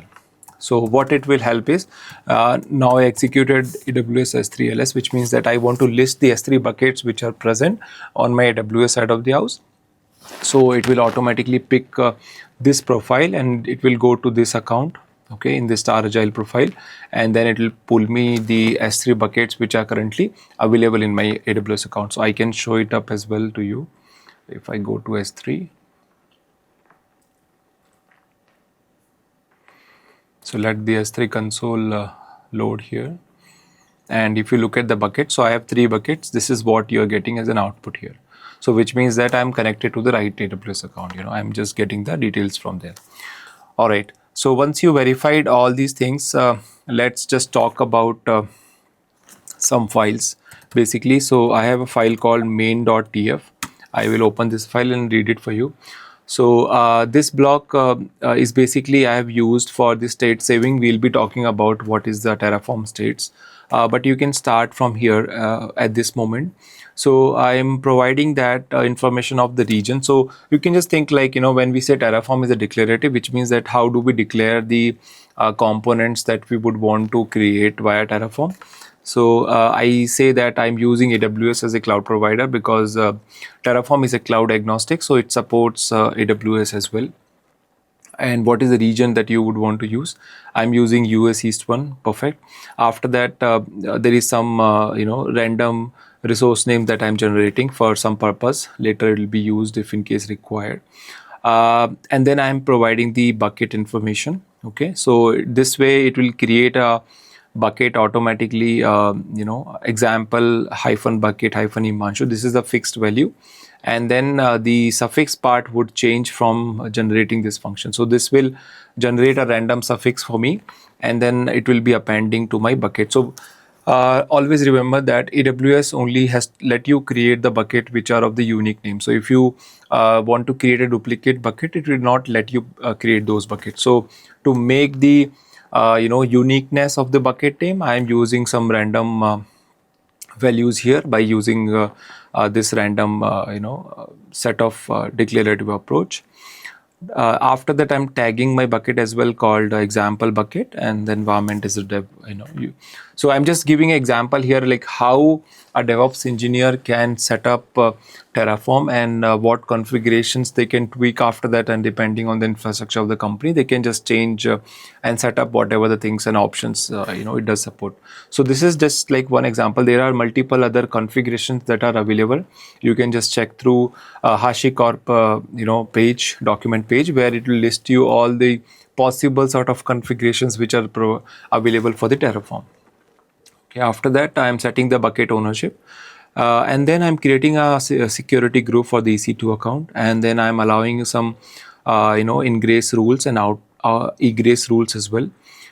So from anywhere, it's allowed to access the port from 80 to 80, and then outbound also any sort of port and connectivity I would want to pursue. Why? So this is basically the block for the EC2 instances. So when we say EC2, if you guys don't know yet, so EC2 is nothing but a compute instances, instances, which means like you can just think like a machine which has the relevant information. It could have whatever the operating system you would want to have it. And then later you can basically execute any applications on top of it. It's like a machine, it's like a virtual machine. You can think like it's a EC2 instances in the form of AWS world. We call it a EC2. To have an EC2, we need to have a security group. Okay, we'll be discussing that in our next chapters where we'll be talking about the cloud things, but I'm just explaining here that to create a EC2 I have to have security group, and then security groups are nothing but security that we are going to append to my instances, because I definitely need to provide the information. Okay, this instance is accessible from what all what all locations, or this instance can go and access any source available in the internet. Since I would want my instance to have internet connectivity, that's why I am allowing all the outbound rules to connect from any port to anywhere I can connect through. Okay, after that, if there is any AMI, so AMI is nothing but just think like an image. Okay, so currently I'm using image called Amazon itself provided images. So there are other images like Ubuntu, MacBook or Windows, and etc. So there are a lot of images available. I'm using Amazon image to build my EC2 instance. Okay, and here I am creating the EC2 instance. So to create a EC2 instance, you need to have an AMI. If you are using any AMI you can reference AMI that is already present for you. So it's like a snapshot of your existing machine, or you can have a fresh installation of your any of the OS, right? So and this moment I'm using a fresh Amazon provided Linux image that will be used to build my EC2 instance. Okay, what is the instance type? So when I say instance type, it's like how many cores do you want, how much memory that you would like for, and how much storage that is required. So AWS has a category of variety of instances available. You can just check the AWS documentation. That's where it lists down, okay, what instances contains of what. So if you say AWS instance types, you will find various instances that are available for AWS.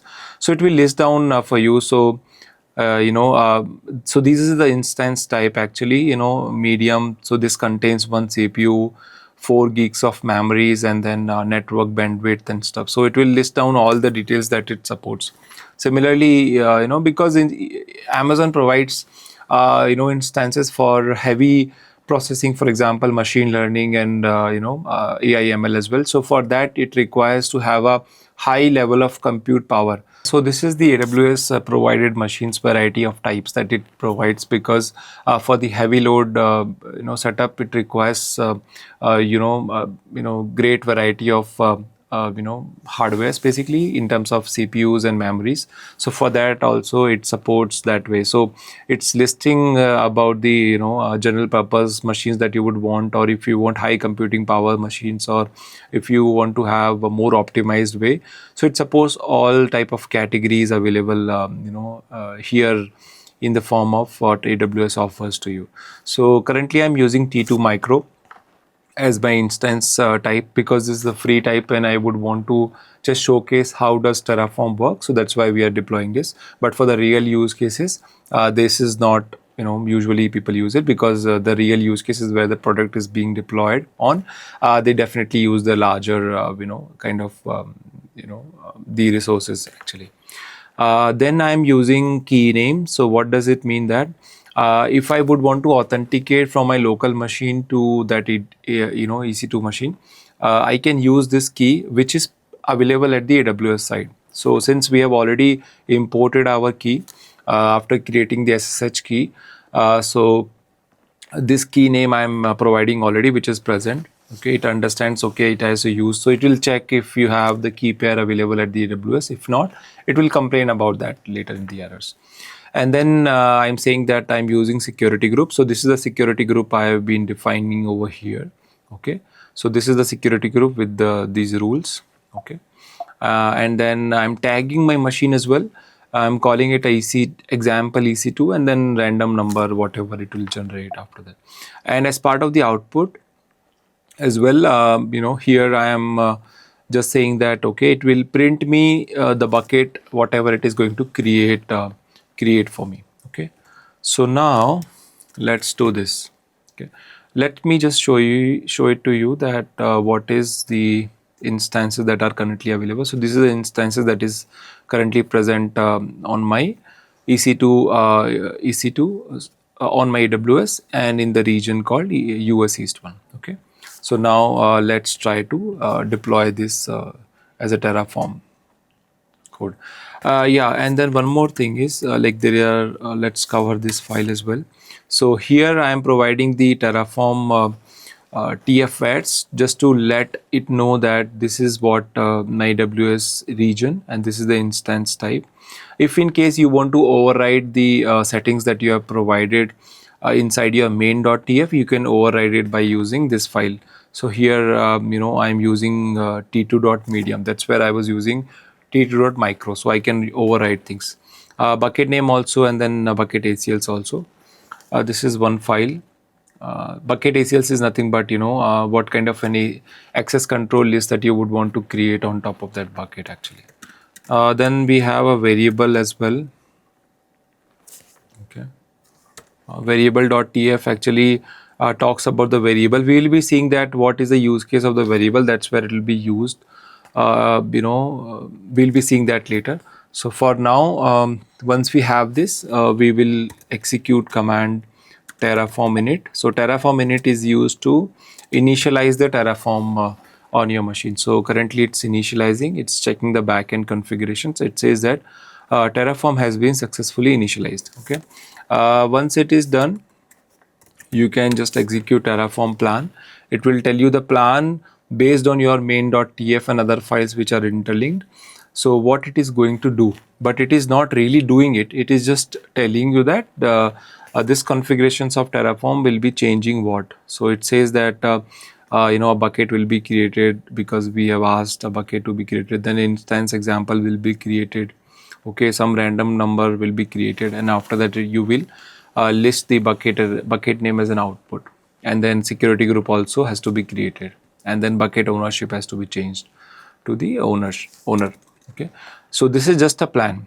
Okay, but if you want to apply this plan, it is saying that you did not use -out output to save this plan. If you want to use, you want to save this plan and show it to your colleagues, that's where you are discussing about, okay, once that is approved, then only we will be making the changes to the infrastructure. So in that case, you can use -out option, and then you can provide the file name. That's where you would want to save the plan for you. That is fine. We are not interested to save it at this moment, but it's saying that Terraform cannot guarantee to take exactly these actions if you run terraform.apply now. So after this, we are going to apply the changes to the Terraform. So it does not guarantee it. So this is how Terraform displays this, but however it works the way it should supposed to work as per the configurations defined. So you have to you can click you can just apply Terraform apply. Once you execute this command, it will ask you whether are you sure you would want to create or whatever the resources that you have asked to create. So it's listed me again that all these changes has to happen. Bucket will be created, EC2 instance will be created, then security group, random string. So do you want to perform these action? I'll say yes. So as soon as I perform this action, it will list me all the things that it is doing. So currently it is creating the instance ID. So this is a random number that is generated. It has created me a bucket with this name. Okay, so let me review the bucket actually. Okay, I refresh it and I see there is one more bucket automatically being added. Example -bucket -Himanshu and hyphen, and then this is a random string that is generated by the random code that we have added in the main.tf file. So this is, you see, bucket is created. After that, instance is also created. So this is the instance. Let's review this instance. So currently you see there are 4. I will refresh this. As soon as I refresh, I see one more instance is automatically being created because we have created this instance with the help of Terraform. Okay, so this is being created. Now if you look at the security and you see the inbound and outbound rule. So this is the rule that we have already provided, that port 80 and port 22 should be there, and then outbound is like you can access anywhere to the world from this machine, but outside to this machine only these 2 ports are allowed. That is usually a case of web servers or connectivity of SSH if you would want to. Perfect. So this is the output that it has given me. Okay, this is the bucket that I have created with name example Himanshu hyphen the random number. So this will give you an idea now. This is how the Terraform basically work as infrastructure as a code, we call it, right? So we have built the infrastructure, which is a small infrastructure, like we have created one bucket and then EC2 instances.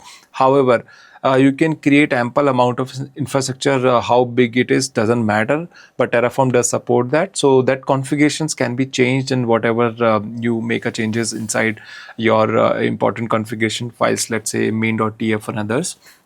But if you understand the philosophy of it, this is how it is going to build the infrastructure for you. So this is what the Terraform functionality in a way. Okay, so now let's do one more thing. Let's review the buckets. Earlier we were getting 3 buckets. We should supposed to get 4 now. Okay, so I have one bucket which is automatically being popped up. It is telling me the timestamp of this bucket as well. Okay, perfect. All right, so let me create a file. I have a text file.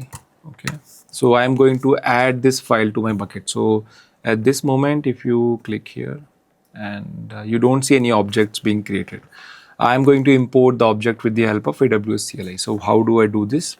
I am using command AWS s3cp. Okay, so I say that the file called test.txt, which is present in my present working directory, this is the URL of my S3 bucket. So this is nothing but a bucket output. So this output is nothing but this. If you just execute this, okay, command, you will get the, so the last Terraform output, whatever it was provided, this is the output of that Terraform has been listed for you. So this is my bucket, and I would want to copy my content to this bucket. So once I do this, either you can use this way, or you can use just say that s3:/ and then your bucket name. So it's eventually the same thing. So it says that the file is being uploaded successfully. Let me refresh. And once I do this, I see, oh, the file is present in my S3 bucket. So this is how you can use AWS CLI to copy the content onto your AWS account. Nice. After that, if you want to remove, then you can use rm command. So this way, it will be removing the content from the S3 bucket, which is there at the AWS side. So let it work. Yeah. So now if you refresh it again, this object will be removed from the S3 bucket. Okay, perfect. In case if you want to destroy whatever the changes that you have done, the infrastructure, you can use command terraform destroy. It will destroy all the settings and all the infrastructure that you have built so far using terraform apply command. Okay, and it will list down here as well that what all changes that it is doing in this case. Okay. So, and we see this slowly. If you go to bucket, once it is being deleted, automatically the buckets and instance will be gone. So I will, so it is giving me this will be destroyed, this will be destroyed. So every settings, whatever it created, will be destroyed after using destroy command. Okay.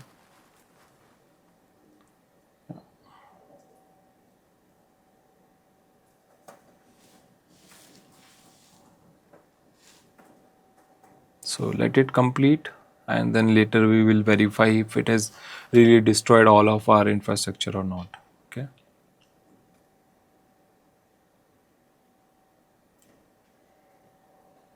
Because to machine to destroy, it has to shut it down and then do this. So it says that 5 resources were destroyed successfully. Let's review.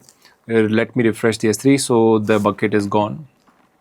If I refresh the EC2 instances, this will be also gone. Example EC2. Let me refresh. It says terminating. So it is basically will be removed anytime from the console. It is already being terminated. I no longer have the access to this machine. Okay. And then security group also it has deleted along with the EC2 instances. So this is how you can use Terraform destroy to destroy your infrastructure that you have built up. Okay. Now let's talk about some variables and state management in the Terraform. So why do we use variables? Because you can refer the variables anywhere in the Terraform configuration, so that you don't have to again and manually write down the content that you are going to create the infrastructure using Terraform. So it's always good to have the variable being created. So there is a file called variables.tf. If you see that I have variables created, one variable I created as a AWS region. And what is the region values? US East 1. Then instance type is T2 micro. Then key name is this. Then bucket name is this. Then bucket ACL, it's a private bucket. It's not publicly accessible. Okay, so this is the variable that I've created. So now I can refer the variable to my, this thing. So if I see it here, if you see my main.tf, you will see the change, a little change that we have been doing from the previous main.tf. So this time I am not specifying the value of the region. If you remember to our last, if I go here, if you remember our last main.tf, we were providing the information of the region directly itself. So see, we don't want it to be hard coded. Rather than using variable is a good option, because anytime it can change. So just changing the variable can change. So there is just one file, right? What if there are multiple files which are being implemented and being part of the Terraform plan, right? So in that case, to update the file once only, and then you can just refer the variables wherever you would want to refer, and then later you can just use those. So it's always good to have the variable way to set up the Terraform. So instead of hard coding my region name, I am saying that region is var.aws region. So this is a syntax how a Terraform defines a variable value. Okay, you can just Google it. You will find the list of documentations of Terraform will be listing about various type of variables references. But here you can just see that I am using aws-region as a variable, and what is this variable value? It will be listed down in this variable.tf file. So AWS region value is US East 1. Okay, understood? So this is nothing but a US East one. After that, I am using the variable here as well. If you look at AWS AMI, this part, then if you look at here, let me just search the var here. Yeah. So here I'm using what is the instance type. I'm using var.instance type. Look for variable.tf file. It will be having the instance file, whatever the instance I would want to create. Then key name also, I'm not hard coding it. This I'm just referencing it. Okay, so these are the places that I am using the variable based of configurations. Okay, perfect. So now once it is there, we can basically if you want to override the variable that we have seen, there is a file called tfvars. This will be basically to override the variable. If you want to if you're not okay with the variable value, then you can overwrite in this file. So if it is required, then only these modifications has to happen.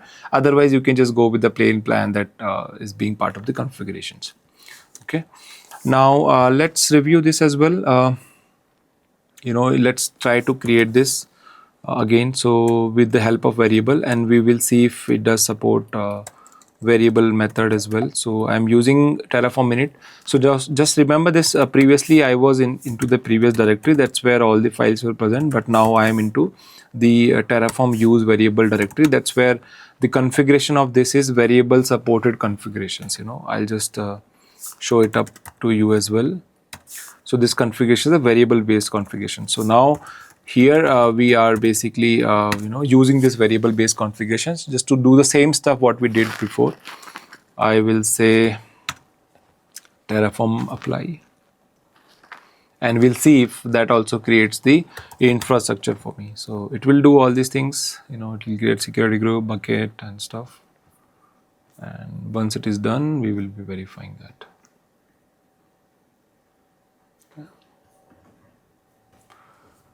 So let's review the bucket.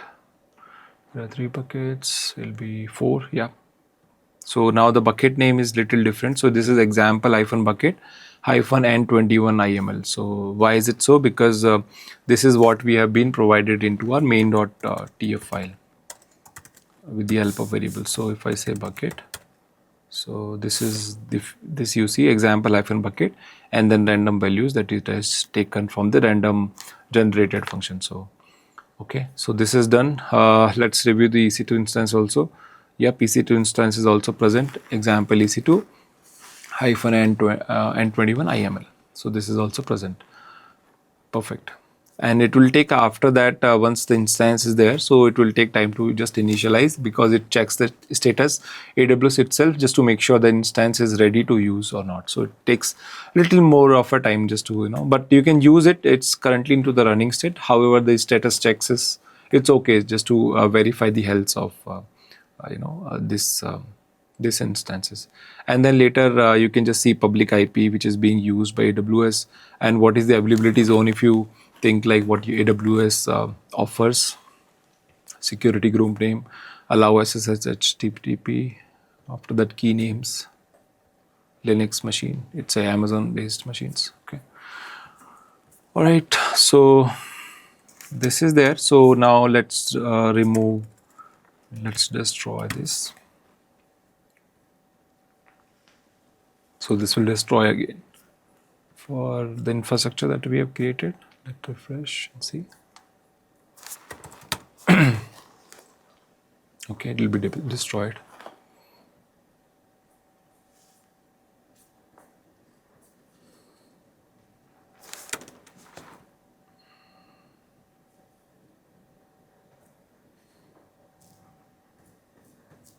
Let's refresh. Yeah, the bucket is gone. And the EC2 instance is also shutting is also shutting down, and then it will be terminated.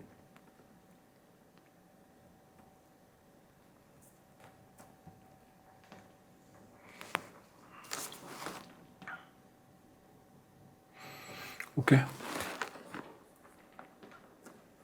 Yeah. So it will be terminating soon as well. Not a problem. After this, we'll be seeing the state management. So state management, what does it mean? That the whatever the state of your Terraform is, you can store those state to the centralized location. What is the benefit of using state management? Because anybody, like let's say if we work as a team, right? So we should be having the clarity of, or the visibility of as a DevOps engineer, that what Terraform state is currently being present, and then if you would want to modify that state, or later if you make modifications, so that state will be keep on changing the version of it. So it's better to always store at the centralized location. So usually for AWS things, we use AWS S3 bucket to use the state for the Terraform. So that's where you see there are different files which are being created. One is called TF state and one is backup. So these files automatically being created whenever we set up these states actually. Okay, so if you see this, you can just set up a Terraform state. So let me just show it to you. So this is the state that is being present currently to my EC2 machine, and this is the backup of it. So if we talk about that, so either you can create a bucket, that's where you would want to create your state. Otherwise, you can import a bucket. So currently, I'm using this bucket as a state bucket. So this is basically storing the state for me, Terraform-demo and Staragile AWS key. So these are the name of the states that I have so far created. Okay, we'll be seeing the configurations for those as well. To the state. So how do you basically store a state onto your Terraform state? So for that, you can use AWS S3 API, put bucket versioning, and then the bucket that you would want to store the state with. And currently, I say it's currently enabled for this region. So this is nothing but adding a versioning to my bucket state. So this is just to enable the versioning configurations. Once you do that, later you can just update the states actually. So we will see that. Okay. Main.tf. So this one is not using this. We will be going here and then we'll say, okay. So this code actually is being used for the states. So if you look at this one, this is saying that Terraform backend is S3. This is my bucket, and this is the key, as in the state name that I would want to create with. So let's say if I change this, then there will be different name will automatically being created, and it will be storing the state to that name. So currently it is inside this bucket. It will go to this folder, and then it will store the state like this. If I change this, then Terraform 1.demo and save this, and then later if I do Terraform init, okay, so it will say, okay, we have analyzed your backend configurations and we have identified that there is a change in order to maintain the state. So for that you can use this command Terraform init -migrate -state. So once you do that, automatically you will see the state will be pushed here onto this folder. So now it will be initialized with the changes that you have done in your Terraform. Okay, nice. After that, you can just say, let's say if in case you don't want to migrate the state, then you can avoid this. There are other options that is available in the Terraform, but I would want it to migrate this, and then I will say Terraform apply. Okay. I mean, there is an option to skip that state moving and then you can just go ahead.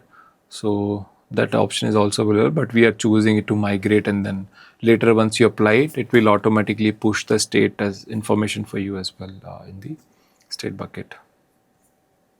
So let it just complete and then we will see that.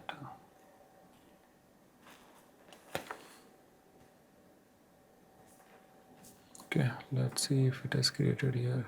Yeah, so you see this, a new folder has automatically being created at this time, and then this is a state which is being updated as in state information here, and it always stores the backup of this as well. So so it always keeps the backup. So it's good to have a state because that way you can monitor your Terraform things, whatever the configuration changes are being happening. So it has a visibility, and it's also good to have this state available on the centralized location so that people can access it and can understand what basically the state of Terraform is currently present. So this is how you can manage the state of it. It's like if you use it, so you should have an understanding about this is there is something called state management as well in the Terraform, and this is a way to store it into the S3 bucket, because that is a centralized location, easily accessible for the people who have AWS accounts in the same org. Okay, now I'll just destroy this Terraform again. You can just destroy it and then delete the configurations. If you would want to delete it, you can remove the files. That is all okay. So yeah, so this is about the demo of the Terraform that we are building the infrastructure for our purpose. So this is how basically DevOps should have an understanding, and they can use Terraform as a tool. Now there are debatable questions about which tool we should use, CloudFormation or Terraform. I would still say that depends on the company that they have their product on, and then the kind of infrastructure that they are building. Depending on that, they can use any of the tools. So AWS CloudFormation is a AWS offering, but Terraform is HashiCorp. It's a third party, right? So in that case, it's always about which tool and how you would want to pursue that. So it depends on the company to company. So, but the concept is clear. It's more or less similar.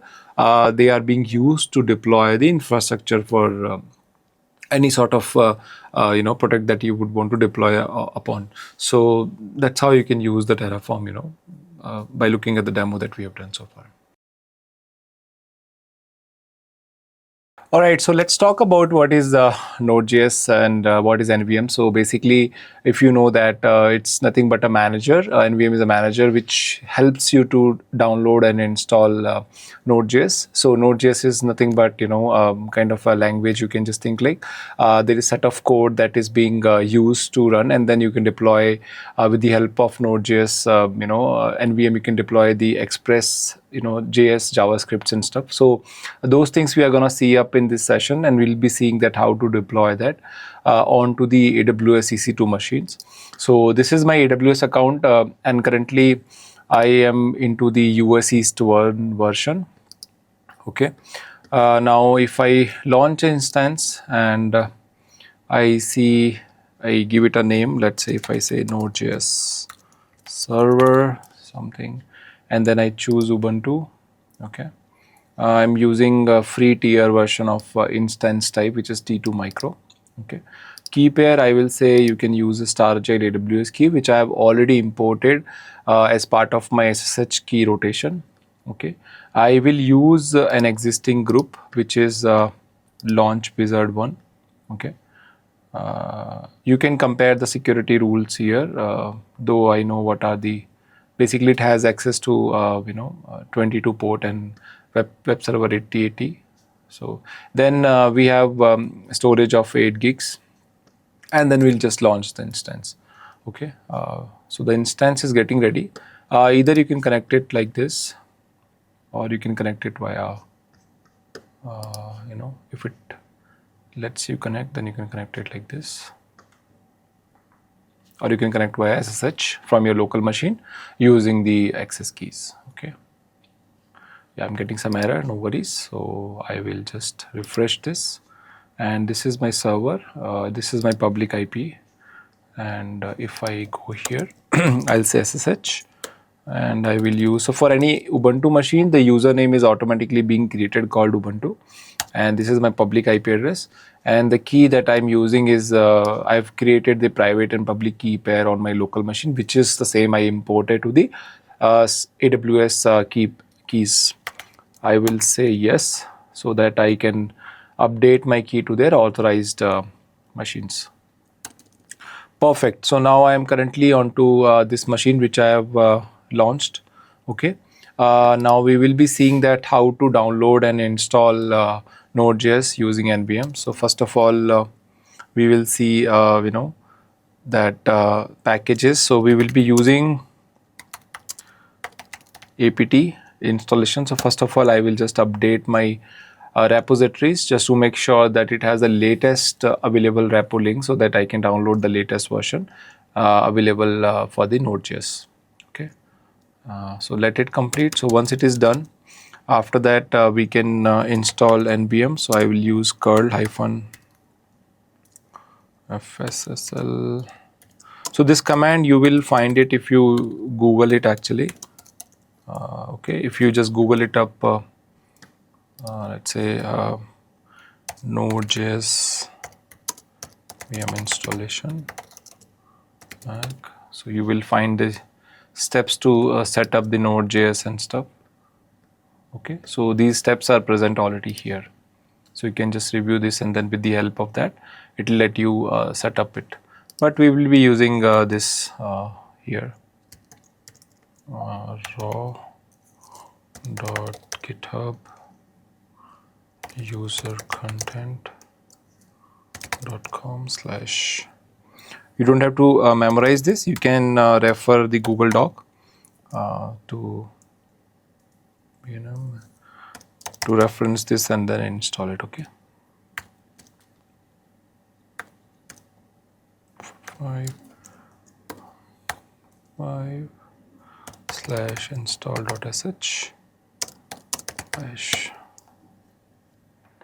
Let me just check the URL if it is correct. Curl fssl https raw.github user content.com/vnmsh vnbm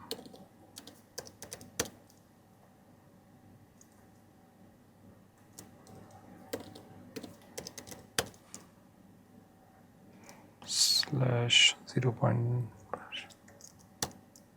Okay, yeah, so it has downloaded the NVM for me, and after that it is asking me to export the environment variable. So I will just copy this here and then paste it, and automatically if I run this command environment and then grep for let's say NVM, I will be able to get the whatever the NVM version that I have directly set up as part of this environment variable. Okay, so once that is done, after that you can either restart your shell, or you can just reference that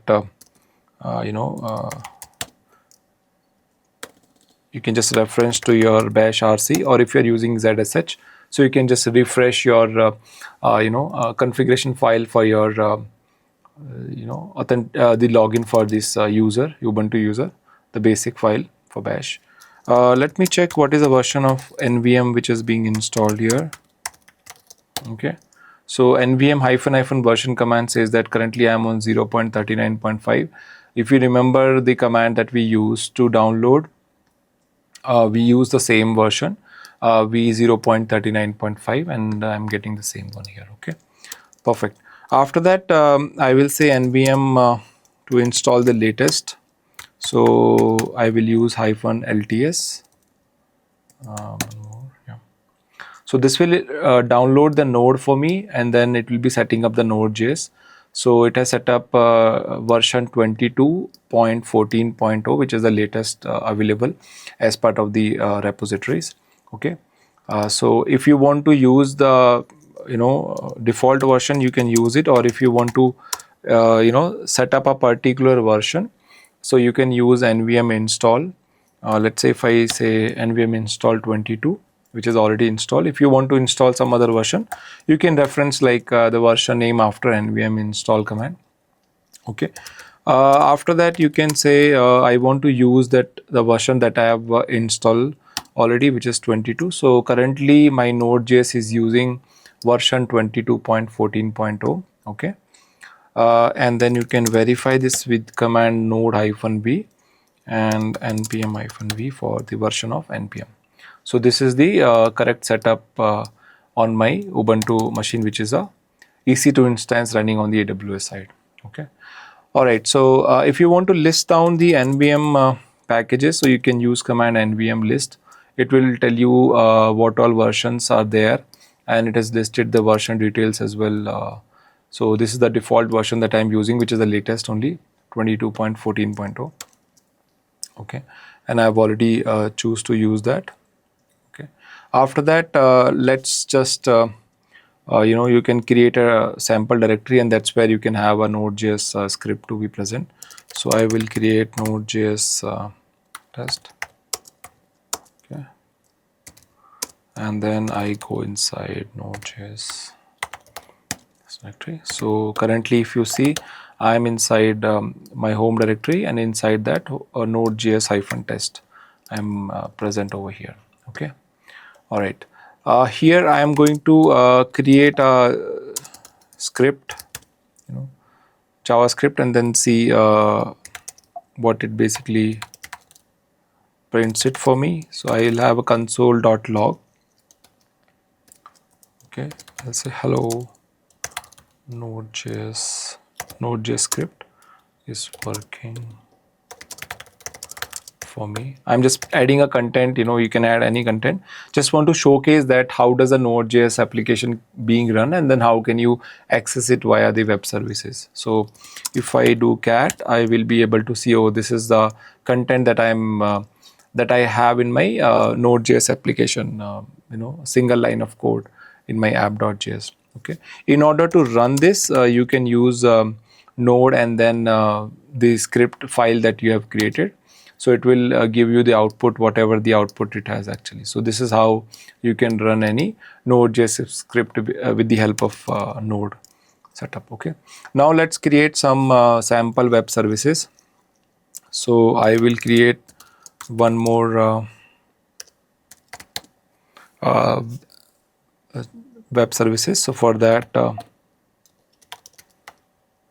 I can have constant HTTP. You will refer this any of the Google Doc, and you will find references to have a web services setup with the help of Node. So this script also you can just find it through Google constant server HTTP dot create server request response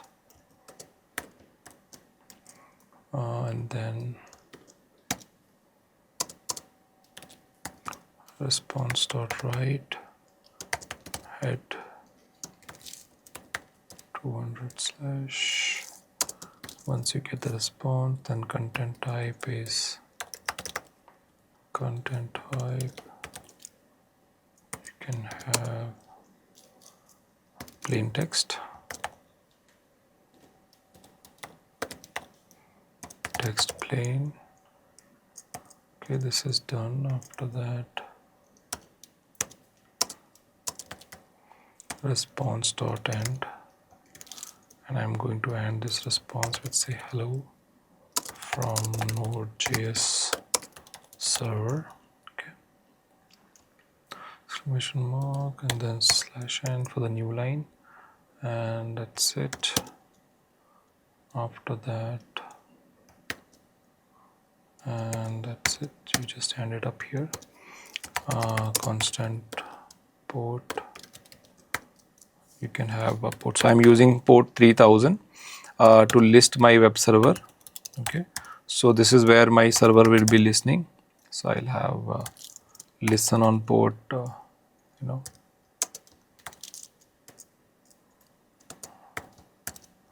3000. Console.out, console.log, console.log, server running at http localhost colon dollar port value, which I've already defined as a 3000 slash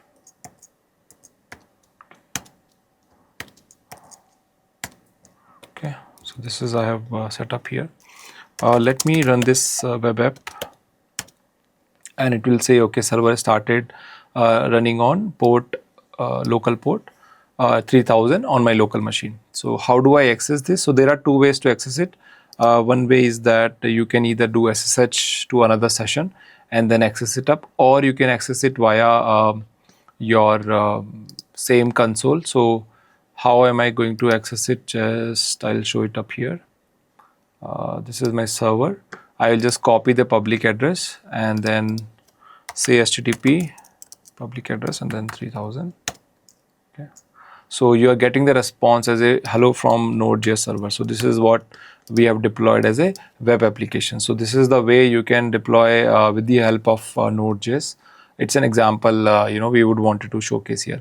And one more thing is that why are we able to access it on port 3000? Because if you go to security and you access this security group, so you will understand that we have inbound and outbound rules set up for this security group, which is attached to my EC2 instance on where the Node.js is running. And the inbound rule says that anybody from outside world has access to port 3000 from anywhere as a source. That's why I'm able to access the Node.js. If I remove this or if I tweak this, I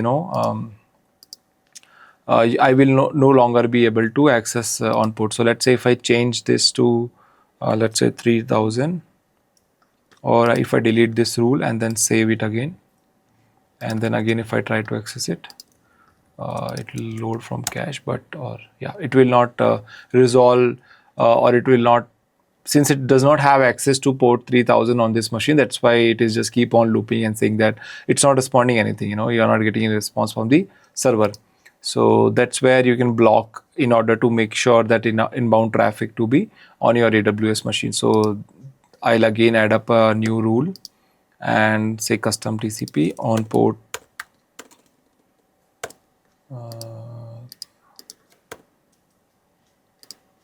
actually sometimes you have to just make sure that you type it once only and from anywhere in the world, and then just save the rule.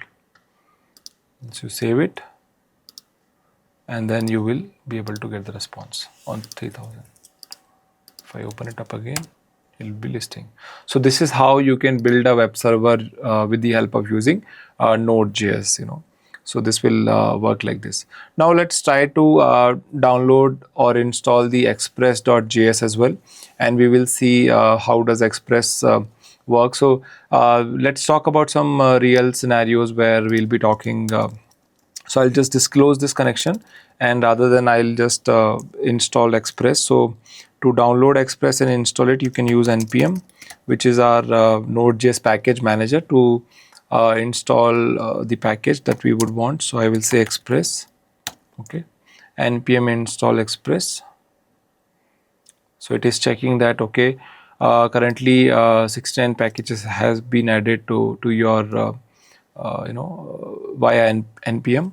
Okay, so once that is done, then you can just modify. So I will have Express code as well created. Okay, so let me just create Express. Let me just zoom it a bit. Require, let's see, Express. We need Express to run this code. Constant app Express. Okay. This code also you don't have to memorize. You can just reference to Google and then look for any Express code sample. You will find it up here. Okay. So, but we are just typing it up here for the request and responses just to validate. that response.send hello from express.js exclamation and then this thing. Okay, after that, let's close this out. Constant port. I'll be using port 3001 because I am already using port 3000 on my Node.js application. So for Express, I'll be using 3001. So otherwise, there will be a conflict created automatically saying that this port will already be bind to my existing application. So I don't want to create and go into that situation. That's why I'm preferring to set up another port which will be listening for Express application. Okay, so that's why we are going there. So here, say console.log Express server is running at http localhost $port. Okay, /, and then so this is ready. Now let's run this Express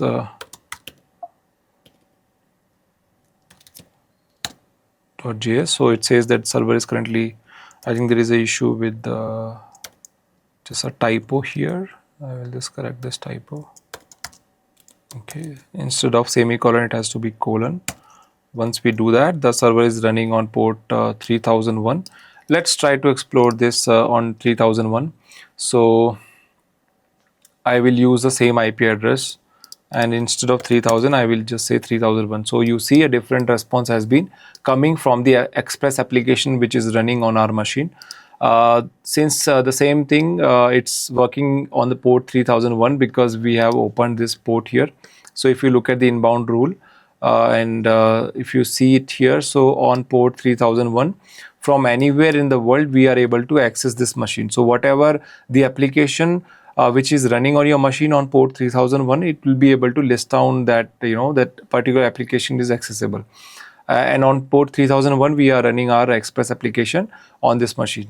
So if I added this inbound rule again, and let's say if I delete this rule and save this configurations, let's try to explore it again. You will not get the response back from your server because the port 3001 is not there as part of the inbound rule being created. So it's kind of a security constraint. So now you need to have this rule in place so that you can access the application which is running on port 3001, and I should be able to access from anywhere. Okay, so if you see it up here again, if I say 3001, I'll be able to get the response back because the security rule has been updated. So this is how you can set up the Express and you can test it out also. And if we talk about how do you uninstall a version of npm, and then how do you uninstall Node.js that you have downloaded and install it. So for that you can use go through the commands. Also you will find the commands on the Google. How do you uninstall that packages? I'm just telling it up here. So first of all you have to deactivate the nvm that you have activated. So it will remove the path of your nvm which was earlier identifying and was able to work it for you. So it will remove that path first. After that you can uninstall version that you have installed, which is 22. Okay, so nvm uninstall 22 install 22. Okay, so this will uninstall the node version of 22. Okay, after that you can remove so there is a directory which is automatically being created in your home directory. So you have to remove all these directories. Okay, then .npm also is created, so you can remove this. And there is one more called node -gpg gyp. So this is also need to be removed. After that you can just try to see if there is any entry which is present in your bash RC the environment variables that we have exported earlier. So I'll just try to filter it out and just see if it is still there or it has removed, So let me just check bash RC. Sed-i nvm dir/d from bash RC. This is okay. What's the problem here? Character true extra. No worries, expression once. I'm just checking if there is any problem with the command. So doesn't look like thing, but it's not there or something. What if I just say nvm .sh/d vm.sh/d from extra character after command, so it's not recognizing this bash RC. Or if I say cat bash RC grep, and then if I say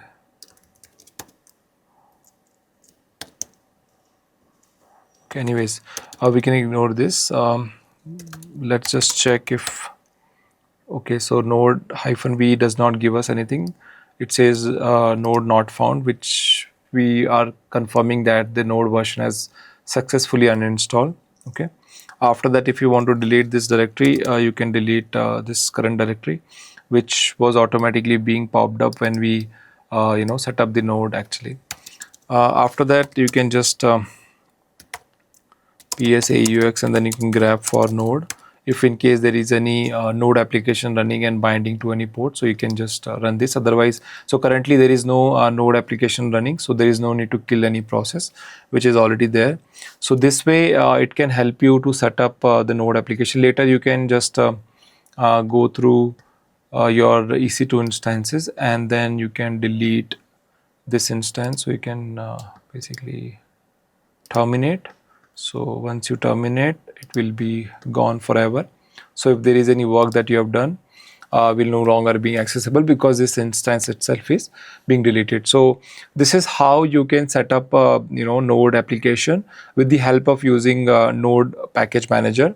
And then alongside you can also have Express.js application where you can set up any Express script. If you have anything, you can write down and you can access those as the form of the web applications. But considering that there should be a security group has to be aligned as per your application binding in terms of port on your machine, because if it does not, then you will no longer being able to access those web applications. So you just think like if there is any requirement to have a NodeJS applications to be built up and as part of your web application. So what you can do is that later with the help of npm you can just download and set up on your machines. So this the manual commands that I have executed and created those scripts, that part can also be automated in the form of Terraform also, or in the form of salt stack that we discussed before, Ansible in the form of configuration tool. So you can change the configurations later. So those things can be automated, but I just wanted to showcase that how do you do that manually with the help of deploying and launching an instance onto the AWS, and then with the help of npm, how can you set up the Node.js and Express. So that's about this session. Alright, so let's talk about what is SDLC and how do we perform a small demo showing up the software development lifecycle. So whenever there is any change in the software development, when the development team updates the code, and how does the DevOps team basically push it with the help of using various CI/CD pipeline stuff, let's say Jenkins in this example. So we will be using various components like AWS, Ubuntu, then GitHub, and then Jenkins. So all these four components will be using as an integrated way in order to make sure that whatever the software development is happening and is present on my GitHub will be pushed to the production environment as part of the SDLC process. So all these things are being used over here. So right now you can see that I am on my GitHub repo, and I'll just go to my repository, and this is my repository SDLC -demo. Okay. Currently it has index.html. Wait, let me just cross this. Yeah, so currently it has index.html, which has one content. Okay. Now we will be seeing that how does this content, if we make any changes in this code, how does our impacted pipeline and our impacted production servers are being handled in that way. So how do they take care of this part? So to perform this demo, we need to have the Jenkins downloaded and installed on our machine. So right now in my AWS account, I have the Jenkins machine already, which is running here. Okay, I'll show it up here. So this is my Jenkins machine, which I am already connected to the AWS from my local side of the house, and I have the Jenkins running. But I'll explain you the way, like how do you download and install the Jenkins. So for that, first of all, let's just launch a fresh machine, and then on that machine we'll be setting up the Jenkins. So let's say Jenkins clone, I'll just say, and let it have Ubuntu, and Staragile, existing group, launch wizard, launch. Though the steps are available on the Google, if you search it, how do you download and install Jenkins, you will get the steps.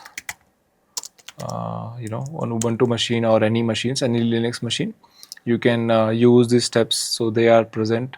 So let's say if I say Linux, so you will find the prerequisites, what is important for Jenkins to have, and then you will have the further steps, like how do you download the the latest software available of Jenkins, and how do you set it up.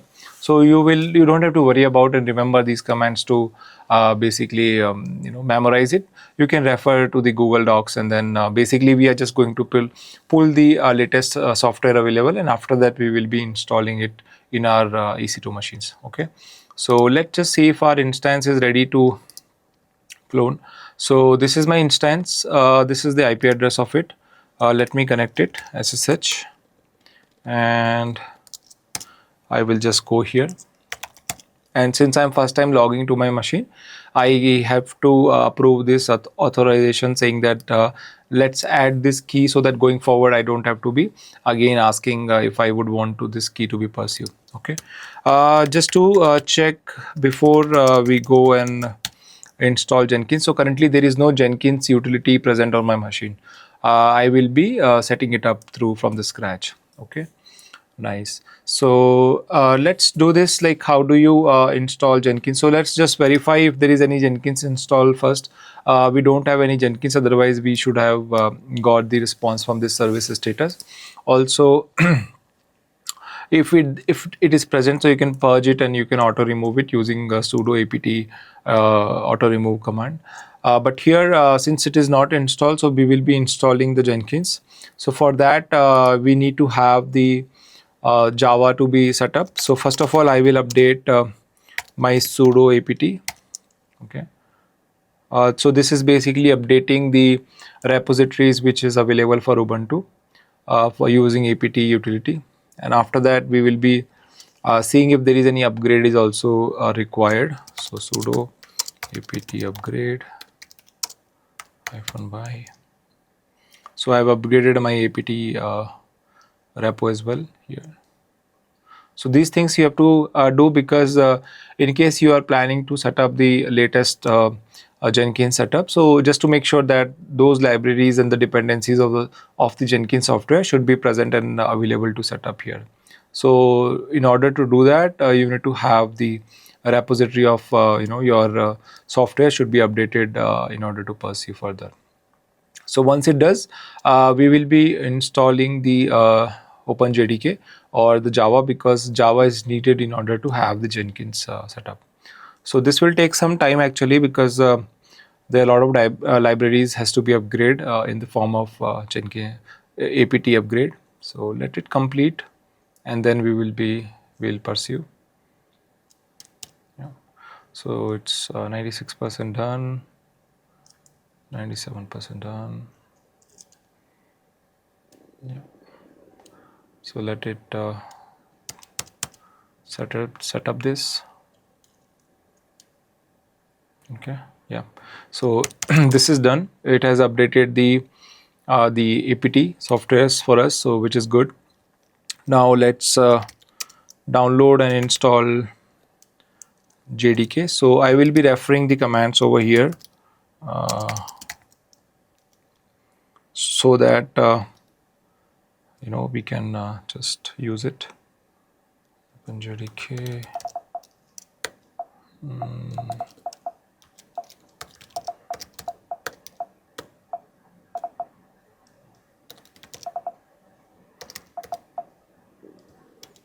Open JDK.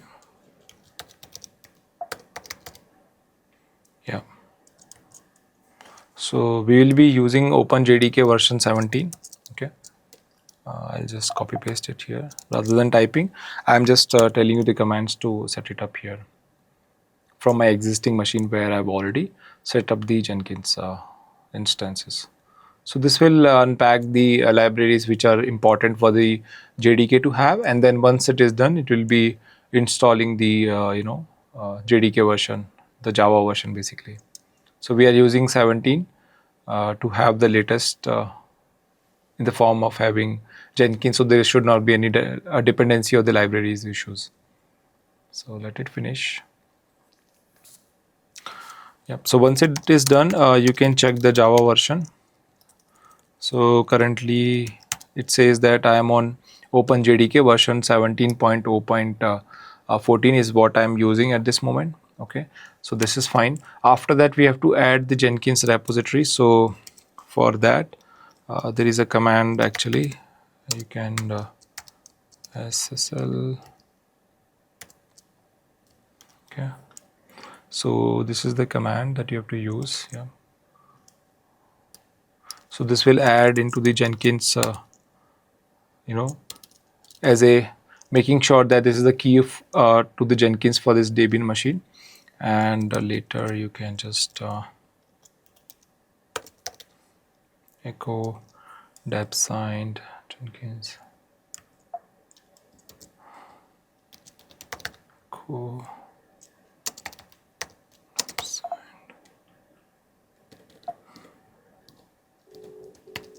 Echo dollar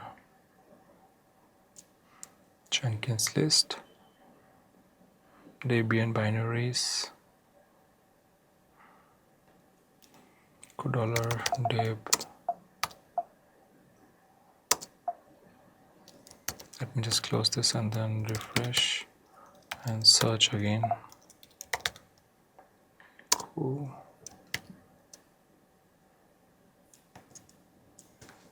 Yeah, so let's do this. Okay. Then we'll be having HTTPS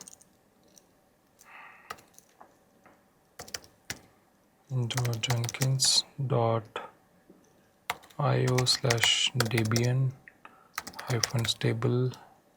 So we are basically trying to add the entry of the signed key of Jenkins to this Debian version.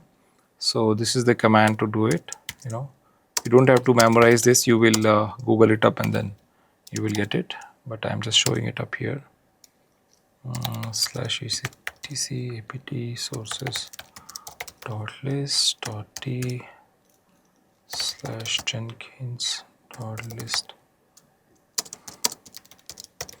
/dev/null.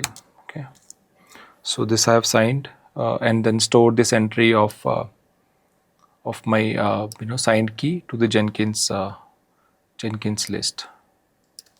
So if I explore this, you will see this entry is being stored inside my Jenkins list, so that it has the entry to make sure that this is the key pairing for Jenkins, and this is a package of Jenkins that we are going to set up on this stable version on the Debian. Okay, all right. After that, you have to update the sudo, because this entry has to be, it requires to update as a stable version. So you can see this here. So this is the package that it is basically updating in my repo. So this has to happen, this step has to happen, and after that we will be installing Jenkins. Install Jenkins -y. Okay, so the Jenkins is being installed. It will take some time to install, because it will have a lot of other libraries and dependencies to set it up. Okay, so just wait until it completes.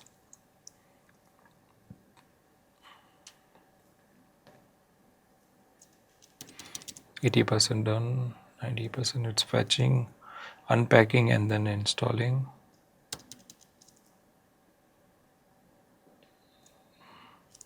So once it does, after that we will be able to access the Jenkins UI. That's where we will be making the changes in terms of our repo, and then creating the pipelines which are important as part of the SDLC process. So this is completed, and after that I will just say sudo systemctl start Jenkins. Okay, so this is done, and sudo systemctl enable Jenkins.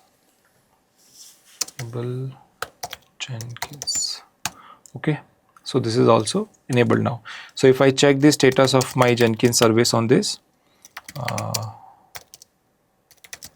I should be able to get it is currently in the running state. Okay, now this is the password of the Jenkins, and usually the password of Jenkins is found inside this location. So if you forget the password of my local Jenkins, so you should be able to fetch it from here.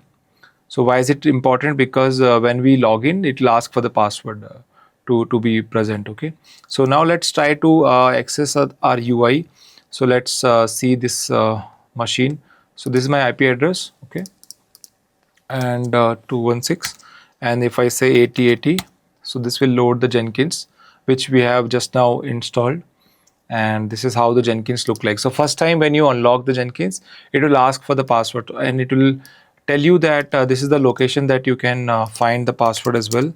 So if I try finding it, so I find the password here, and once you provide the password and you continue this, I will not save the password for now. And now it will give you the customization options if you would want to customizably download and install any plugin which are important for your Jenkins work. For now, I will just install the suggested plugins, whatever the plugins are being important as at this moment for auto detection, and then whatever the Jenkins feel like having it. So it will be like, for example, Git and all, because we'll be using GitHub. So it has already set up this for me. But in case later also, let's say if you don't find a plugin which is important for your pipeline to work or something else, anytime we can set up the a plugin, so you can download and install the plugin later also, not a problem. I will say username, let's say Staragile. I will set up the password. Okay, Staragile. Say test, some password I'll give, and then say save and continue. Okay, so this is the Jenkins URL is what I am accessing right now. It is just telling me that you can just save it if you would want to.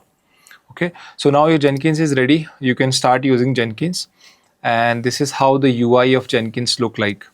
First of all, okay, so here you need to create and manage your Jenkins in order to set up the pipelines for you. So you can set up a job and stuff you can do. Before that, let's create our Apache as well, because that is required in order to access the web services page. So we will be quickly setting up that as well. So sudo apt install Apache 2. So I'm using Apache 2 package to set up the web services, Apache web services.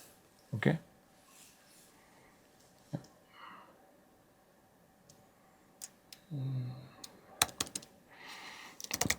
All right, so now let's start the service.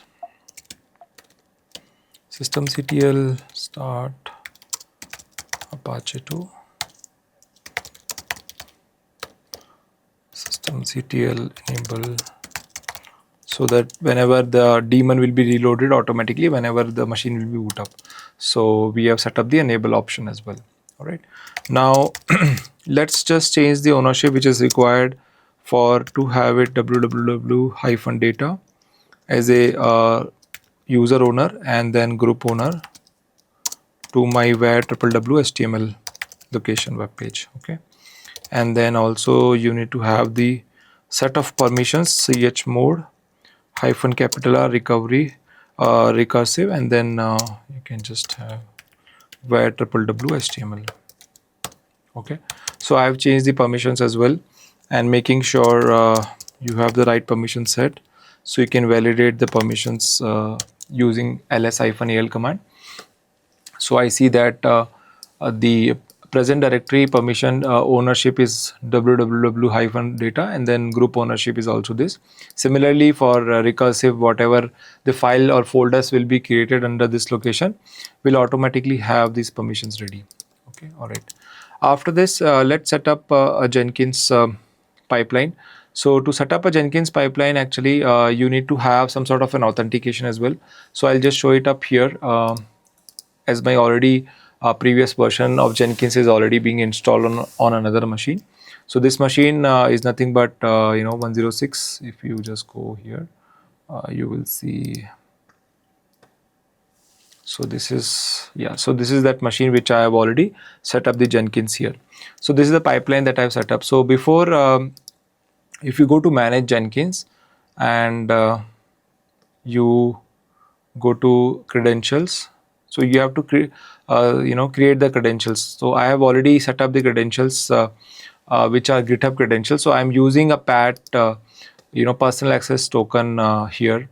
Since I don't want to show it up on the screen, that's why I'm just showing it up to you, that I've created a secret text to have the credentials present. So you need to set up these credentials. Once you do that, after that only it will allow you to have jobs to be completed. So how do you basically manage the Jenkins, or how do you create a new items, let's say any job that you would want to create? So for that, what you can do is that you can just go to this pipeline. So let's say if I say new item and I would want to name it, let's say CI/CD pipeline, or let's say SDLC pipeline. Okay, and I choose freestyle project and click OK. Okay.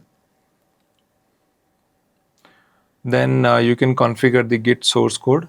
So source code management, here I choose Git, and then can provide the repository URL. So the repository URL is of your Git is this one. Okay. Okay, let me just copy it up and then paste it here. Okay, credentials, yes, this is what I was talking about, that it will ask the credentials in order to authenticate to GitHub. Okay, so this is where I've already set up the credentials, and this is my, if I go to dashboard, so these are the pipelines that I've already created onto my Jenkins. So similar way, once you set up the credentials, you can just click on add, and then it will allow you to set up a global credentials. Kind, you can choose secret text if you are going with the personal access token. And how do you generate that personal access token? You can go to your settings.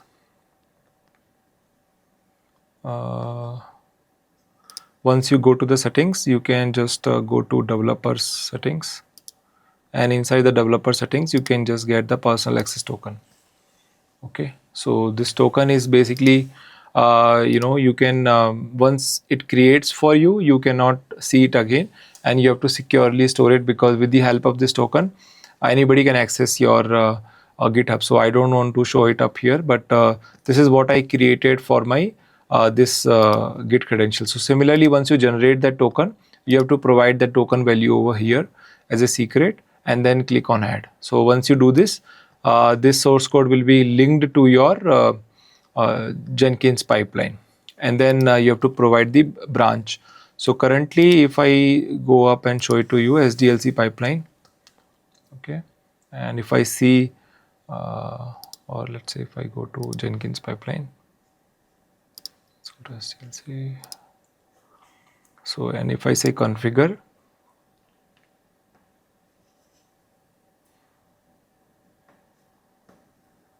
Yeah, here if I go to source management, so this is the URL of my repo, and this is the credentials. Once you provide the credentials and set it up, automatically it has taken it, so it will be showing none to you. And this is my GitHub branch. So if I show it up to you, the branch of my repo, SDLC demo. So this is the main branch actually, which is what I have provided. If you have the master branch to your GitHub repo, so you can have the master branch. And then after that, trigger point. So currently you can have a trigger point based on webhooks also. You can set up a cron. So this is basically it will help you to set up this cron. So based on minutes, hours, and day of month and day of week, you can choose to set up a cron like this. So every 5 minutes is what currently it is doing, so this is how you can set up the cron. Also, if you have something like pull request, based on the pull request also you can create the triggers, or if you want to create remotely, you can create like this. Okay, so for us, we will be just setting it up, seeing like build steps. So in the build steps, let's say disable this.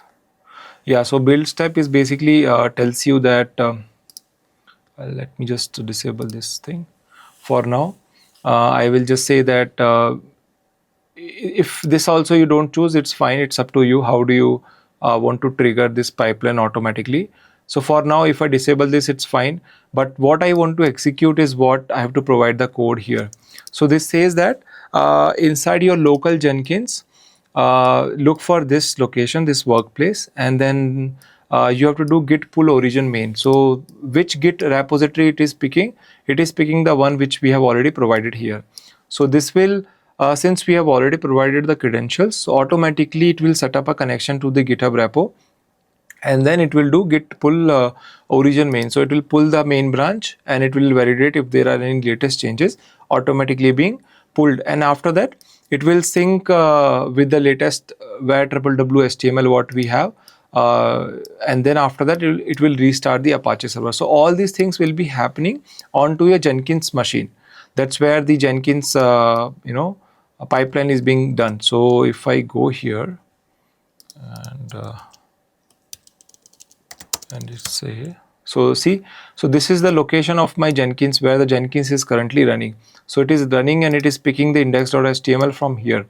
Okay, so and then it is updating if there are any latest changes. So see, the task what we would want to achieve is whenever there is any code change happens onto my GitHub repo, automatically Jenkins should be able to pull those changes whenever the frequency of that trigger task, of if we are triggering it manually, doesn't matter.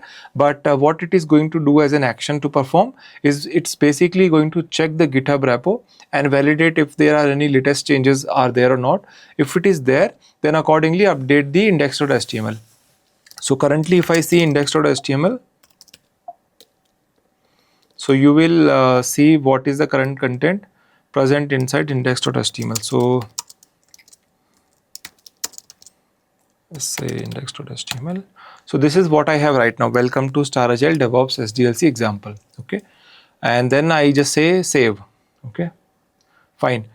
Now let's just build the pipeline now. So automatically you see this 8th build pipeline has already completed. So if I click here and click on console output, I am able to see that the logs of what happened to the build the pipeline.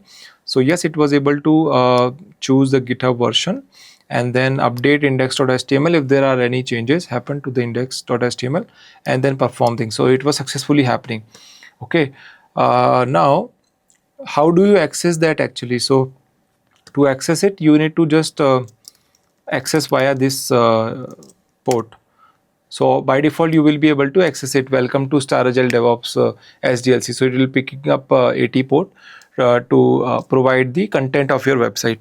Now let's make some changes to our website. So let me just go to index.html. Okay, and I will update some changes here. I will just say p. Okay, just disable this. I will remove this first line and then I'll just say welcome to SDLC Jenkins pipeline. Let's say some code change happened, this is what the developers are going to do. After that, I will just say git add dot, okay, git commit,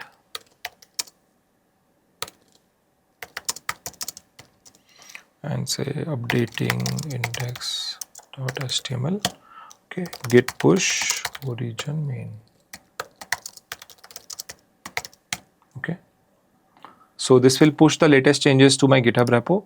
So if I just refresh this page and see the content of my index.html, this is the content right now I have. Welcome to SDLC Jenkins pipeline. Earlier it was different. Okay, so this is updated, the code is updated, but now how the software development will happen? So in the form of Jenkins pipeline, either you can have automated jobs to kicking whenever there is any change in the it will like earlier we set up the frequency here where every 5 minutes just keep on checking if there is any latest changes available in your GitHub. If yes, then update those changes and update your code as well. Like this is what I'm talking about, poll SCM.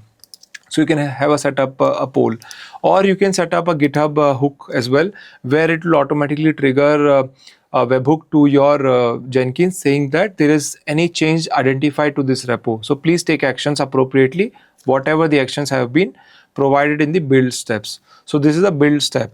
So since we have not set up any of those things, so we have to manually trigger our Jenkins pipeline. So in order to manually trigger, you have to just click on build now. So once I build now, and before that, just see that changes automatically being reflected to my web pages. So this is the latest build that I have just now executed. So this build was successfully completed, and that's where the software endpoint, the end goal, or I'll say the end object of the software has been updated for the customers to be seeing. So this is the kind of overall picture what we are seeing in the form of software development, where we have updated the softwares, the developer has updated the softwares. Once the code has been updated, after that code change, we are triggering up pipelines. The pipeline will automatically filter out the code changes and it will build. And once the build is successfully completed, after that it will take actions, and then it will perform whatever the changes are being reflecting to our website to happen. So this is how a small demo to show up, a software is being developed, and after that it will be pushed to your your servers to have it. So this is how you can just do it in the form of using. So AWS is being used because that's where our Jenkins instance is running. Ubuntu is being used, that's where we are using for our code changes. So all these things are being integrated as part of the software development lifecycle. So this is like a small demo is what we are having here.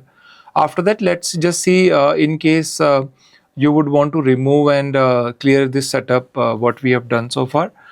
So for that, you can just easy thing. If the machine is just like let's say if you have built up the machines, so you can just delete the machine if it is okay to terminate, or if it is like you want to keep on using the machine but you don't want Jenkins to be running, so you can specifically choose the Jenkins softwares to be deleted from here. And one more thing is onto that machine that we have built. So if you look at our machines here, yeah. So this machine has a security rule. So if you check the security rule, so it has the entry for port 80. So from anywhere we are able to access the port 80. That's where this website is running, because if we don't have this port open, we won't be able to access this website. So that is what the security group means in terms of EC2 machines. That's where our Jenkins is running. Now, what next you can do after this is like before we go to the uninstallation part, let's say you have a machine ready and you want to take a snapshot of it so that later you can just directly use this AMI to build your machine. So you can take actions and you can just take the instant state, you can manage the state, and then you can just you can capture the snapshot of this machine as well. So there are commands that you can use via AWS as well. AWS CLI also gives you the facilities, or you can just go to images and templates, and then you can just create images. So it will automatically create image for you so that you can use this image. So since I have already deployed one, so that's where I use this Jenkins image. So this image has the Jenkins running on to that image itself. So whenever next time you have to build the Jenkins server, you don't have to do it from scratch, the steps that we did. Since it is already done once, you can take a snapshot of it. It's like a image AMI, and then from that AMI you can build another instance to launch, so that the same image can be used multiple times once it is written. So that's how the DevOps basically automate the process of deploying the instances with the help of AMIs. All right, so if we talk about how do you uninstall, so first of all you can stop the service. Okay, once you stop the service, you will no longer being able to access this. It will be gone for you because the service is currently not running. And then you can use apt-get remove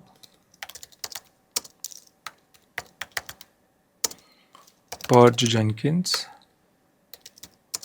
-y. Okay, then you can remove the software libraries locations, sudo rm-rf lib Jenkins lib Jenkins default Jenkins if there are anything present, and then where log Jenkins. Okay, so once you remove this, after that apt-get auto remove -y. So it will automatically remove the tools which were there, and then it will say sudo apt-get auto clean. So it will clean the whatever the package list that we have added earlier. It has cleaned all that list. After that, you can remove the Apache as well. So you can just stop the service, systemctl stop Apache 2. Okay, once that is done, you can apt-get remove -purge Apache 2 -y. So we are just removing Apache 2 as well. Sudo rm-rf where www HTML. Okay, apt-get auto remove -y and auto clean as well. So these things you can apply it. After that, if you have any GitHub repo, so we don't have any GitHub repo on my Jenkins machine. We have it here itself. So if you want to delete that link to your GitHub, so you can delete the link. Otherwise, it's fine. After that, you can just purge the softwares like OpenJDK that we downloaded earlier. apt-get remove purge git OpenJDK 17 purge git OpenJDK 17 rsync y. So this will remove the other softwares that we earlier downloaded, and then auto remove and then auto clean. So this will remove the libraries which were part of the installation earlier for OpenJDK that we did. Okay, let's just remove it. Okay. After that, we will say auto clean. So after that, this will be auto clean. So we have successfully able to uninstall and remove the dependencies libraries which were linked to Jenkins and OpenJDK, which was part of the dependency to the Jenkins. And now you won't be able to access anything. And then later, if you want to delete this instance, so you can just go here and say terminate, and then this instance will be deleted. if you don't want to store it. Otherwise, if you want to take a clone and copy, you can store as a instance copy, and after that you can just terminate. So this is what the overall software development lifecycle. That's where the developers are keep on developing the softwares, and once that software is being developed and ready to push to the production environment, before that they do their testings on the lower environment. So they can have a pipeline like Jenkins or GitHub actions, so something like that, so that automatically it will be pulled from there, and then it will build whatever the code changes has happened. And once that is built, after that the changes will be pushed to the production environment, so that it will be ready and tested before it is being pushed to the production environment, so that lower environments were able to successfully authenticate and identify if there are any necessary changes which are implemented and important for it. So that's about handling the SDLC in the form of various components that we have seen so far. All right, so let's talk about what are the cloud providers are there in the market, and then how can we discuss about those cloud overviews in terms of handling DevOps. So as we spoke so far in our series, that DevOps is about the culture, the process, and there are various tools that DevOps engineers mainly use in order to automate things, and then various operations that they perform on the infrastructure side of the house. Now let's talk about what are the clouds that are being famous in the market at this moment, and then they are being mainly used for the DevOps. So if you look at here on my notepad, so basically we are using AWS.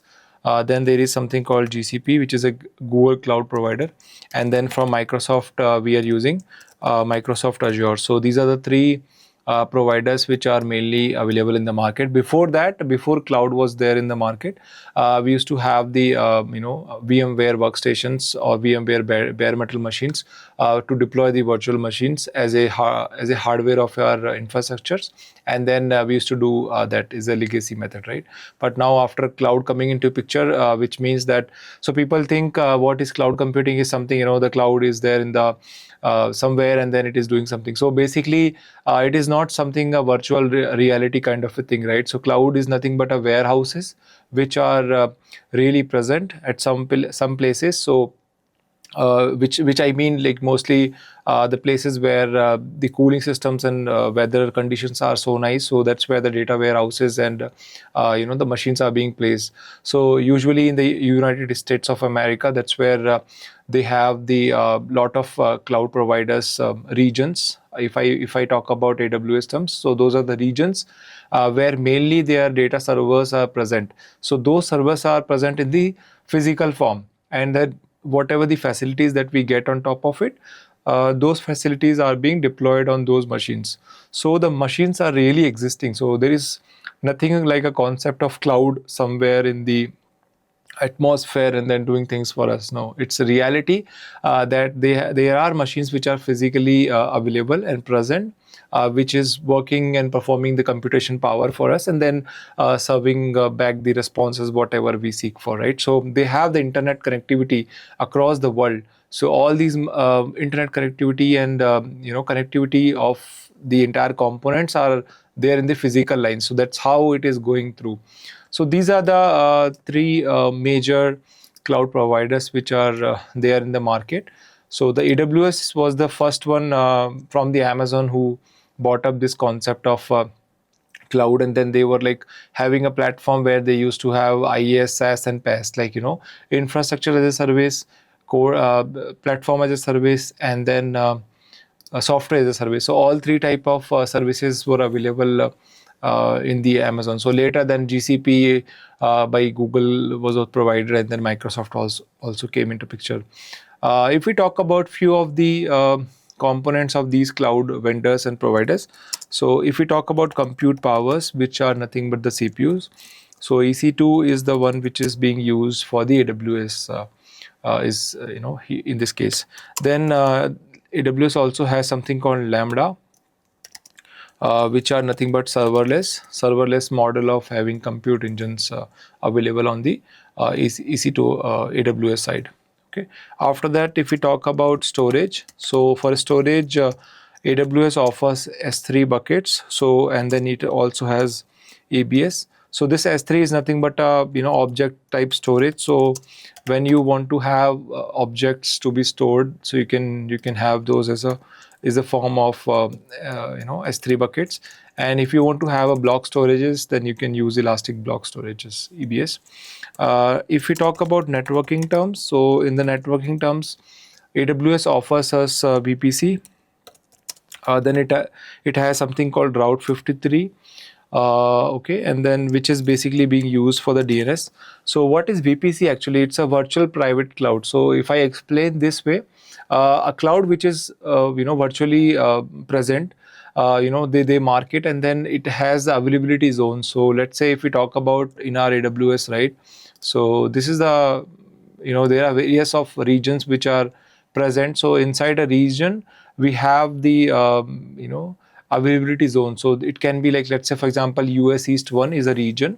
Inside a region we can have US East 1A, 1B, 1C. So those are nothing but the availability zones that are basically present. So this way you can just manage the zone. If you see it up here, so this is the zone that is currently available, and if you look at the naming convention of it, so it has appended with the main region, which is US East 1. So this is all the zones which are available for US East 1 region. So you see all are mostly outside India only. So majority of them. So it's like a United States location, US East 1, North Virginia, then Ohio, then California. So Asia Pacific, if we talk about, so in Mumbai we have the cloud data centers. That's where a couple of availability zones are present. One is in Kolkata and one is in Delhi. So these are the two local zones which are present for India. So just think like a VPC is a big set, and inside that set we have regions. In the regions we can have availability zones which are multiple depending on the region offering from the AWS in this case. Similarly, for GCP also, if we talk about compute, so they have virtual machines which are as equivalent to what EC2 of AWS is, okay, virtual machines. And then there is something called Azure functions, which are equivalent to Lambda functions of AWS, okay. In terms of storage, it has something called blob storage, so which is mainly famous as a equivalent of S3 bucket. And then Azure has something called Azure files. Yeah, so this I was talking about Azure. Okay, yeah, soft, yeah. And then if we talk about the networking, so it has something called Azure VNet and then Traffic Manager. So these are the services which are being offered from the Microsoft side in the Azure platform. If we talk about GCP, so GCP compute has cloud functions and compute engines.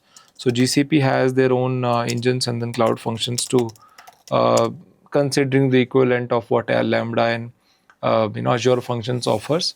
And if we talk about storage, then it has the cloud storage and persistent disk. So cloud storage as an object, and then persistent disk also as part of the storage that Google offers. And in terms of networking, so it also has something called VPC, the concept of what AWS bought, virtual private cloud, and then it also has a cloud DNS. But the DNS in AWS is being known as a Route 53. So these are these are the services of AWS. If you go here, this is the AWS account that I have created. You can also create your own free AWS account. It will ask for credit card or debit card just for the minimal subscription, which would be I think $1 or something. So once you do that, you have the account ready. You can Google it up, how do you create the AWS Web Services account. You will get the steps to create it. You can sign up. Once you go here, you will see all the services which are being listed as part of my account at this moment. So, and then if you want to search, let's say I search Route 53, I will be able to get, okay, this is the service of Amazon networking. This is what talks about the DNS configurations and stuff. So currently I have not set up anything, but if you go register a domain and then you check, all the networking related things will be present over here. Then we have a service called DC2 S3 buckets. So S3 bucket has the storages. That's where you can store as a object storage. Then EC2 is a service which are being stored as a compute engines. So if you go to the instances, you will see the instances which are currently available. So I was in Mumbai region, that's why I was not getting anything. But since I have the instances which are in the running state in the US East 1 region, so this is what I do see. So similarly, like you can have like Lambda functions. So these are the offerings of the services what AWS offers. So there are a lot of services and offerings which are present. You don't have to basically learn all of those, but as a part of the, if I talk about the cloud architect, right? So those people have idea about how does this component work, and whatever the situation is, depending on they can suggest, okay, this solution would be the best for your scenarios. So depends on, so you don't have to like always you know you can say, okay, if you are giving for any interviews things, and you can just, you are okay to have the that I know about AWS and I have worked on few services, which is acceptable, because nobody is expecting you to learn all the services whatever the Amazon offers. It's like you should have a command on whatever you have worked in your so far in the career, right? So with the time, depending on the scenarios and the use cases, you will keep on learning those things whenever the opportunities comes, right? But you should have an idea about what is AWS, what is cloud providers, what is GCP. So those things are very important to understand in a way. Yeah. So if we just talk about, so in this, today's session, we will be talking about AWS majorly. We have the AWS account created. You can just create a Google account also, or Microsoft Azure account as well, in case if you want to leverage those. So the documentations are freely available, let's say Azure documentations. So you can find the documentations for Azure. And similarly for AWS also, there is an documentation for each service. How does the service work, and what are the listings and offerings AWS provide? We can go through that as well as part of the documentation. So you don't have to worry about it. Even the Kubernetes environment is also being offered by each of the cloud providers. So let's say, for example, Azure has something called AKS, Azure Kubernetes. So yeah, so here we will just see how does a EC2 instance look like, and how do you deploy an instance. So let's talk about how do you launch a EC2 instance. So I'll be launching like this, so let's say if I say cloud instance, I'll just rename anything. After that, you have to choose if you have any AMIs from where you would want to create your EC2 instances. AMI means like the images, the snapshot of any previous working setup that you have done. So those setups you can reuse it. You don't have to recreate all these manual steps again. So better if you have any image that you have already created, and if you want to continue the work that you have been doing before and you stored as part of the AMI, so you can keep on continue using the same AMI for you. Okay, so but since I don't want to use any AMI here, so I will just say that I'll just use quick start. So for quick start, I will use Ubuntu machine, 64-bit architecture, x86. Okay, the instance type is T2 micro. So there are various other instance types which are present. Those instance types, depending on their category, the charges increases because they give you more power in terms of compute, in terms of efficiencies and durability and reliability. So those instances are basically being listed on the AWS documentations. You can just Google Amazon EC2 instance type. You will get all type of instances that Amazon offers so far. Since we are using the free tier, so just to understand, okay, how does it being deployed. So this is the instance that I'm using, T2.micro. Now it talks about the key pair. Key pair is being basically used to log into your EC2 machines from your any of the local machines. So let's say from my laptop, I don't have direct access to go to that server itself directly and then access it. So it's always recommendable to provide the SSH access to your peers who would want to access those servers. So usually they are being asked for the keys, right? So So in that case, they can create their SSH public and private key pairs using keygen commands. And once they have it, they can import this public key to the as a key pair in the Amazon. Okay. After that, it asks for the security groups. Security groups are being mainly used to ensure the security to that instances, which means that any inbound and outbound traffic which is going to and fro from that machine will be controlled by the security groups. It's like one of the method to secure your instances. So not anyone else can access your instances. So at this moment, I have a security group which I'll be using. If I compare the inbound rules for this instance, its security group, so I see that currently on these ports, I am open to access from anywhere. In case you don't want to access it from anywhere, you can anytime set it to my IP address or something else. So let's say if I select this security group at this moment, and then 8 gigs of storage, and then just launch the instance. Okay, and here you will be seeing the launch logs. Okay, so this is the instance that you have launched. If you go here, and it will create an instance ID and the name that was given previously while creating the instances. Now if I talk about security here, so this is a security group that I am using. If I go here and I did the inbound rule. So let's say, for example, if I don't want not everyone to basically access this machine, so what I can do is, instead of custom IP, I can just pass on my IP. So if you Google what is my IP address, so whatever the IP address you will be using without or with VPN will automatically being reflected here as like an intelligent way to think like, okay, so this IP, only from this IP, if I try to SSH to 22, I'll be able to access it. So this way can control the security. It's because rather than setting it up from anywhere, you can SSH to this machine. So for testing purpose, we can do this. Otherwise, it's okay. So let's say if I set up my IP and then save rules. Okay, perfect. And if I go to this EC2 now. Okay, and if I try to access this public IP of my EC2, so let's see, SSH. Okay, I already logged into one of the machine.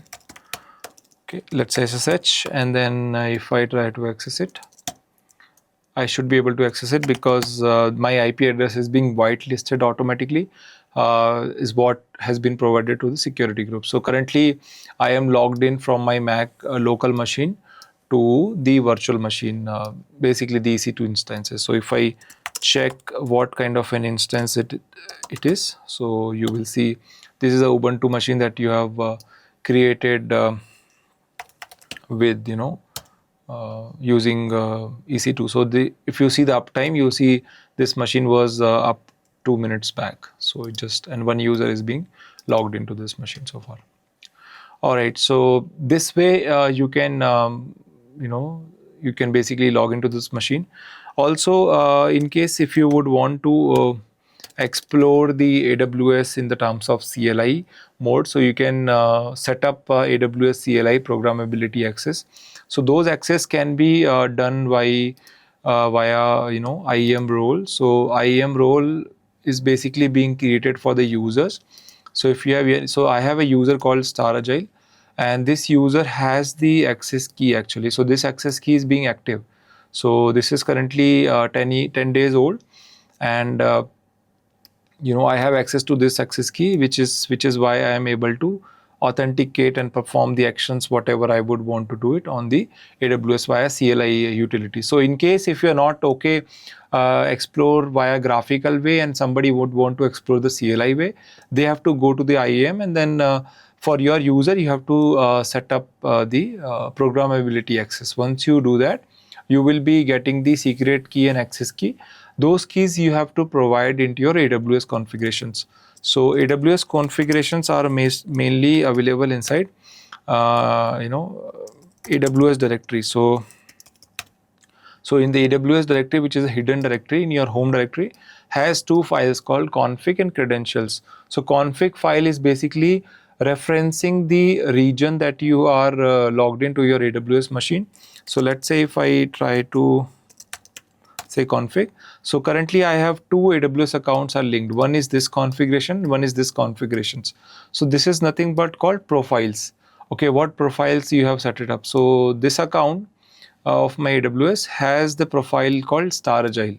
Okay, and the region that I am using is US East 1. So whatever the actions that I will be doing here on the CLI automatically will be done on the US East 1. But in case you want to perform any actions which is not in US East 1 or in some other regions, you can choose any regions after giving an argument in the CLI -- region, and then you can change the region.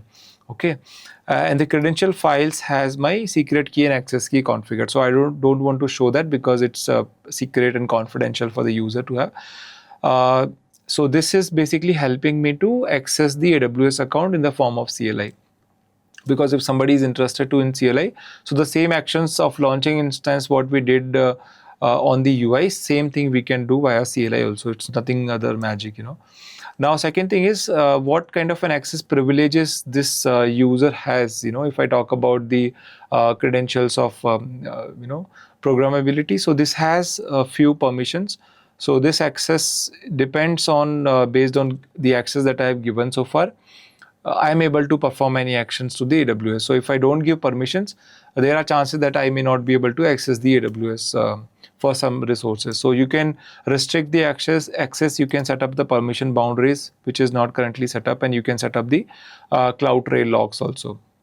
So those things can be done with the help of tweaking the changes in the permissions. So currently, if you want to access the AWS resources with the help of CLI, so there is a command called AWS. Okay, let's say if I want to explore S3 as an object, so S3 is nothing but a storage. Okay, storage bucket. So I say ls, I want to list all S3 buckets which are present in my account. So I get 3 responses, which means 3 buckets are there. Now if I go to S3 and list down in the region US East 1, and I'm getting these are the 3 buckets which are currently present on my S3 buckets. If let's say I provide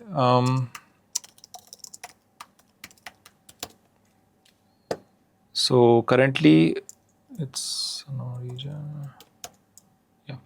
So if I say, so S3 is the it's not a region based service, but if a service which is the region based, so let's say if I can get EC2LS,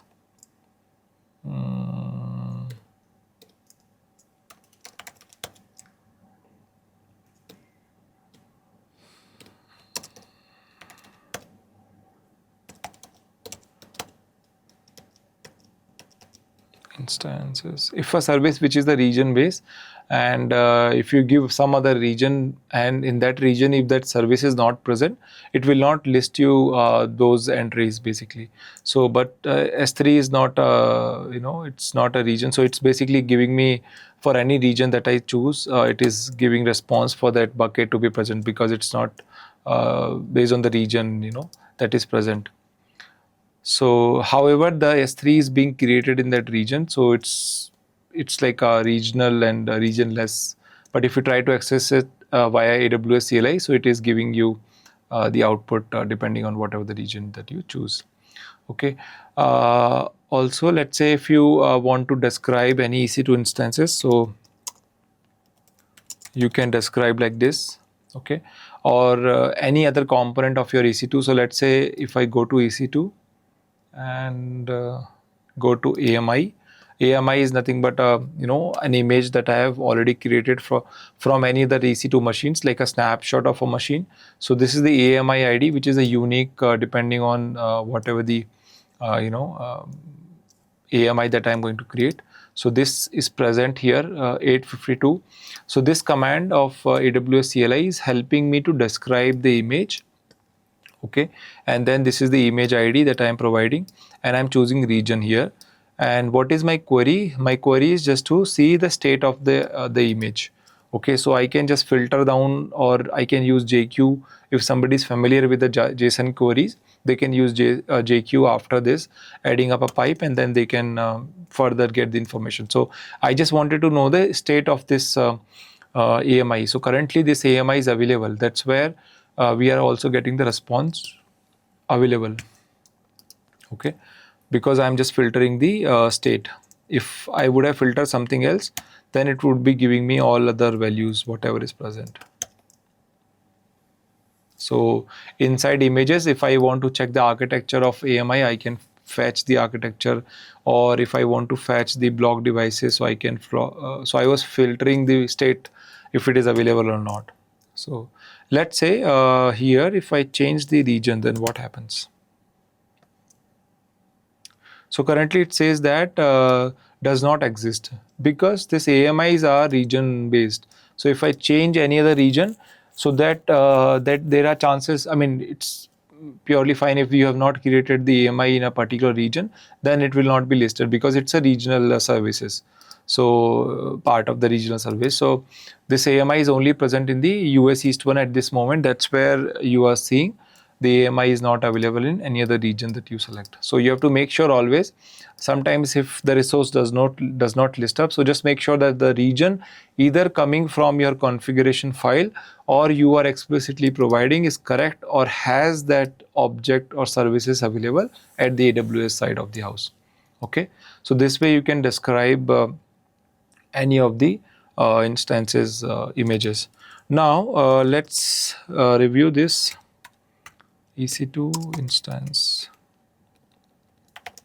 If you want to run EC2 instances without the graphical way, what we did, we just launched the instance, right? But if somebody who does not want to do the graphical way, they want to launch an instance directly from the CLI, then how do they do this? So there is a command that they can use, AWS EC2 run instances, and you don't have to worry about the commands. You can just Google AWS CLI commands. So you will get the references of of particular. Let's say if I go to user guides, command examples. Okay, so here if I say EC2, so you will get the references of all the commands that are available for EC2 instances. So there are a lot of commands, so you don't have to always remember it. But usually, like describe command, list commands are there just to see the basics of it. Otherwise, there is no need for learning all these commands too by heart. So it's okay. So this basically run instance. If I see this command here, right? If I explore run instances, and if I open this, so this will describe that it will be helpful. So this will be used to launch the specified number of instances using an AMI for which you have permissions. So you don't have to go to your graphical user interface for EC2 and then launch an instance. So rather than, you can use it with the help of AMI. So this is the AMI that I'm using, and I want one instance, the count of instance, and what is the type of instance that you would want to create. After that, what is the key that you want to choose? So whatever the information was asked while we created it from the UI, the same informations you can provide via CLI, and then after that you can just launch an instance. Okay, so let me just launch it and then we will see. So let's go to EC2, go to instances. Okay, and then we'll just see. So you see this machine is being running, initialized just now. Okay, so this is what it is, and here once you create it, it will give you the instance ID that it is going to launch. So once you filter this instance ID, you will see, oh, this is the same instance that is just now being initialized or being created as part of our AWS CLI command that we have provided. You can just press Q, and after that, that is done. So this is the way you can use AWS CLI in the form of creating the instances for you. All right, let's say if you basically would want to set up any web services using AWS, you can use S3 bucket static websites also. So how do you do that? Actually, for that you can set up servers. So in the EC2 instance also, let's say if we connect to this machine, public IP, I'll just say, let's say if I connect here, okay. In order to have this, so I'll say sudo apt in update. First of all, I'll update the repo of my apt.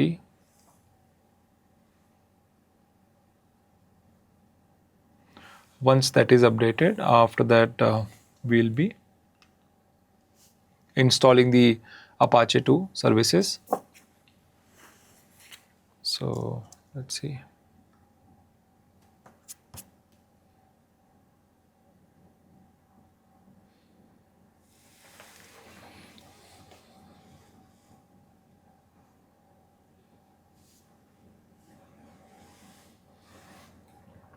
Yeah, so this is updated. Let's install Apache 2. Okay. Okay. After that, sudo systemctl start Apache 2. Okay. So by default, this machine should be able to access the port on port 80. Should be able to execute, like giving you the response of whatever the Apache that you have set it up actually. So this is what this is how you can access the web services and you can deploy it. So it's giving me the response whatever it is coming up as part of the Apache 2 services. Okay. Now let's say if in case you would to have the static websites, the content of static website, whatever you want to have it in your S3 bucket. So for that, what you can do is let's create S3 bucket using AWS CLI rather than using graphical user interface. So S3 bucket is listed under S3. So currently I have 3 buckets, which is demo, Staragile first bucket and stuff. Okay. So I can use command is the AWS S3 MB, then bucket name. So let's say if I want to create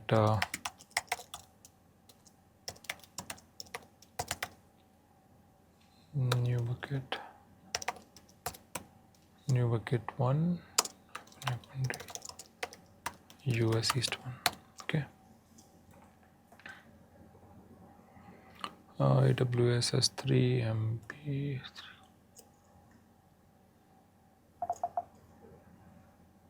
Yeah. Okay, so this I was executing inside the machine, but I can use here. Let's say S3 MB.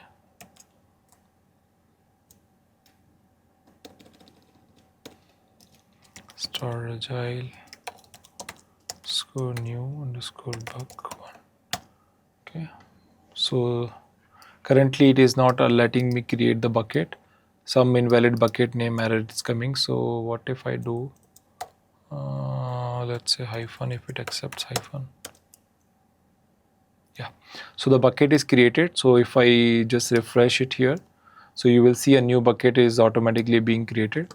Now let me add some content to this bucket in order to host the website.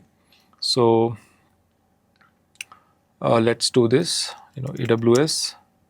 Let's see if I have an index.html. Yes, I do have one index.html. So I'll just say that S3, AWS S3 website.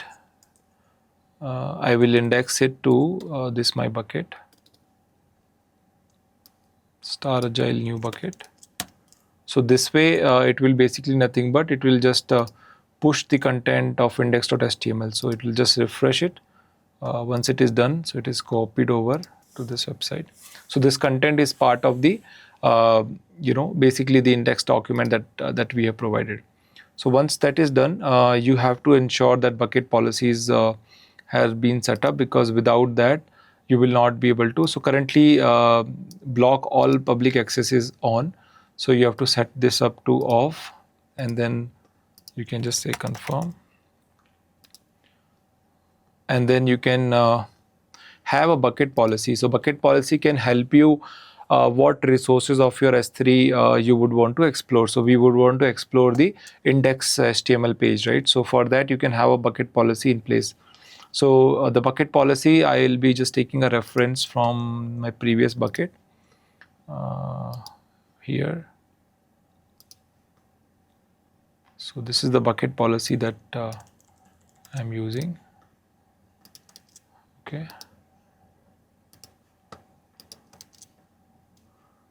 Instead of that, I will just name it bucket source ARN.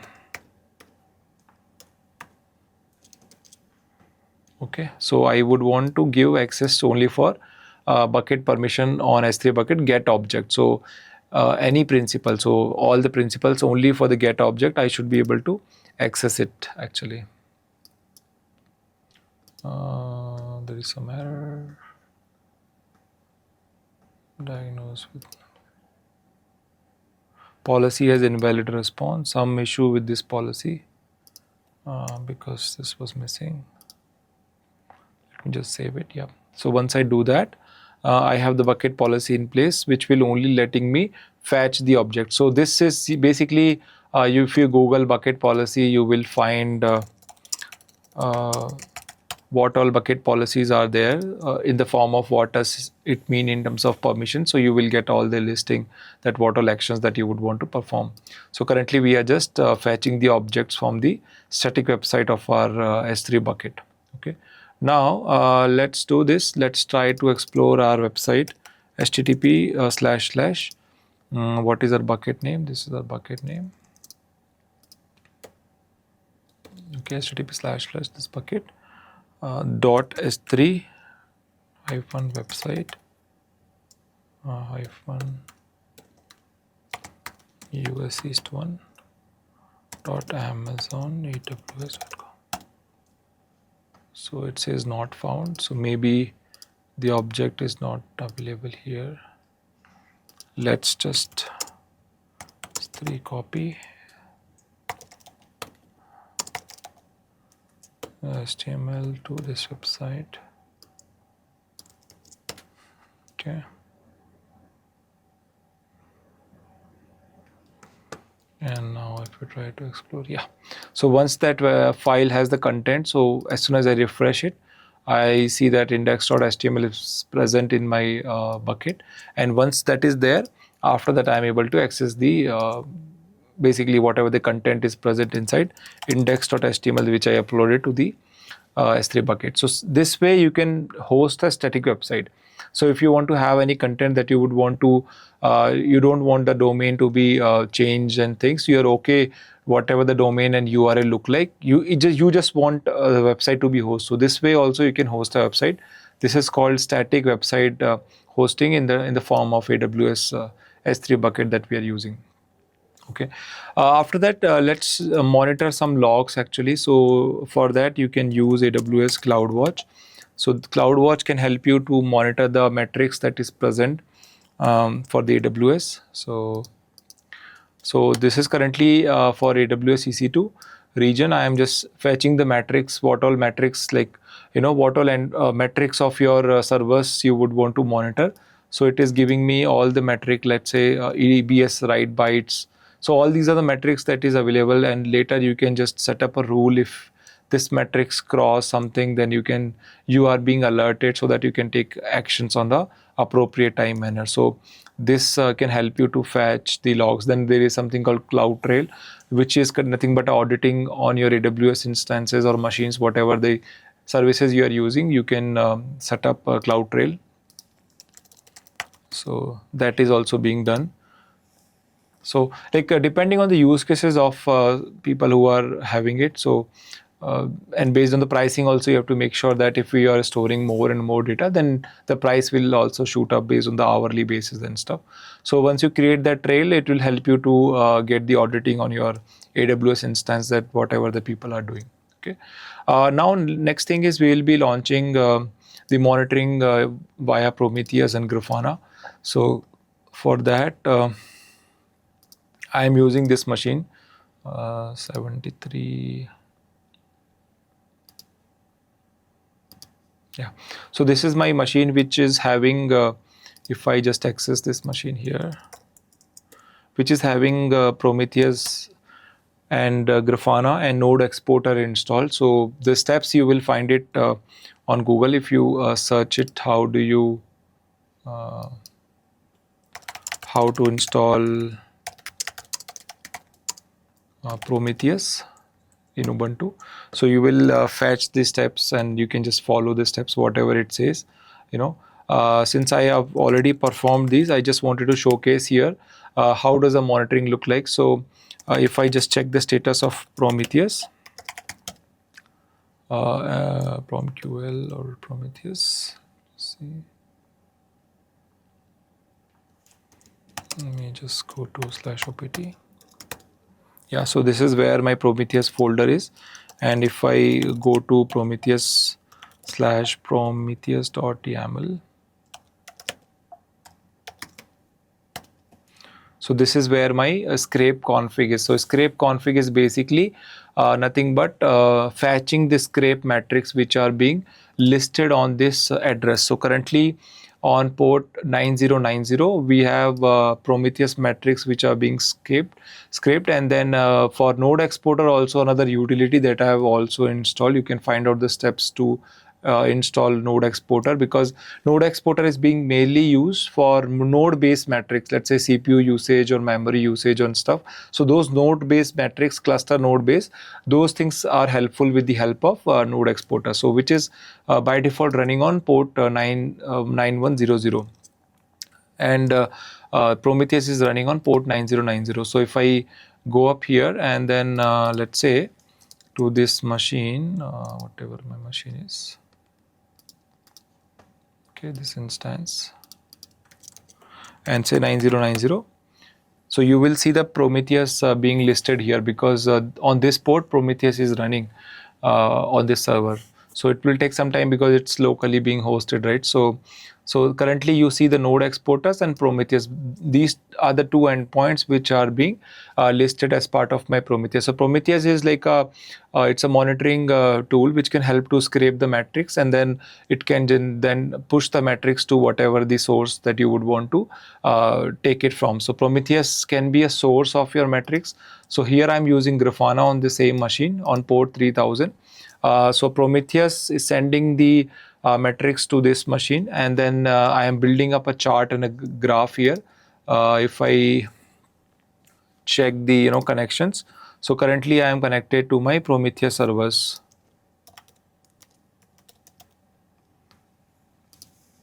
So this is being used as a connection to my Grafana. So once that is there as a data source, I should be able to get the dashboards created after that. So currently if I see data source, I have already set up this data source which is Prometheus, and from there I am just fetching the metrics, and after that I'm building the dashboard. So this is mainly being used to monitor things, and this is widely being open and used at this moment in the industry, that everybody for the monitoring purpose they are going with the Prometheus and Grafana setup. So you should be aware about how to achieve that. So once that Prometheus setup is done, then you can set up Grafana. For Grafana also you will find set steps on the Google. If you check the systemctl status Grafana, you should be able to see the services running. It's not showing up for some reason. Status Grafana server. Yeah, its name is Grafana server. So the server is currently running and listening on the port 3000, whatever it is basically being listed. Okay, and then once you see the metrics which are coming up, you can just list down those metrics. Like for example, if you want to see the targets, so targets of Prometheus can be seen like this, or you can use curl command also on this machine to fetch the this API, curl target API, so that will also list the targets which Prometheus are being listed at this moment. And if I say netstat,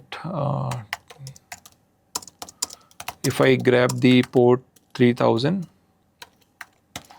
so Grafana is running on port 3000, 9090.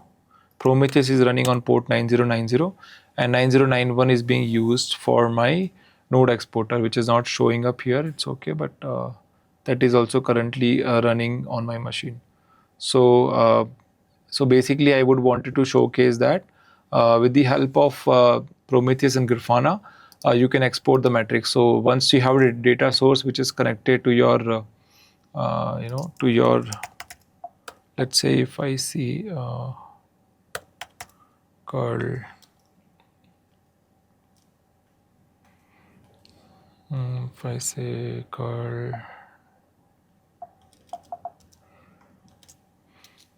9090 targets, yeah, so this will basically list me all the on this 9090 Prometheus, what are the this query, basically nothing but a node which is coming as a node exporter. So this is the metric that I would want to monitor. So here for this I have created a dashboard. If I go here, so this is my dashboard. If I click on edit, you see this is the query that I am using for Grafana to provide me the rate of this node CPU. So currently my CPU is single core, and this is the rate of that CPU is being overutilized or underutilized depending on the use cases that you are performing. So this way you can help to analyze and then you can change the chart and the time series and stuff.